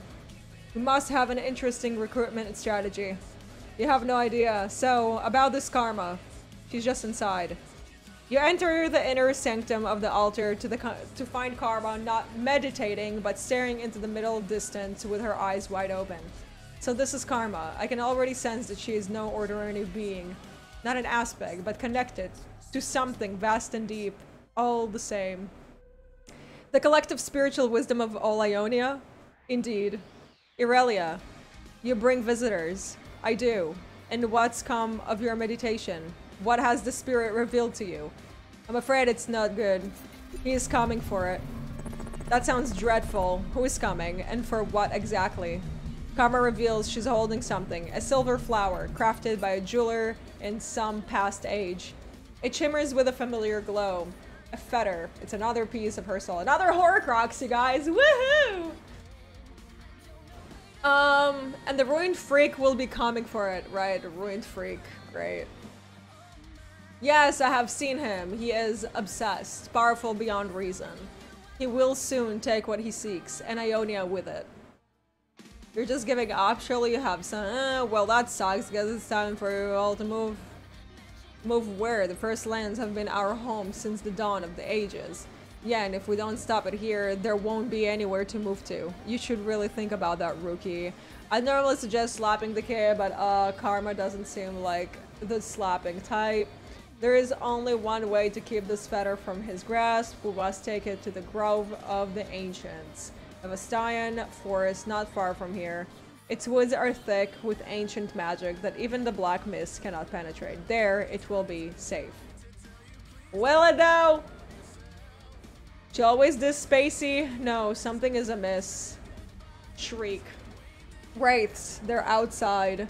Sorry to defile your temple, but there's an army of bastard wraiths outside. Oh my, their wretched claws are paying at the windows. Shoo, awful specters. Back to the ghost realm with you. Gwen snips at the wraiths with her scissors as they slither through, opening the window at the doors. The sentinels join her. Boo boo boo, it's not used. They're coming in from everywhere. We can't just stand here and let them overwhelm us. We have to get the fetter to safety. Karma, if we can deal with these wraiths, do you think you can make it to the forest? There is so much I cannot see.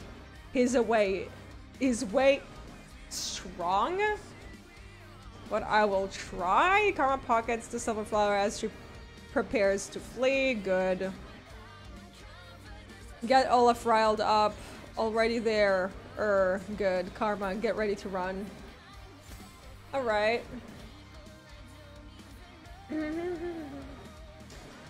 The sentinels escort Karma to the trailhead at the edge of the woods just outside the lasting altar. This is the path? Yes, just beyond the Harrow woods lies the Grove of the Ancients.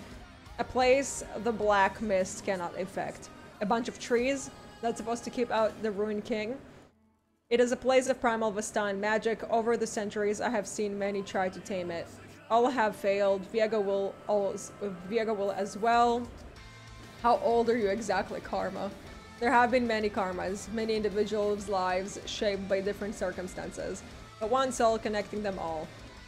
Who am I truly? The country far maiden, the grizzled mariner salt worn by the sea, the wealthy governess born into privilege. What the frozen hell is she talking about? Shh, manners, Olaf. She's regaling us with tales from her past. If only I could recall mine. Ardara, the newest, with all that past wisdom upon which to draw. And yet somehow she was the most foolish. So hesitant to act was she. Are you okay? Are you sure you're up for this? I let them all die, thousands. They all died because of my hesitation. I refused to kill, and in doing so, allowed Ionians to be killed. Violence corrupts the spirit. That's what I thought. You there, so young and inexperienced. Wait, what is she talking about? She did fight, like, she did fight against the Noxians. in the war. Eventually she did. What would you have done? Could you take life? I don't even want to read this. Like, I'm just like randomly clicking because it pisses me off. You're kind, but you're naive. Someday you will pay a price for your innocence, just as I said.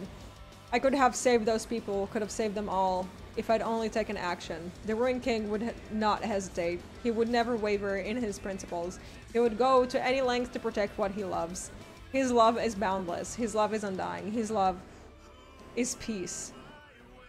Karma, I've never seen you like this. Are you giving into this madness? No, my eyes have been opened. Like clear windows into the bright new dawn. He's corrupting you. Don't you feel it? I feel the sure strong hand that the world needs. He would be a true spiritual leader. I must give him what he seeks. You don't know what you're doing? Give me the fetter. I cannot do that. You would stop him. I see it in you. I will not allow it. Why?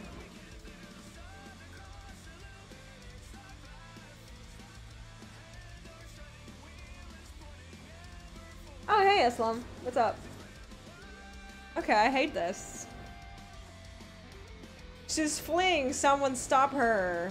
You and the Sentinels pursue Karma into the woods. Sensing your pursuit, she stops, wheels around. All hail the Ruined King, the true enlightened one.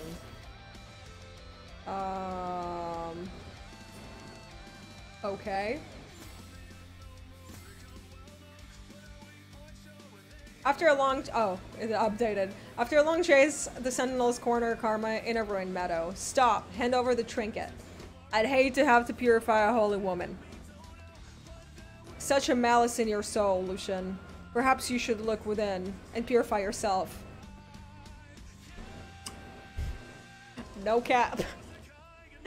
You look in horror as Karma plunges deeper into the ruination. Thick plumes of black mist swirl about her body, and she fires a magic tether from her palm. The tether holds Lucian in place and slowly begins to choke the life from his body. Lucian, open fire. They fight. You betray the first lands. No, I bring them love, the purest love, one befitting the first lands. Okay. Such peace, so tranquil. Here, let me show you. Her hands pulsing with harrowed spirit magic, Karma levitates across the clearing towards Aurelia. Stop right there! Riven leaps into action, slashing Karma with a relic blade.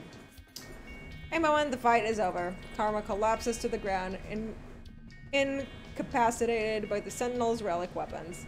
Freed from her magic tether, Lucian stumbles toward Karma and snatches a solar flower from her hand. Not so peaceful now, are you? Karma looks up at you with peach-black eyes that seem to channel some great evil from beyond the realm of the living. She speaks with a voice that is not her own. You think you are heroes, saving the world from darkness, but you are villains in the greatest love story ever to be told. Okay, I'll buy it. Tell me this love story. You will die. No, no, stay back. Karma seems struggled with herself, fighting for control with the vile entity that has possessed her. Her ruination miraculously fades. With all her former clarity, she speaks to you in dire tones. Please, I have much to say. Wait, let her speak. Long ago, in the land of 𝗵𝗵, two lovers, a young king 𝗵𝘁𝗍 took his bride, a seamstress named Isolde. The romance was enchanting, their love true, until tragedy ripped them apart. Isolde is still broken. She must be put together once more, her pieces. There are aspects of her, unique facets of her persona. Karma points to Senna. Fierce protector. She points to Gwen. Youthful joy. She looks at the silver flower in Lucian's hand. Resilient beauty. But they are only pieces, never meant to be separate. See? The light in Senna's chest begins to glow once more. It flickers, calling out the other pieces of Isolde. Both Gwen and the silver flower begin to glow, their lights pulsing in unison with Senna's. It seems as if their three are communicating. And a complete silhouette of a woman forms between the three. It's her. No, it is but a fragment of her. Once again, Karma begins to struggle for control of herself. She is incomplete, and so she will be until he makes her. You have no right to keep them apart. Let her be whole. Gosh, I'm the ruined queen's joy. What should I do? I have so many questions. Months of them later, the wraiths have found us. Across the meadow, a large mob of wraiths bursts out of the woods, calling to each other with blood-curdling shrieks. They spot the sentinels and begin to charge. We have to go. Can you get up? Do not fret for me, �奧𝘀𝘀. I have found peace. Let her go. She's gone. We've got to get this fetter to the grove of the ancients. Sprinting with their might, the sentinels flee down the path leading through the grove. Take one last behind to see Karma still lying on the ground. She looks up at you in bliss as the mob of wraiths overtakes her, swallowing her in thick, withering darkness. So they just left her?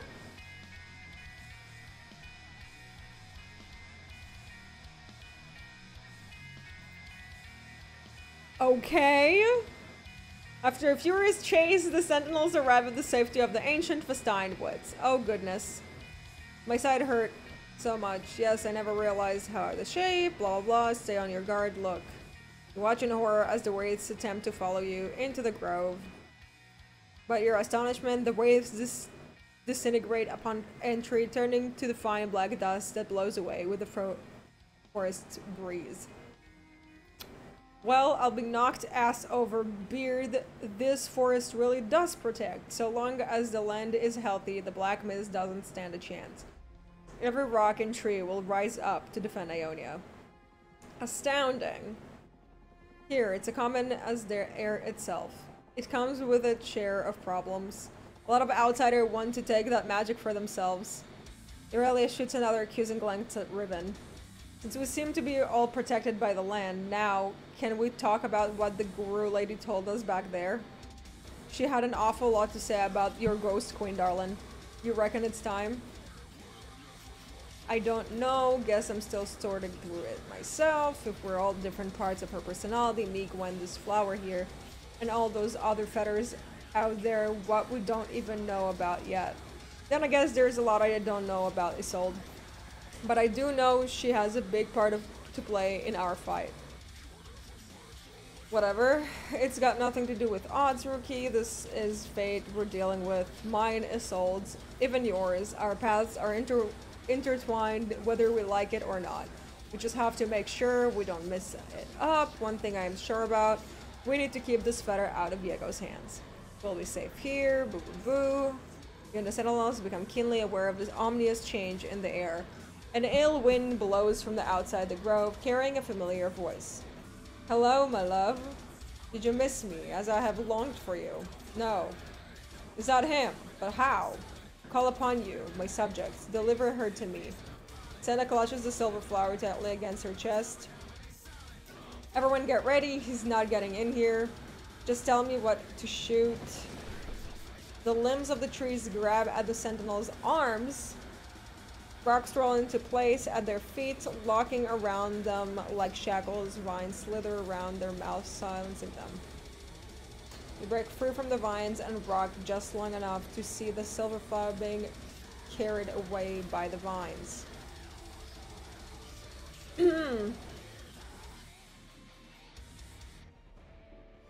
As the other sentinels struggle free, they see Viego hovering high above the grove, gripping the silver flower in his pale green hand.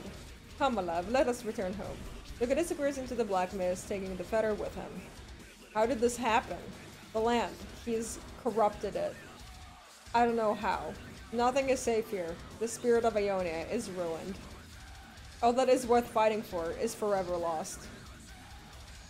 No, there is hope. If we can defeat Viego, I believe we can undo the Harrowings. This is so dumb. Like, this is exhausting. It is more than I have. The spirit. It's silent. It must be restored. I will join you, and we will dethrone this tyrant. Okay, she became a thing.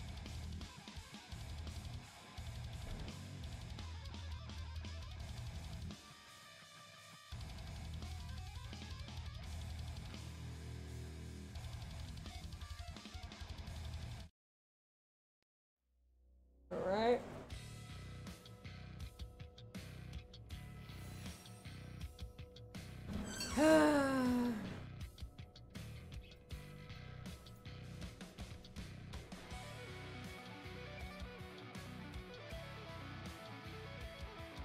Well then. Client is bugged. So I guess that is it. Because nothing's working.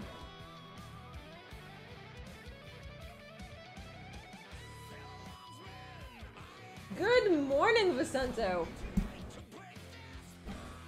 I've been here all night, Dinka. Sorry. It's a lot to read.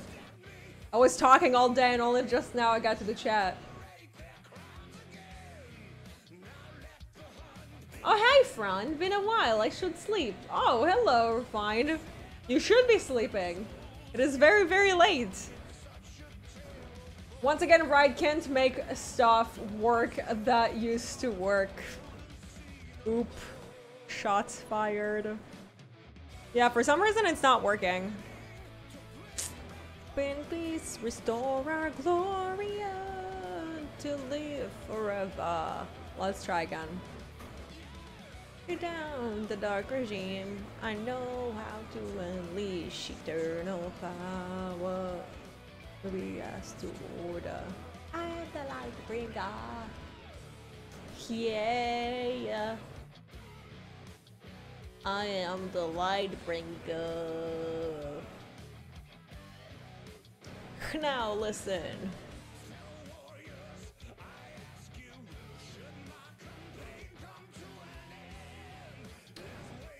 Whoops. Have you finished? No. The game is bugged. Welcome back, Greg. Same with Clash. Oof. I came to follow the live. I'm your biggest fan from Brazil. Oh, Magno, thank you so much. Obrigado. I know words in Portuguese. Will it work now? Ha ha ha, no. Okay, let's do one more game. And if it works, it works. If it doesn't, it doesn't. So let's hop into another ultimate spellbook. Go mid to top, or top to mid, or mid to top. And find a match. Super hyped for the Pentakill album. That is probably the only thing I'm hyped about. That and Arcane. That's all I care about. Because if there's something that can't be ruined at Riot, that is the music. 100%. I just want to point out that the woods east from Demacia seem to be untouched. Quinn's doing her work. You need to check the last Ionian animation. I do. There's the last Ionian animation. What did I miss?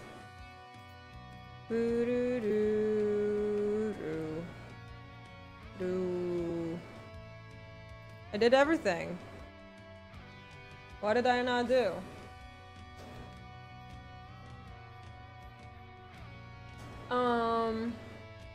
Do you expect a new lore to void on future? I really, like, right now, I really hope not. I really hope not, because the way that the stories are being handled right now are really bad, and I wouldn't want that. So let's see if I have enough coins. I have only 100? Really? All this shit for 100 tokens? Stop.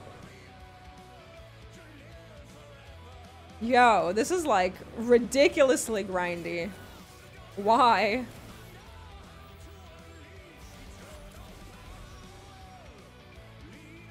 Hate it.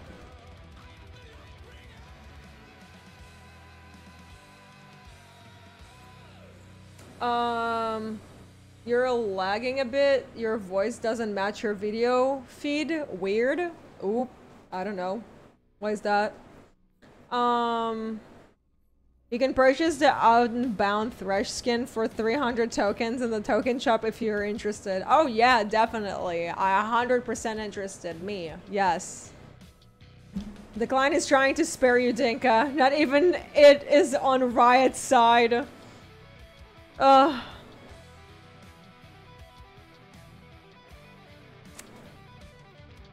Yeah. Oh, whoa. I went into Noxus.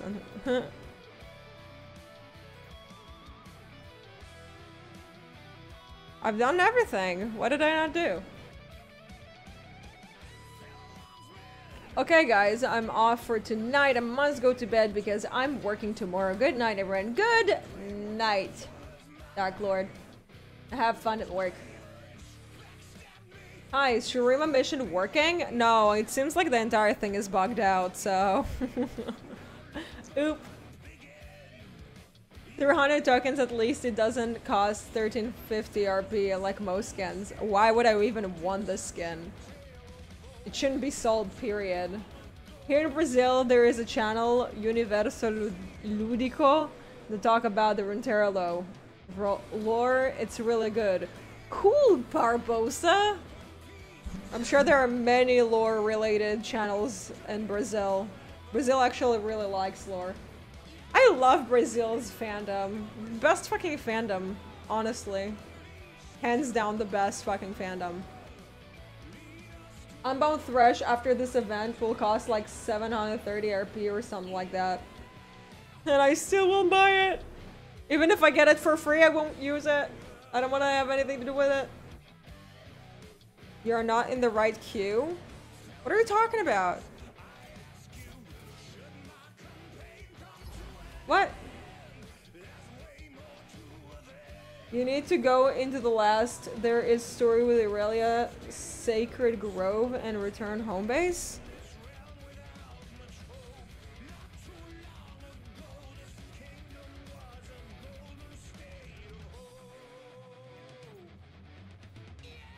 I've gone through everything. There's nothing here.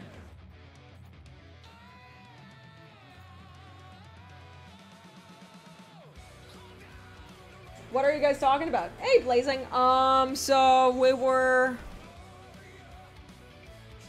just playing on the Ionian thing.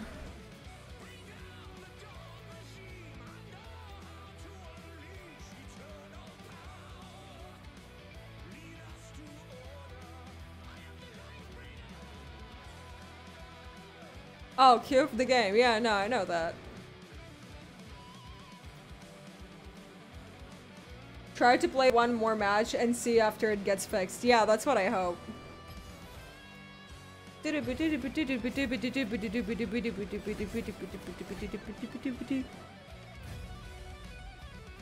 We'll see.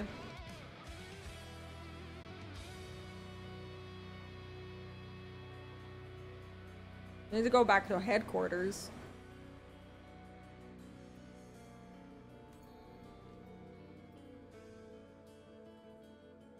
I'm so confused.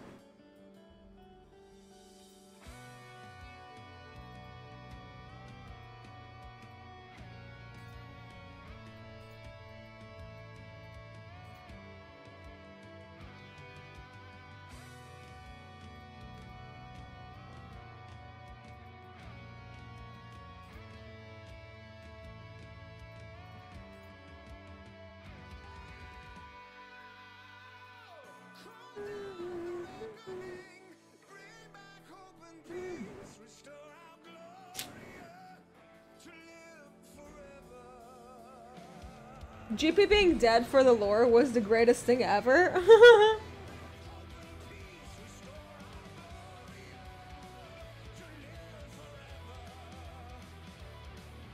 It's fine, Val. Something like this will never ever happen again, sadly. Why would you say that?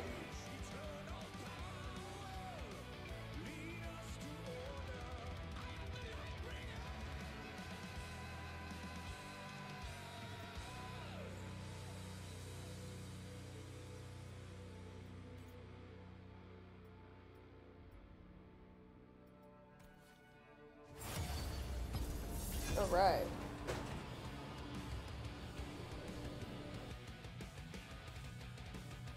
Let's... Oh, I'm top.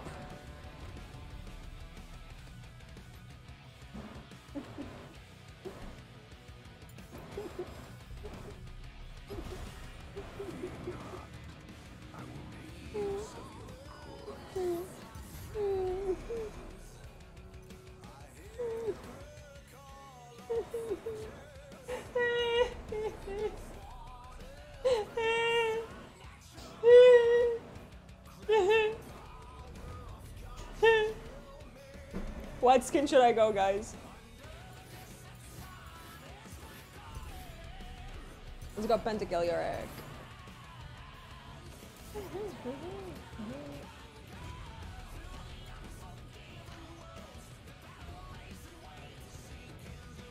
I think Viego meeting Mordekaiser would be kind of funny. You know what's funny is like, remember at the cinematic, the Immortal Bastion, there were just like a light coming out of the Immortal Bastion? I swear to God, I thought that Mordekaiser is like coming back to life. Like they're like resurrecting Mordekaiser and something is gonna go off with like Mordekaiser and Samira and Darius. Like I was like 100% at it. I was like, oh my God, they fucked up the Immortal Bastion. This is it. This is the moment. Like, GG.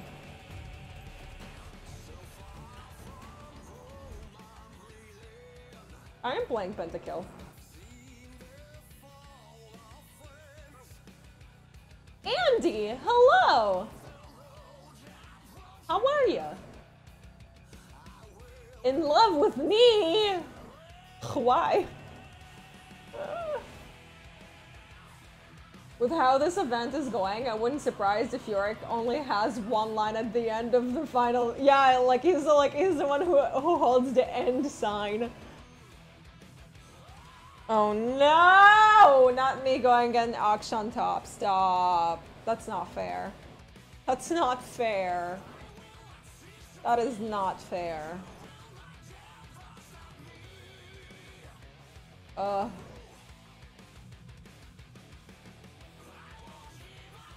Where is Yorick at the right event?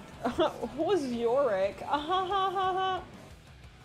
He's supposed to be somewhere at the end of it or some shit. Like, I don't know. They're supposed to do something with him at the end. Gonna be another NPC having a little moment with them.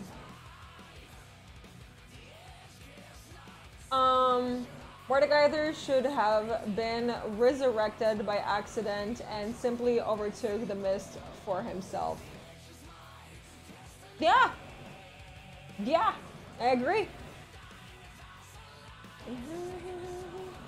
With the power of milk, I stop!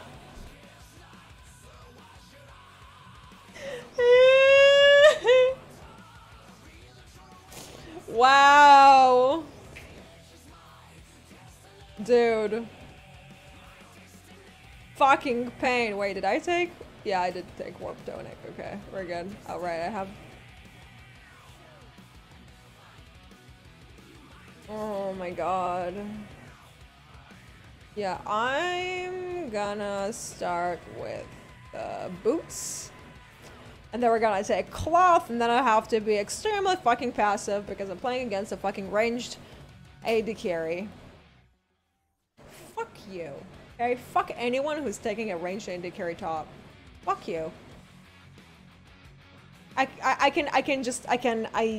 can feel your small dick energy is just emitting out of your pores.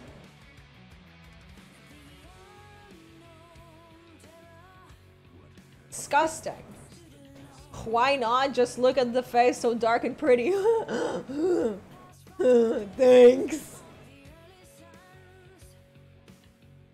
How much of this? Oh, we've been streaming for like 5 hours. I'm just playing this like last game to see if I can get the other story to continue. Oh my god.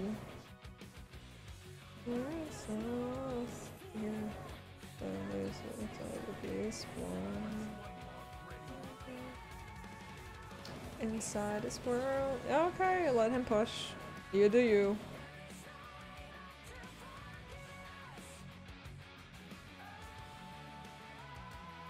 I'm done. Deliverer. Hey. We are going to do the freeze. Oopsies, I missed that one.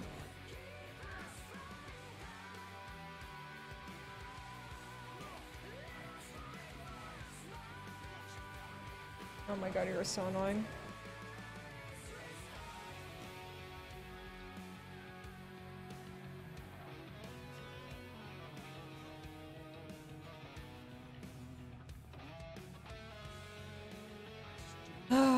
range champs up top. I said it was disgusting during the video, and I'm gonna say it again.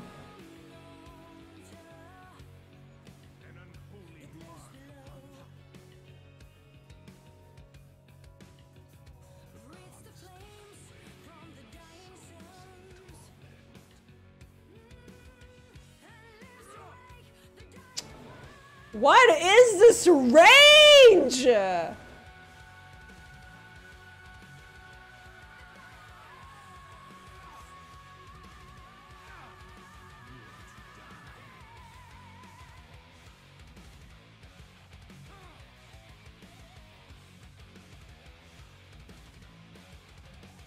Oh, fuck. Oh, you and your small dick. Let's get my boots. Gonna get boots. We're gonna get a bramble vest. Snooze fest is what I'm gonna be dealing with here. Does Auction Invisible can work on your wall? No. They can't. Oh, whoops. Wrong minion. Let's go, Rammus.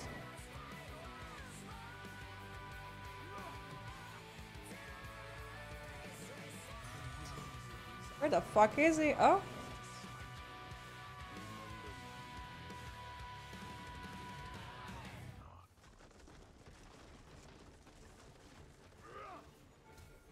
No way! Ah! Lol. That's funny. I did more damage. Sheen. That'll be fun. Yo, this matchup is gonna be so annoying. Have to wait. And I also don't have TP. I see you like rock. Do you listen to Disturbed? Which song is your favorite? If so, oh my god. Of course I listen to Disturbed. David is the best. It's funny when you ask that because they're like such an old band. Like anyone knows, like everybody should know who Disturbed is by now. If you don't know who Disturbs are, then something's wrong with you. I listen to many metal songs. I have a whole playlist on Spotify if you're interested.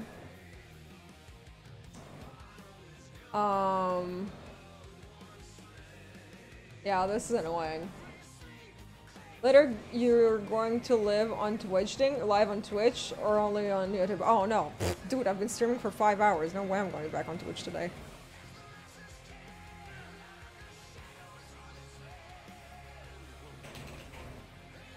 Why do you have regen?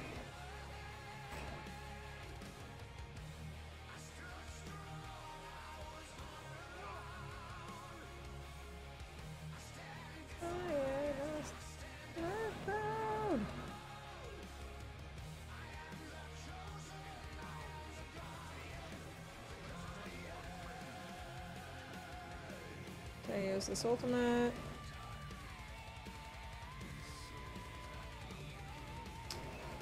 And 𝗬𝘂𝗍𝗬 is here too.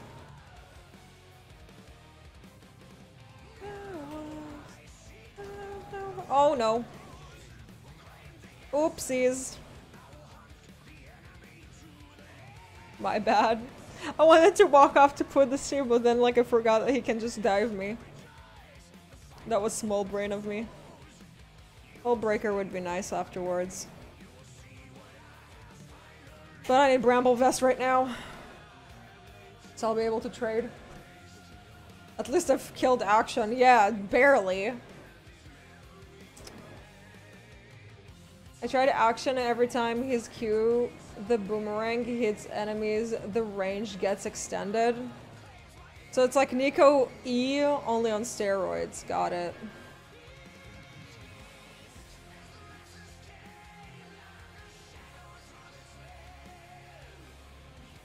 Whoever like takes 𝗬𝘀𝗪 top in general should be just uninstalled forever.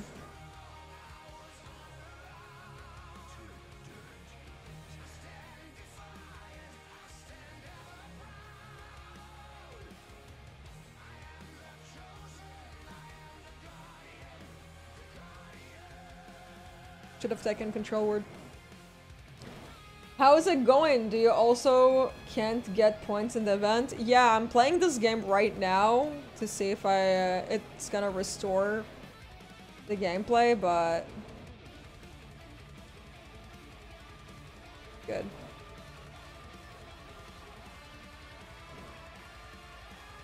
Kind of like refresh it. Oops. My bad.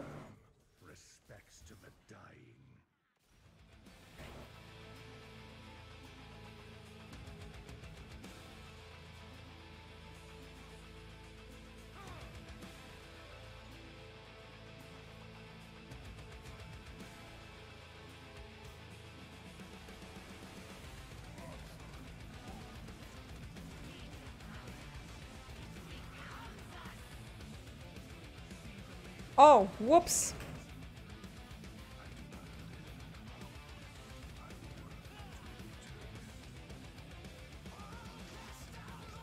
Oh, hell no.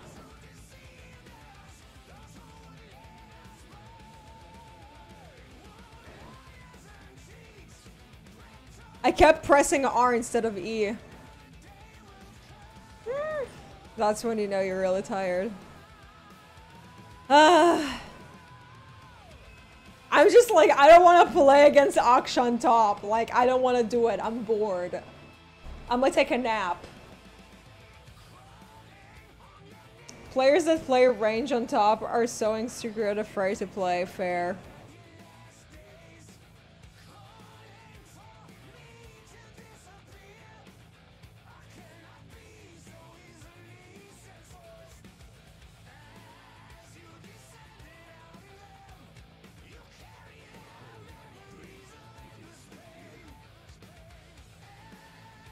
Oh, of course you have escape.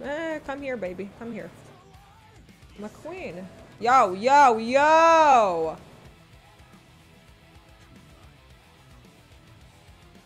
Come here. Come here. Oh, fuck, I can't fight there. They're all there.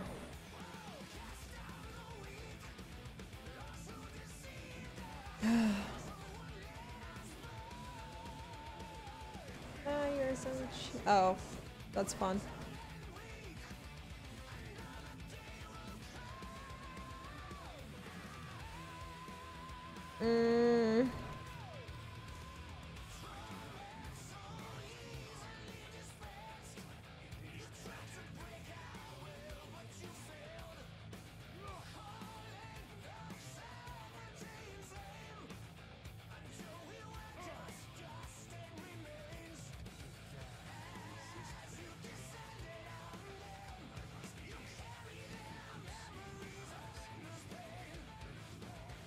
Yeah, so switched with me. Hopefully he's not gonna feed the 𝗬𝘀𝗪.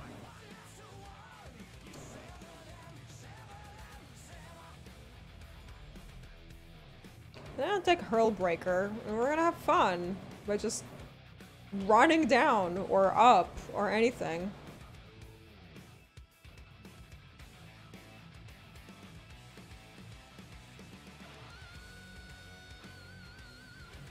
What's happening there?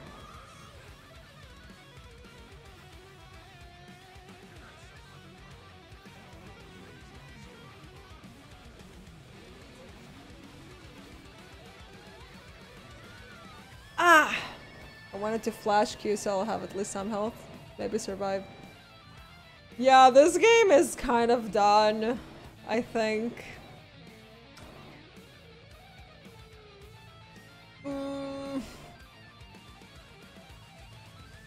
I'm 𝗬𝘀𝗪𝗏. I do things, but like, this is gonna be an issue.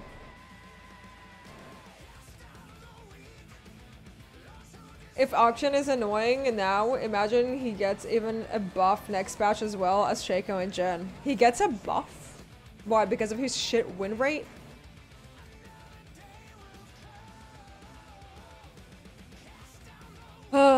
Every time I play versus range top, I'm feeling myself so frustrated. It's even worse than playing against Aurelia or Yasuo. Yeah. Because, like, there's literally nothing you can do. You're practically, like, useless, you know?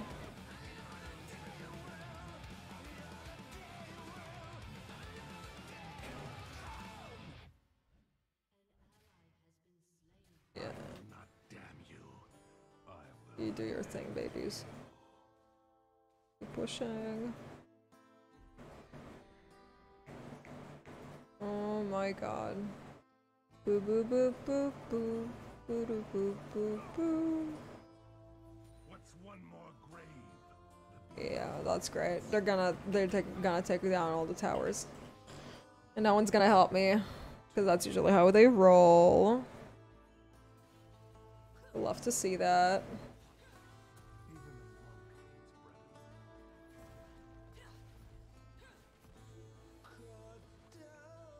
One by one. I don't have an ultimate.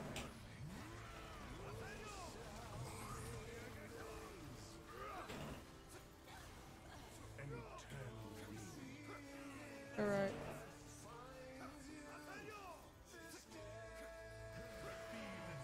Right.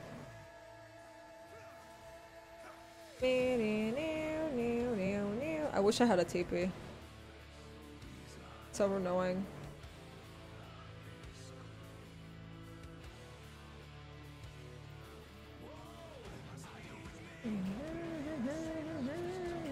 I don't need more.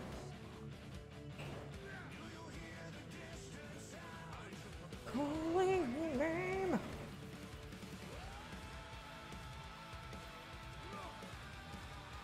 Yo. I miss, you know what I really miss? Twisted Tree Line. For real. Twisted Tree Line is probably something I've missed the most. Hey Jake, what's up? New champs are mostly overloaded. Why? I don't know. Because people would buy them. Oh my god.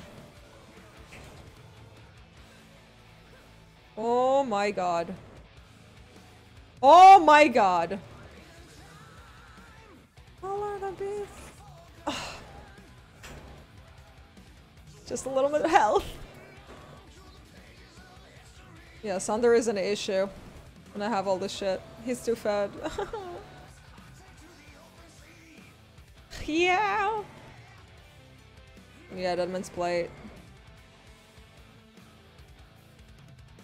I'll probably have to take Starrick's Gauge. Like, I want to take Hullbreaker and start just, like, split pushing, but this is, like, you can't really do that here. Or maybe you can, because they usually, like, run around to find kills. Not really. What did Yasuo think gonna happen? Like, what did you think would happen?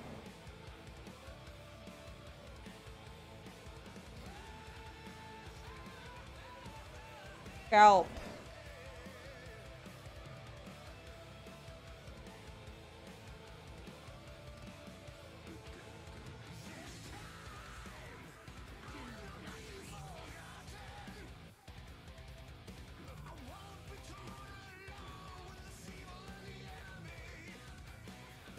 But as a fool,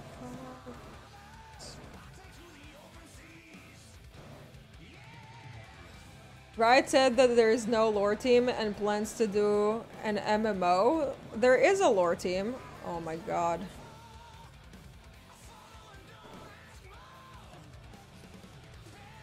Yeah, I don't know how to use Maokai's ultimate, okay? Oh my god. Not this.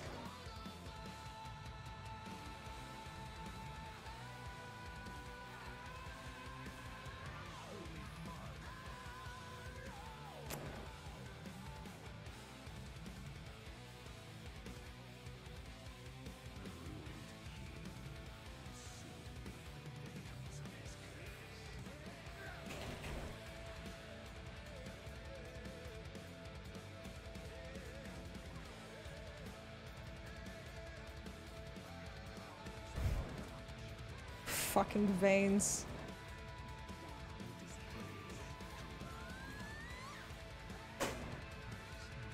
Are you kidding me?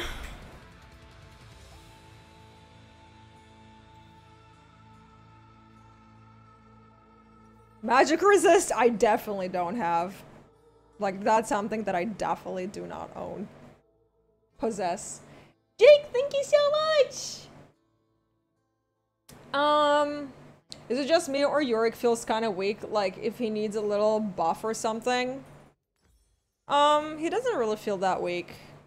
It's just like, he's very situational when it comes to your team.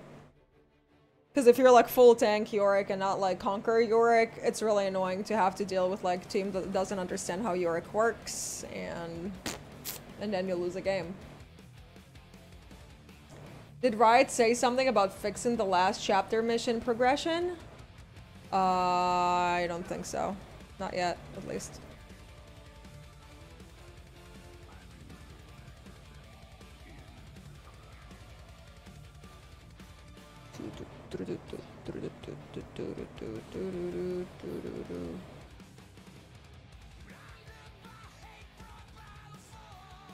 I swear, death to all. Oh my god.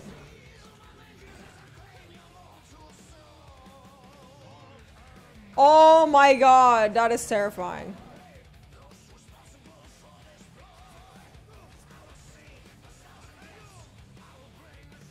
Dude, why are you still running?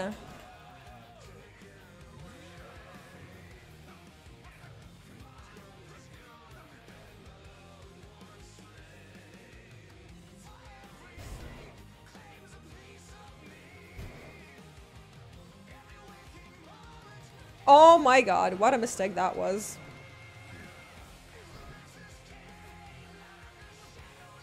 Oh, messy game is messy. Poor 𝗬𝘀𝗃.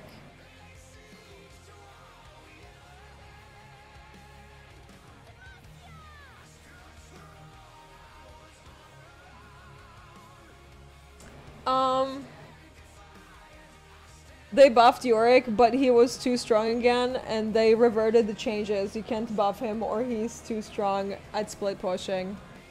Right, they did that. That was a fun time. Lex players being annoying as usual. CC is always annoying. How much you hate the event from yes to absolutely. Abso-fucking-lutely.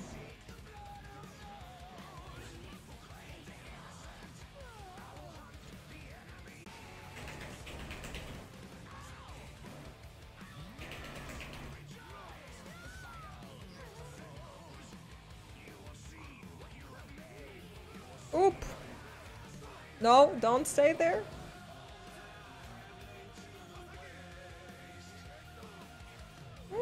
Yep. Okay, 𝗘𝙧𝙬𝙑 gauge is fun. Spirit message would be probably a good idea.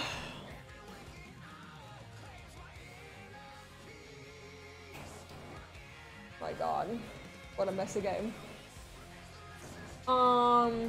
Just open League just to be forced to hate action from my core.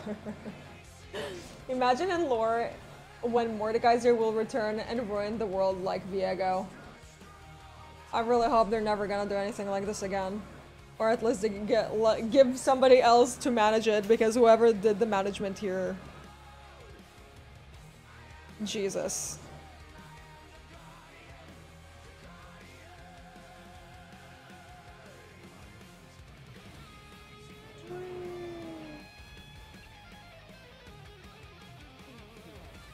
Oh my god, not this. Can you like stop rolling for like a 1 second, you annoying bitch?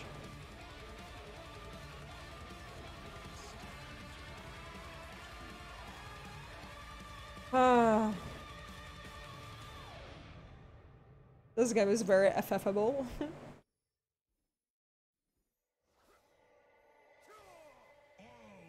Seriously, Volibear with like a Nocturne ult is terrifying.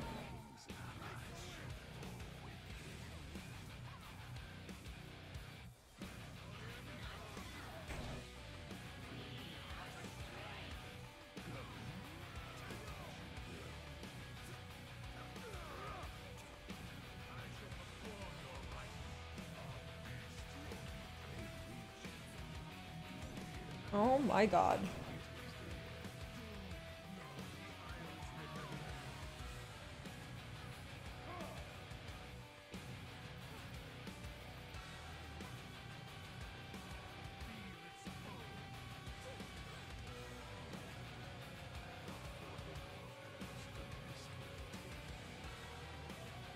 Woo! Actually, no. I need this.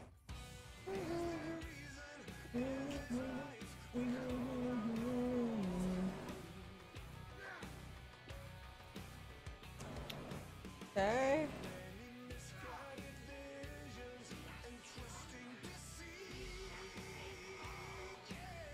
Let's go get that. Mantle. I just destroyed a game as a Warwick and got no points. No, you will receive the points, because what happened is, like, I had a game, I didn't get anything, and then I got everything. So if it takes you like 2 games to get through a story line, then oh, they're all getting ready for that. Yeah, now they're gonna go take that.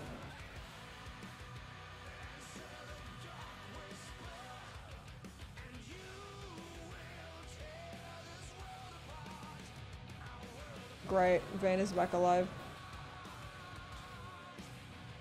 I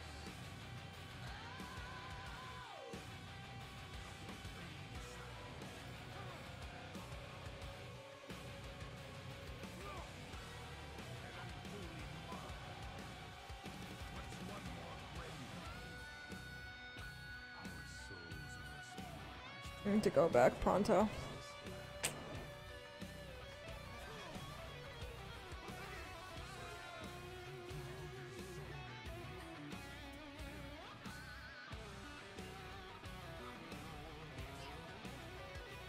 Tristana's choice of staying bot is probably not ideal.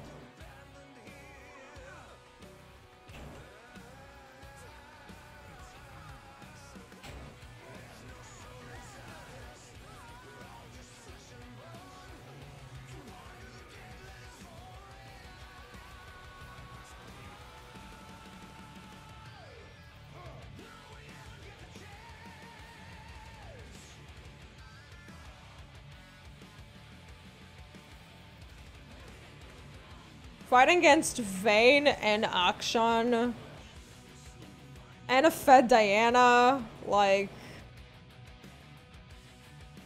this is such a try-hard game, and like for what? Why do we have to try hard this bad? Alright, let's go get my Spirit Visage. I'm like, should I get Tiamat? Haven't had Tiamat on my boy for a long time. I'll get that in a second. Just go. Go, Trist, go. Yumi is also doing her best. I mean, Nami.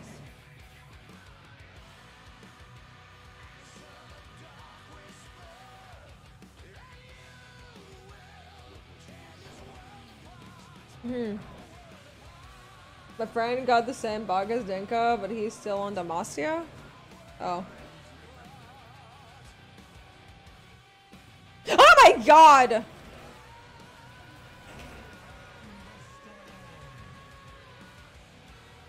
Oh wait, no, I fucked up.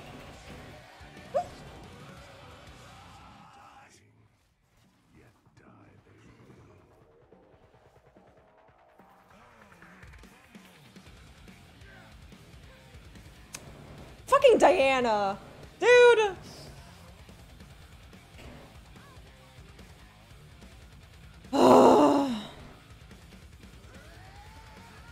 Yeah, but she's just melting me. Melting! My poor tanky ass. The Magi's.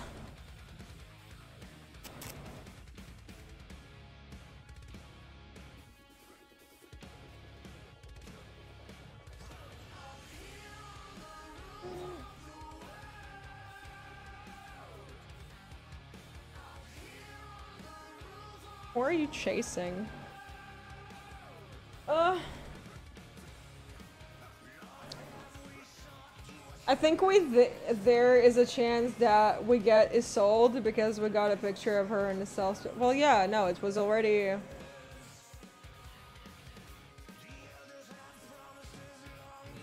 No, it was already said that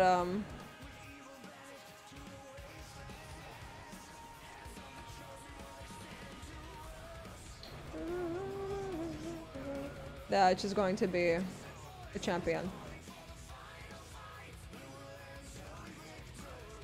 We thought she's gonna be earlier, but instead we had Gwen. It's pretty lost.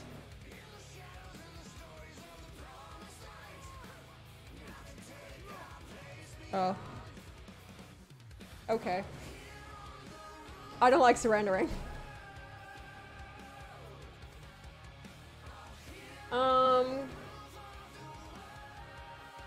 We can join the party? In the game? No. That's what Sundays are for.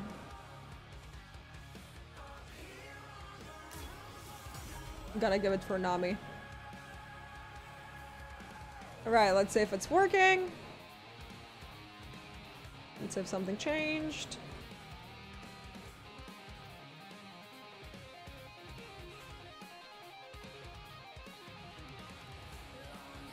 Nope, nothing changed. Well, I guess that is it for today, guys. So, it was lovely 5 hours. I hope that we all got to enjoy ourselves and talk about everything that we had to talk about. And a video about this entire subject will be coming out soon as well, so keep that in mind so you don't have to like watch the entire stream if you don't want to. Yeah, hopefully in the future we're gonna have events that are not gonna be like this because it's sad to say the least. Also, pretty cool. There was like about 300 of us at some point, so that's pretty intense. Yeah, so I'll see you guys all tomorrow for some more League games. We'll try to finish, like, hopefully, if this is gonna be fixed, then we're gonna jump into League games. If not, I'll be on Twitch playing Stardew, because today was technically supposed to Stardew Day, but we changed that because I was really mad and wanted to talk about all the shit that I found on Reddit and the fact that all the lore is now technically not canon, so that fucking sucks. So yeah, thank you guys again, and hope to see you next time. Bye bye.